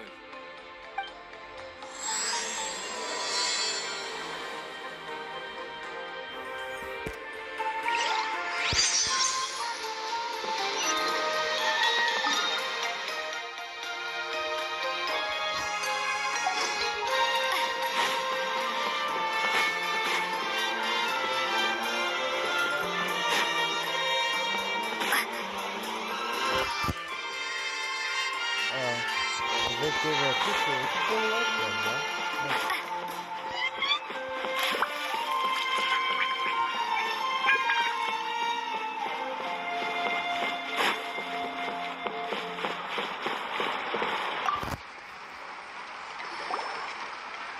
Ah, mighty Outlanders, you have returned. Did you have a good rest? It was, pretty good, yeah. Glad to hear it. Things are progressing very smoothly on my end. Many of the elders have heard of your Billy heroic White's been deeds, stoned, including man. the chief. They all speak very favorably of you. There are still those who He's not insist taking- that the ceremony he's not- should be performed Billy's not, by the bearer Vic's of the not Mollybo master name. something, bro. But they're just stuck in the past. We need to move with the times. Plus, Kanish doesn't want to do it anyway. Exactly. So now, it's time for us to discuss the finer details of the ceremony. We covered the fire lighting part of the proceedings yesterday. The next part is the purification of the Mountain King. It's quite simple. You just need to use the sacred flame. We've done it plenty of times before, and it's always very routine.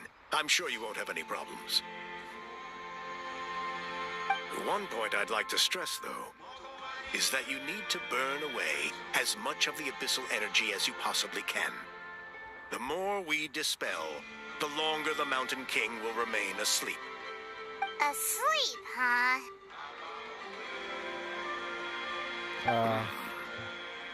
Precisely. In previous years, the Flame Bearer has often been unable to dispel a sufficient amount of abyssal energy. That's the only reason why we have to perform the ceremony on a regular basis. But I understand that you have a lot of experience fighting against the Abyss. And you seemed to wield the sacred flame quite effortlessly yesterday. With your help, I'm optimistic that this time we can dispel all the remaining abyssal energy from the Mountain King's body, freeing us from this ever-looming threat for many years to come. Traveler?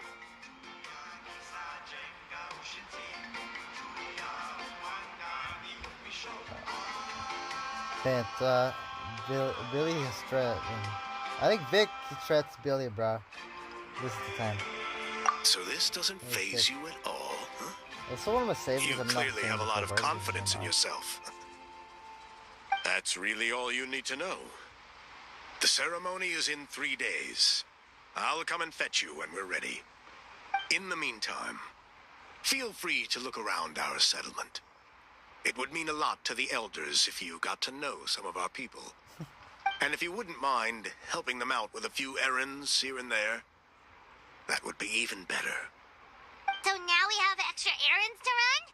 Maybe we should add a little extra to the price. Just a humble suggestion. That's all. It will help you gain the respect of our people. And as a mighty hero, I truly believe that's what you deserve. I'll be sticking around over the next few days, so if you have any questions, you know where to find me. Seems like Kamich was right. We should go meet up with him right away. Emotional support is important.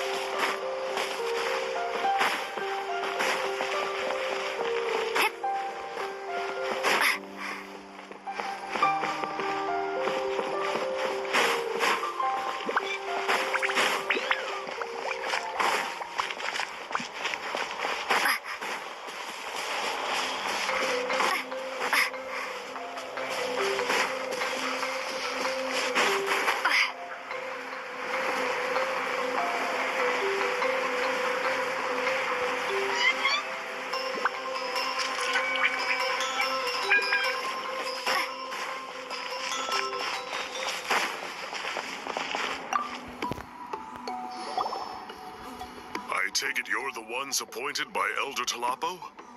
Yep, and you are... Call me Toltec. The chief asked me to be your guide for the day. His messengers already filled me in on the situation. So just follow me.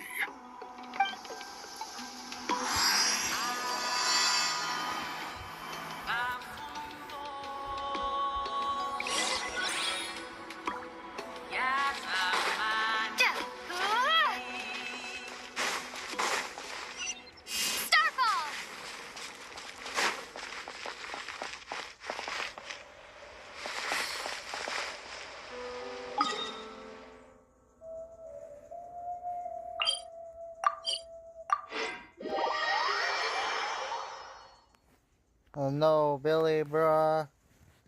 Oh no.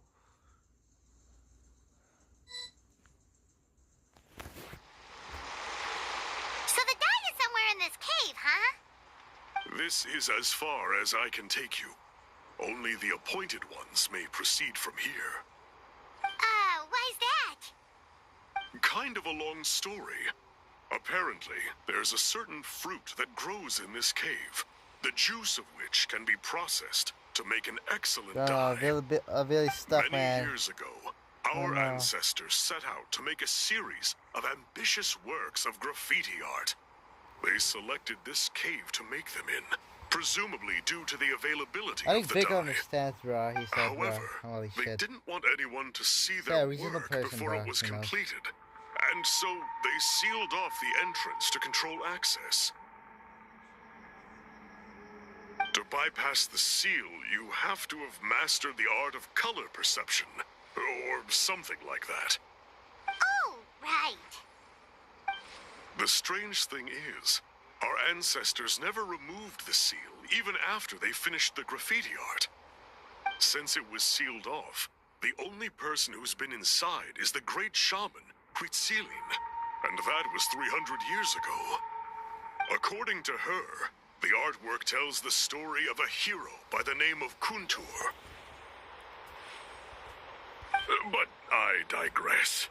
Sorry, I'm a big fan of graffiti artwork. Once I get talking, I can go on for hours. So you're sure you don't want to come with us?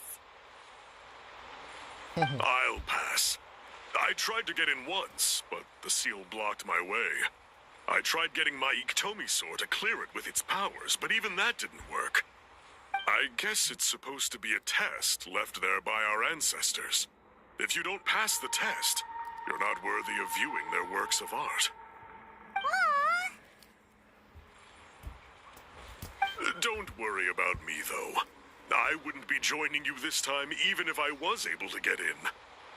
Unlike our chief, I don't have the guts to challenge our traditions.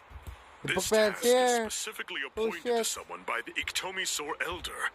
Who knows what bad things might happen if I got involved? Fair enough. All right, we'll try not to take too long. Yeah, bit, bro. Again.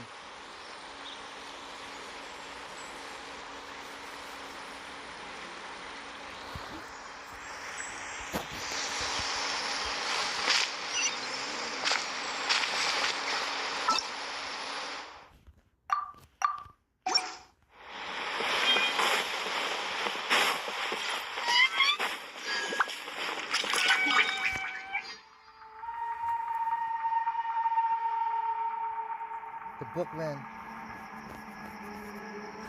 Oh no. I think the water is done. It's done, bro. Holy shit, man. It's choking her.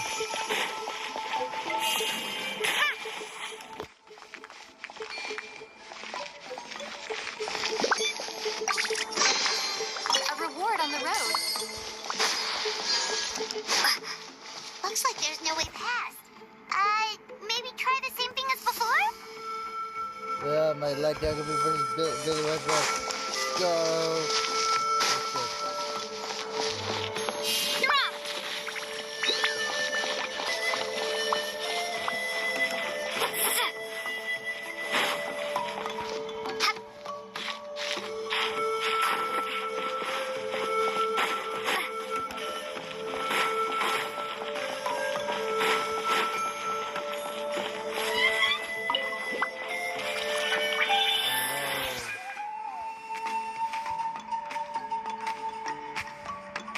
Oh no, bruh.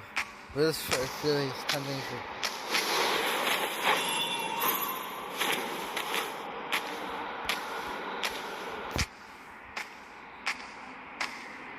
Yeah.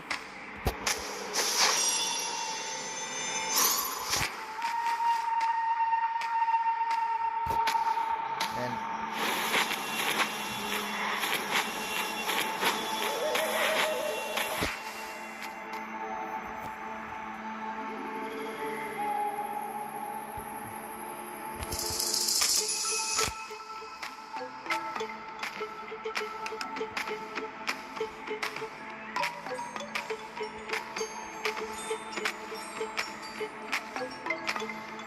what am I supposed to do?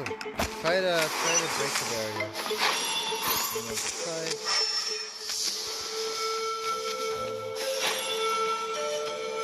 Hey, it worked! Let's head in and take a look. Oh my god. Why the ants are fucking with me, bro?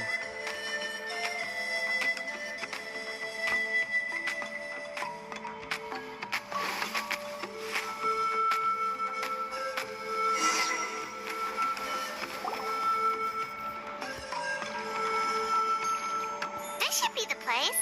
That fruit Toltec mentioned should be the one on the wall, right? Now, the only question is, which ones do we pick? No. Well, go ahead, try it out.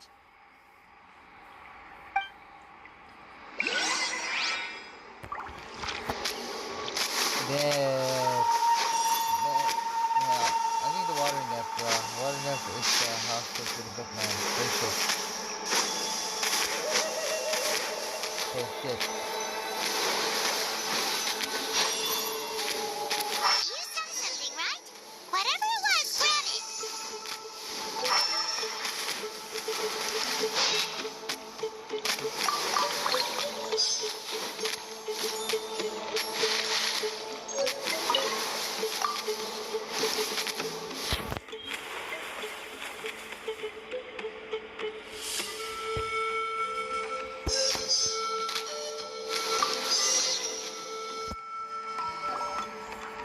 These guys' ancestors made some real works of art here. But based on what we've seen so far, it seems like there should be more to the story. Do you think maybe there's more artwork further inside? Seems kinda strange.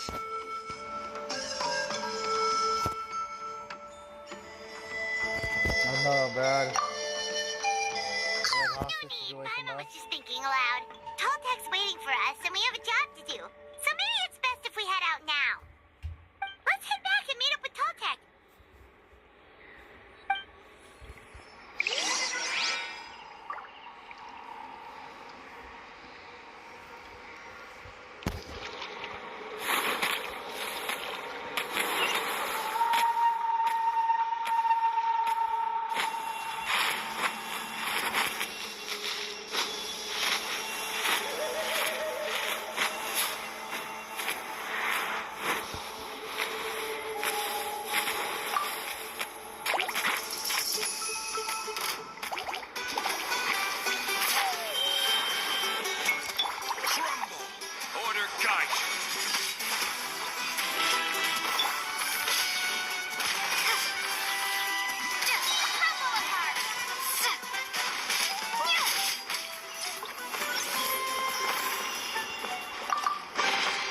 A reward on the road.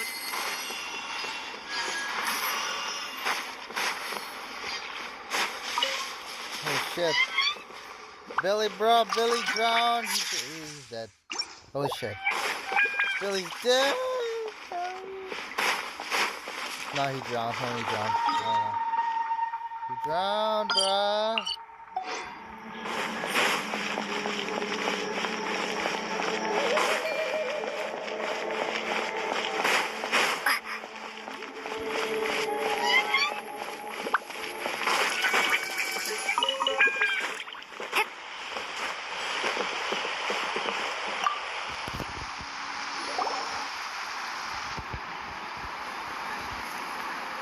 We're back, and we found the ingredients for the dye.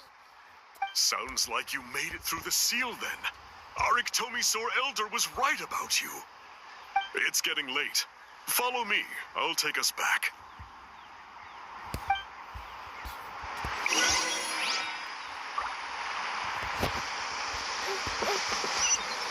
Hey, look at me, bro. Teacher.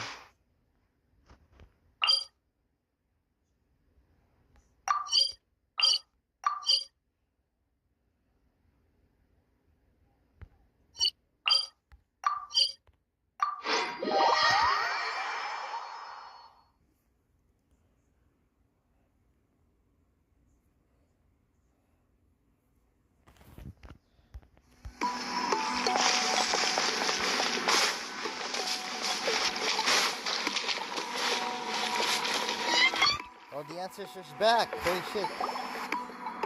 Toltek has updated me on your progress. Well done. I appreciate your efforts. Yeah, and good. Here's the stuff for the dye.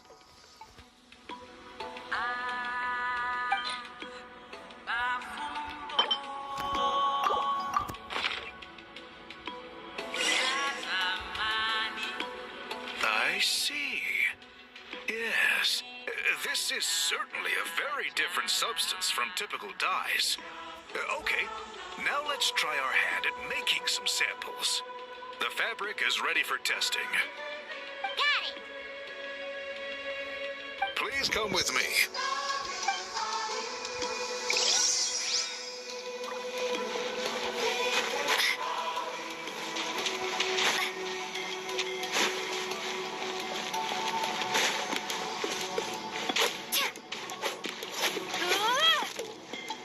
I think so. I think it's already over, bro. It's already over.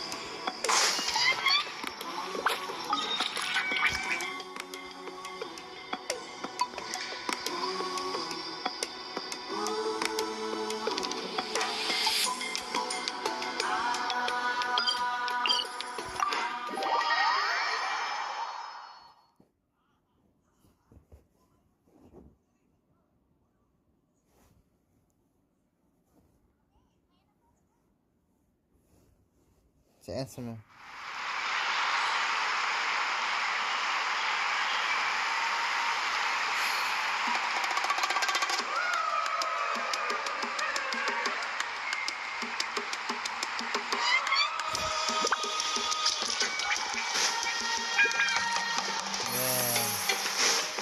I didn't think it was taking a plan to catch this guy. Holy shit.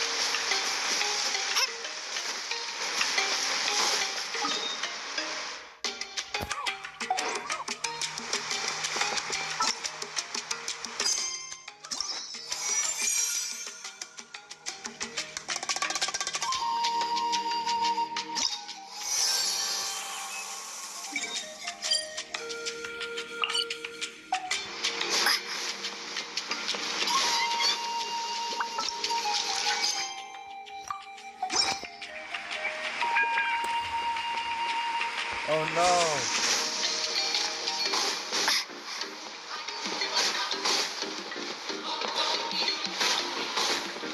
Man, Vic's yelling, bro. Holy shit! He said his name, bro. What the heck?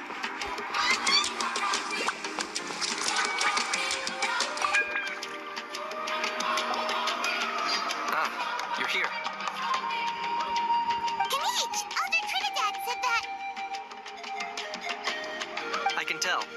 It's written on your faces. Is that the Traveler and Paimon? Forgive me for not being there to welcome you on your arrival. That should have been my duty as Chief. Hello, Chief Wyna. I only heard the news from Trinidad yesterday, so I asked Kinich to invite you over for a quick chat.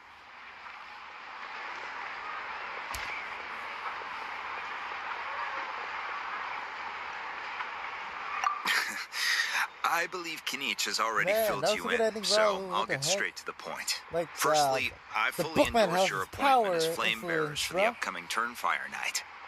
However, I would like to request that you take steps to ensure the Mountain King's safety. Every child of our tribe grows up hearing the tales of our heroes.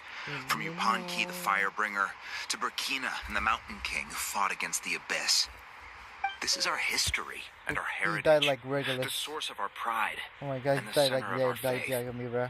To kill the Mountain King Bookman, bro. would be to destroy our spirit. I would never be able to face our ancestors in the Night Kingdom.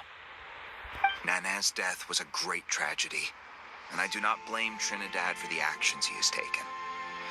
Nevertheless, I cannot allow any harm to come to the Mountain King. The very roots of our identity are at stake. My honored guests, please give this matter your serious consideration.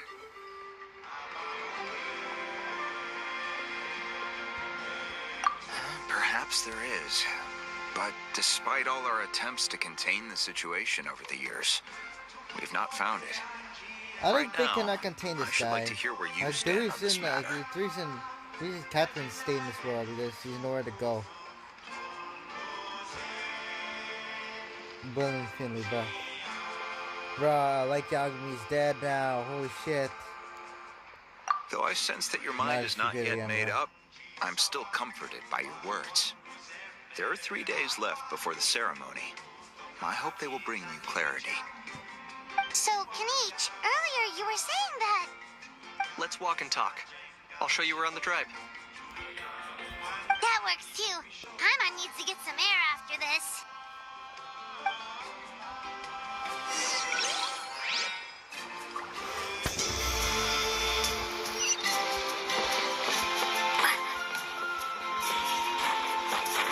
Need a letter set? I can help.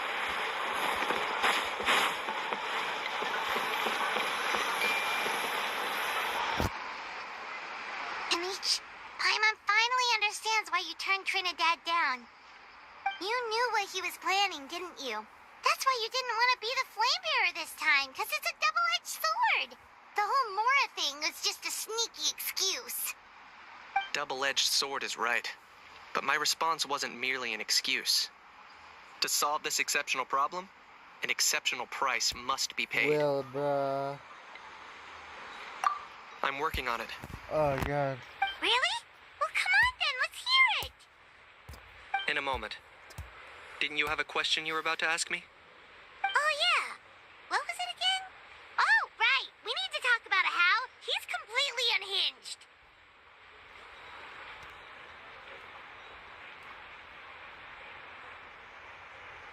I agree that he has a problem. He needs disciplining. So, I hired him a teacher. You got him a teacher? Oh, Paimon would love to see him get scolded for bad behavior. Anyway, moving on. When we ran into a house, he said you two were investigating some abyss thing together. Is that related to the whole Mountain King situation?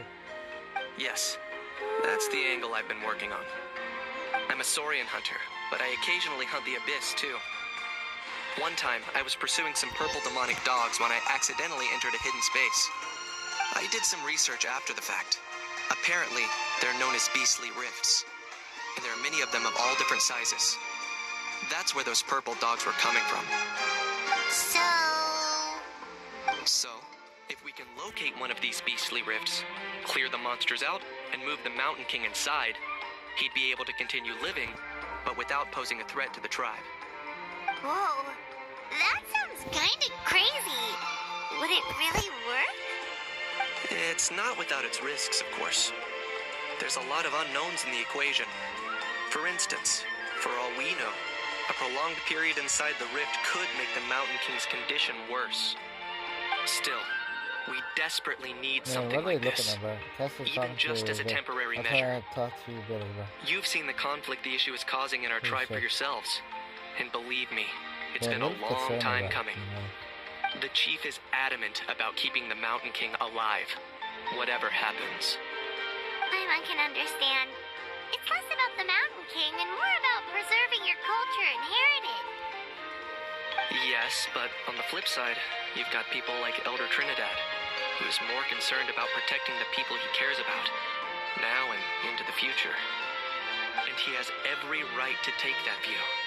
It's one thing to try and preserve the last remnants of a glorious past, but making your kin pay the price for it?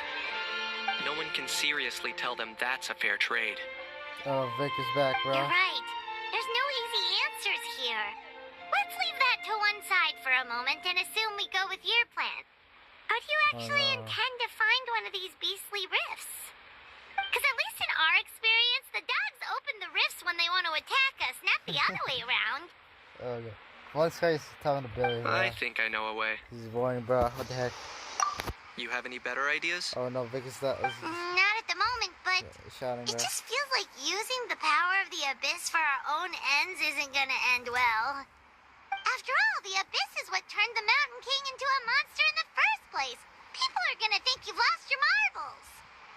If it doesn't end well, then that's the price we pay. Everything in the world comes at a price. Even when Yupanqui the Firebringer stole the Turnfire, it cost him dearly. The Mountain King's erratic outbursts have brought tensions within the tribe to a boiling point.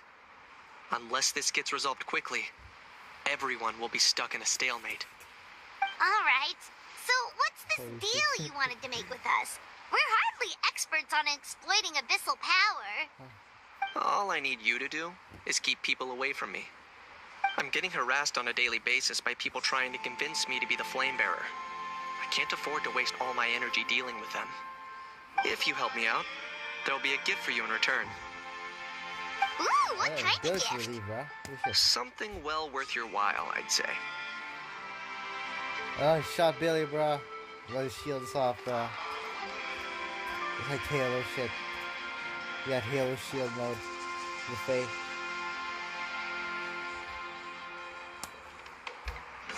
Just keep doing what you've been doing. Ingratiate yourself with the tribespeople, so everyone comes to terms with the fact that we have a new flame bearer. That way I won't have an endless stream of people coming to beg me to join the ceremony. and I can focus on finding a way to summon the beastly rift. Then, when the day of the ceremony comes, we'll move the Mountain King into his new home. Still sounds pretty crazy. Even for a daredevil like you, that's dangerous. And even if it works, what if neither Chief Wyna nor Elder Trinidad are happy with it? Have you thought about what you'd do then? At least the two of them would finally be on the same side of the issue, leaving only me on the opposing side. The tribe needs leaders like them far more than a Saurian hunter for hire like me. Can I take that to mean we have a deal? Holy shit! For sure. And who knows? Maybe we'll come up with an even better solution to all of this in the next couple of days. He's so mad. Great. Well, for the next couple of days, please spend some time among the tribe and lend a hand wherever you can. I'm sure everyone will be swept off their feet when they meet our new flame bearer. Good luck to us both.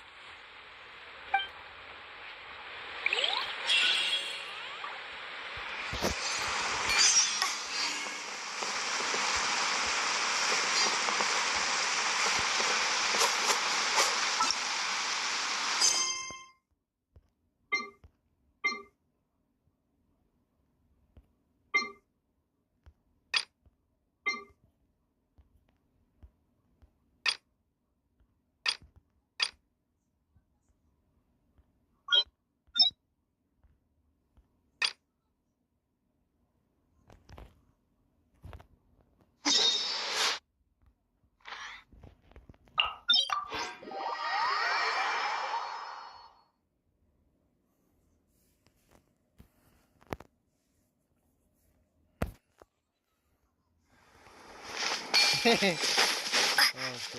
Let's ride! Try and stop me!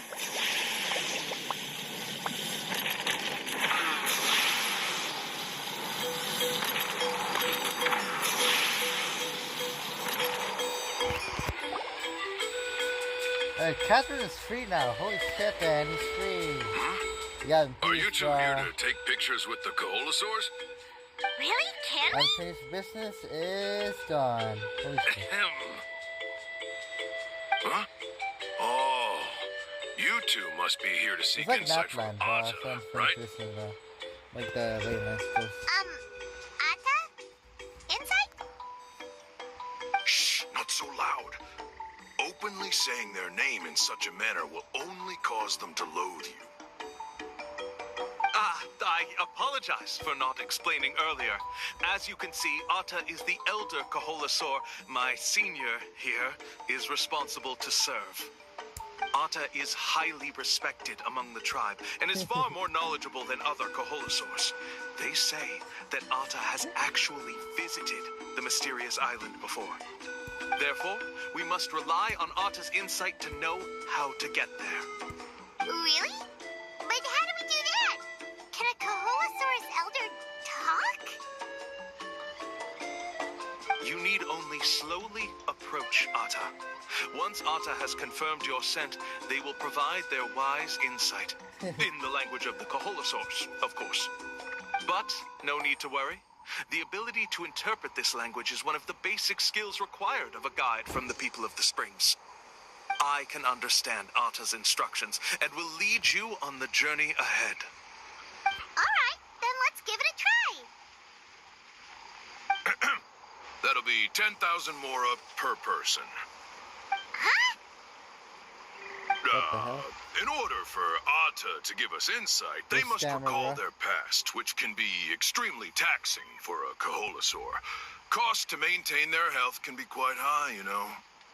I'm sorry. Such expenses may arise in the process of finding our way, but as long as we reach the mysterious island, these costs will be quite trivial in the end.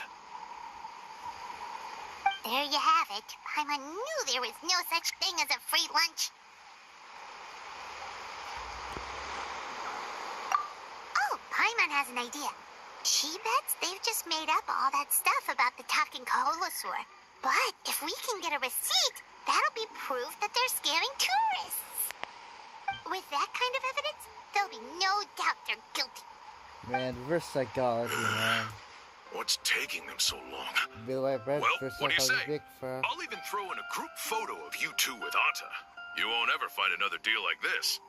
Oh, that's an unexpected bonus. Quick, let's pay the man. Yeah. Vic has translation, bro. For sure.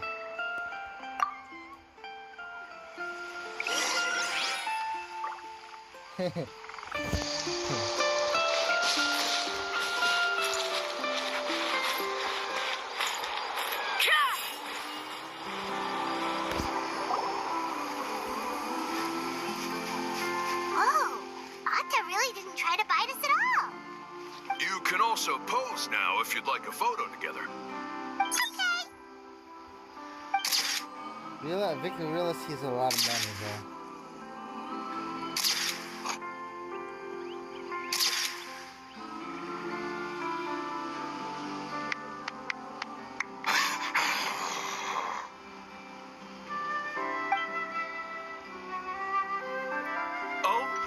Is already speaking. Let me listen to what they have to say.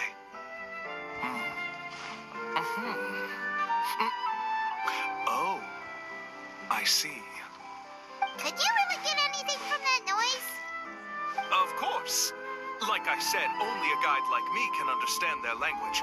Let's follow Atta's instructions and proceed to the next area. Here's your group photo. I even packaged it up for free. Any chance we could get a receipt for that?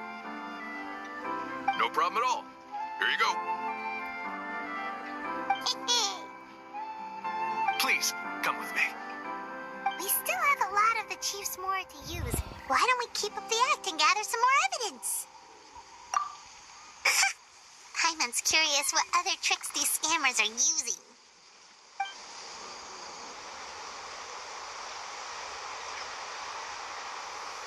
These guys are going way too far. He keeps coming up with some far-fetched reasons to make us pay for everything. With all the evidence we have now, we could bring him straight to the chief and he'd definitely be convicted. But after handing over all that Mora, Hyman kind of wants to see if he'll actually take us to the island or not. Sorry to keep you waiting. After all the clues we've gathered, I've managed to find a shortcut to the island. Oh, all right. Then let's get going.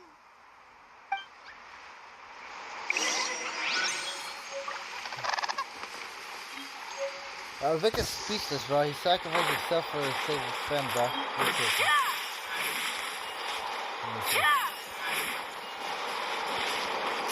down! Try and stop me!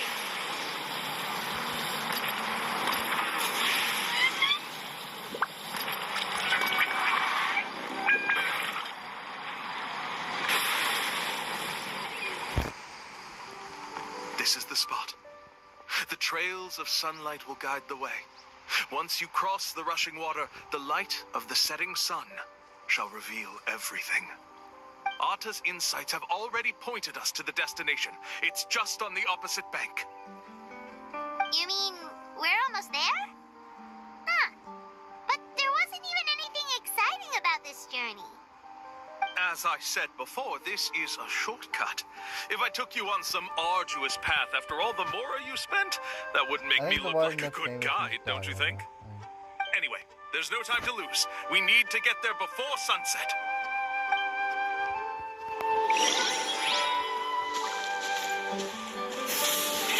Rev the engines!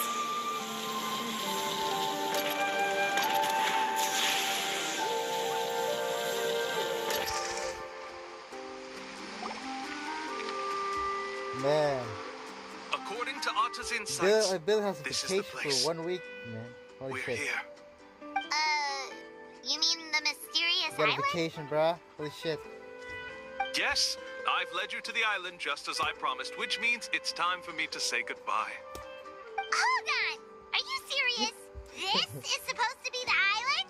Then what about the treasure? And look at these wooden signs and artificial lights! Even we can tell it's fake! All that stuff about treasure is just part of the legend. I didn't make any promises about what you'd find. And who says a mysterious island can't look like this? Huh. Since you seem to have dropped the act, then there's no need for us to continue either. We were commissioned by the chief of the people of the Springs to gather evidence of your scamming activities. With these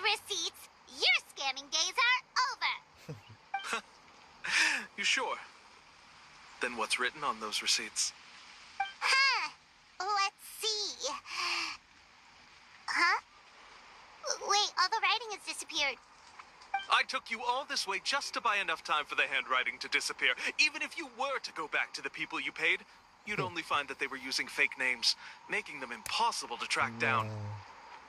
You want to report me for scamming tourists? Then be my guest. I'll just say that I'm being falsely accused. I think Miss With Dahlia that is settled, having conversations I'll be with going now. Oh, thanks for it. He's trying to get away! Shit. Let's go after him!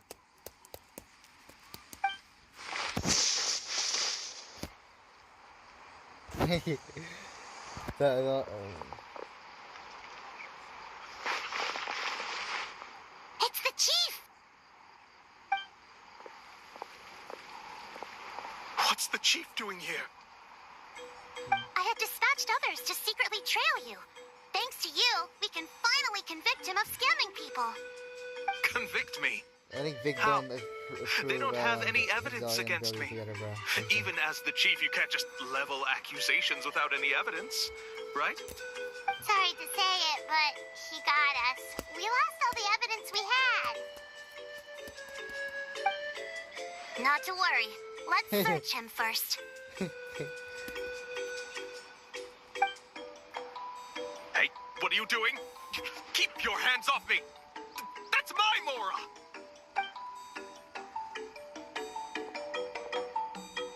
Yes, I see the mark. Go to jail for a long time, The of Mora course. You before you scam let money. them here. What do you mean? The Mora that the Traveler and Paimon were using today were all provided by me. They all have a special mark on them. You... So, there must be an explanation why the Mora that should have been theirs ended up in your hands, right? There are no receipts to prove that any transactions took place, and you yourself just denied that there was a scam. So did you then take the Mora from them by force? Take Mora from others by force? Oh, that's an even more serious crime than scamming! You... All right. Billy Ship. Sure, I admit that I coaxed them into spending a few times, but I wouldn't go as far as calling it scamming. We have witnesses standing right here, you know. Fine, guess it was all a Man, scam. Billy walking down the street, bro. His car broke down. No wonder you're the What's chief of the tribe. I still don't understand how so many people have been getting duped by them. You need only stop and think for a moment to see through the whole thing. If he claims to be able to find a shortcut to the mysterious island, then why hasn't he just gone there and claimed the treasure for himself? Why even bother guiding others there? That's a good point. Speaking of, have any guides from the people of the springs ever found the treasure of the mysterious island? I can answer this question along with your previous one about how to get there. The answer is actually very simple. There is no shortcut to the island, and most people don't even meet the requirement to ever reach it. If you don't meet this single condition, then even guides from the people of the springs, despite all of their abilities, will find it difficult to overcome the obstacles Billy's along home the way. now. Drink Which is exactly why, even though the clues to the mysterious island are open to the public, few have ever made it there. There's a requirement? What is it? Man, the Len and Billy are talking about this shit. Let me ask you something first. What do you think a real journey to the mysterious island should be like? It should probably involve overcoming a lot of hardships with your companions before witnessing some breathtaking sights, uncovering a really touching story, and scoring some super cool treasure at the end. And therein lies the key point, overcoming hardships with your companions. It's said that when the first chief set out to search for the island, the ones who accompanied him were not clients nor tourists, but his closest friends. The legend also mentioned Len that likes only Billy, bro. those willing to entrust their lives to one another will be able to reach the island together. Therefore, the requirement to reach the island is journeying with your closest friends. The kind of friends you would trust with your life. So that's the key. From what I can see, you and Paimon are exactly those kinds of friends. The kind that would trust each other with anything. But, unfortunately, neither of you are experienced guides. And if you were to hire someone else, then I'm afraid you could probably never place your lives in the hands of someone you met on a pure monetary basis. That's true. Oh, But don't feel discouraged. I believe that this beautiful land that I call my home will not disappoint you. Whether it's remote islands or ancient ruins, I'm sure they can also provide you with plenty of exciting adventures. And let me tell you a secret. The elders once told me that beneath these very ruins lies a way to reach the sky. Man, left, and Billy walking his fucking. Maybe someone already discovered that. No matter. If you two want to go adventuring elsewhere, I can also give you some suggestions. Yeah, thanks for that. But knowing us, we don't give up so easily even when a place is supposedly impossible to visit. Oh, I can understand. I won't stop you if you're still interested in finding the island. I just recommend finding a guide first who you could trust with your lives. A guide we could trust with their lives?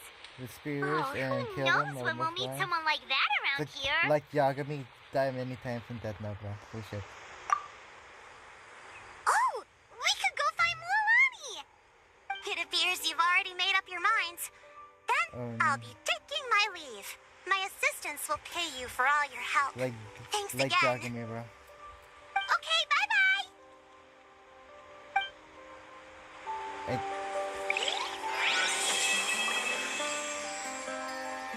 Catherine's free! I think I'm gonna do it tomorrow, don't I?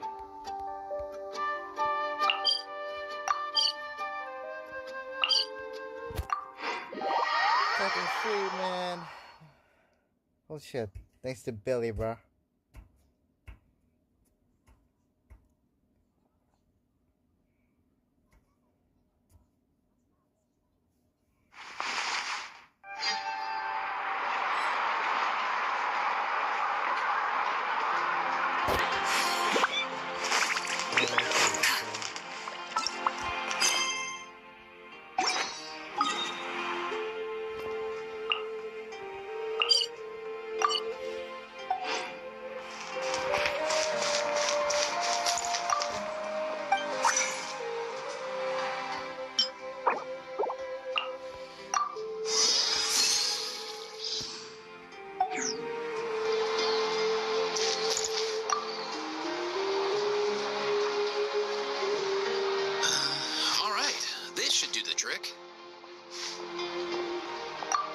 Sharp eye, traveler.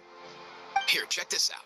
A new formula I just whipped up. Works like a charm for juvenile saurians suffering from appetite loss. Just one problem. It's too good. If juveniles without appetite issues eat it, let's just say they start binging. Case in point, a few days ago, Kakuku swiped 2 tablets while I wasn't looking. I like Dark Nails, bro. It has handsome face, bro. It's awesome. Room for seconds, bro!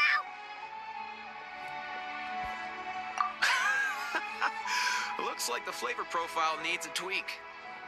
Like Kaya, otherwise, Snatland's gonna have a juvenile saurian obesity epidemic shortly.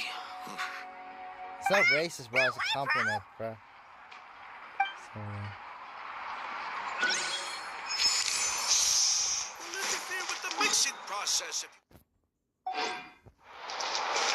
The biggest one in history. I think it will be the end for today. I don't know why. That'll be the end for today, boys. I already have really good shit, man. I don't need this shit. I don't need this shit.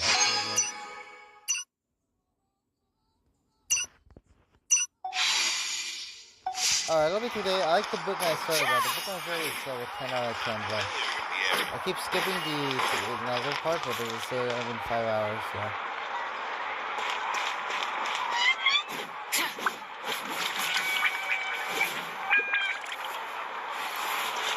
Book, man, a 10 out of 10, bro. I cannot finish the rest of the story, bro. Because of thing. The reason why I don't use the further.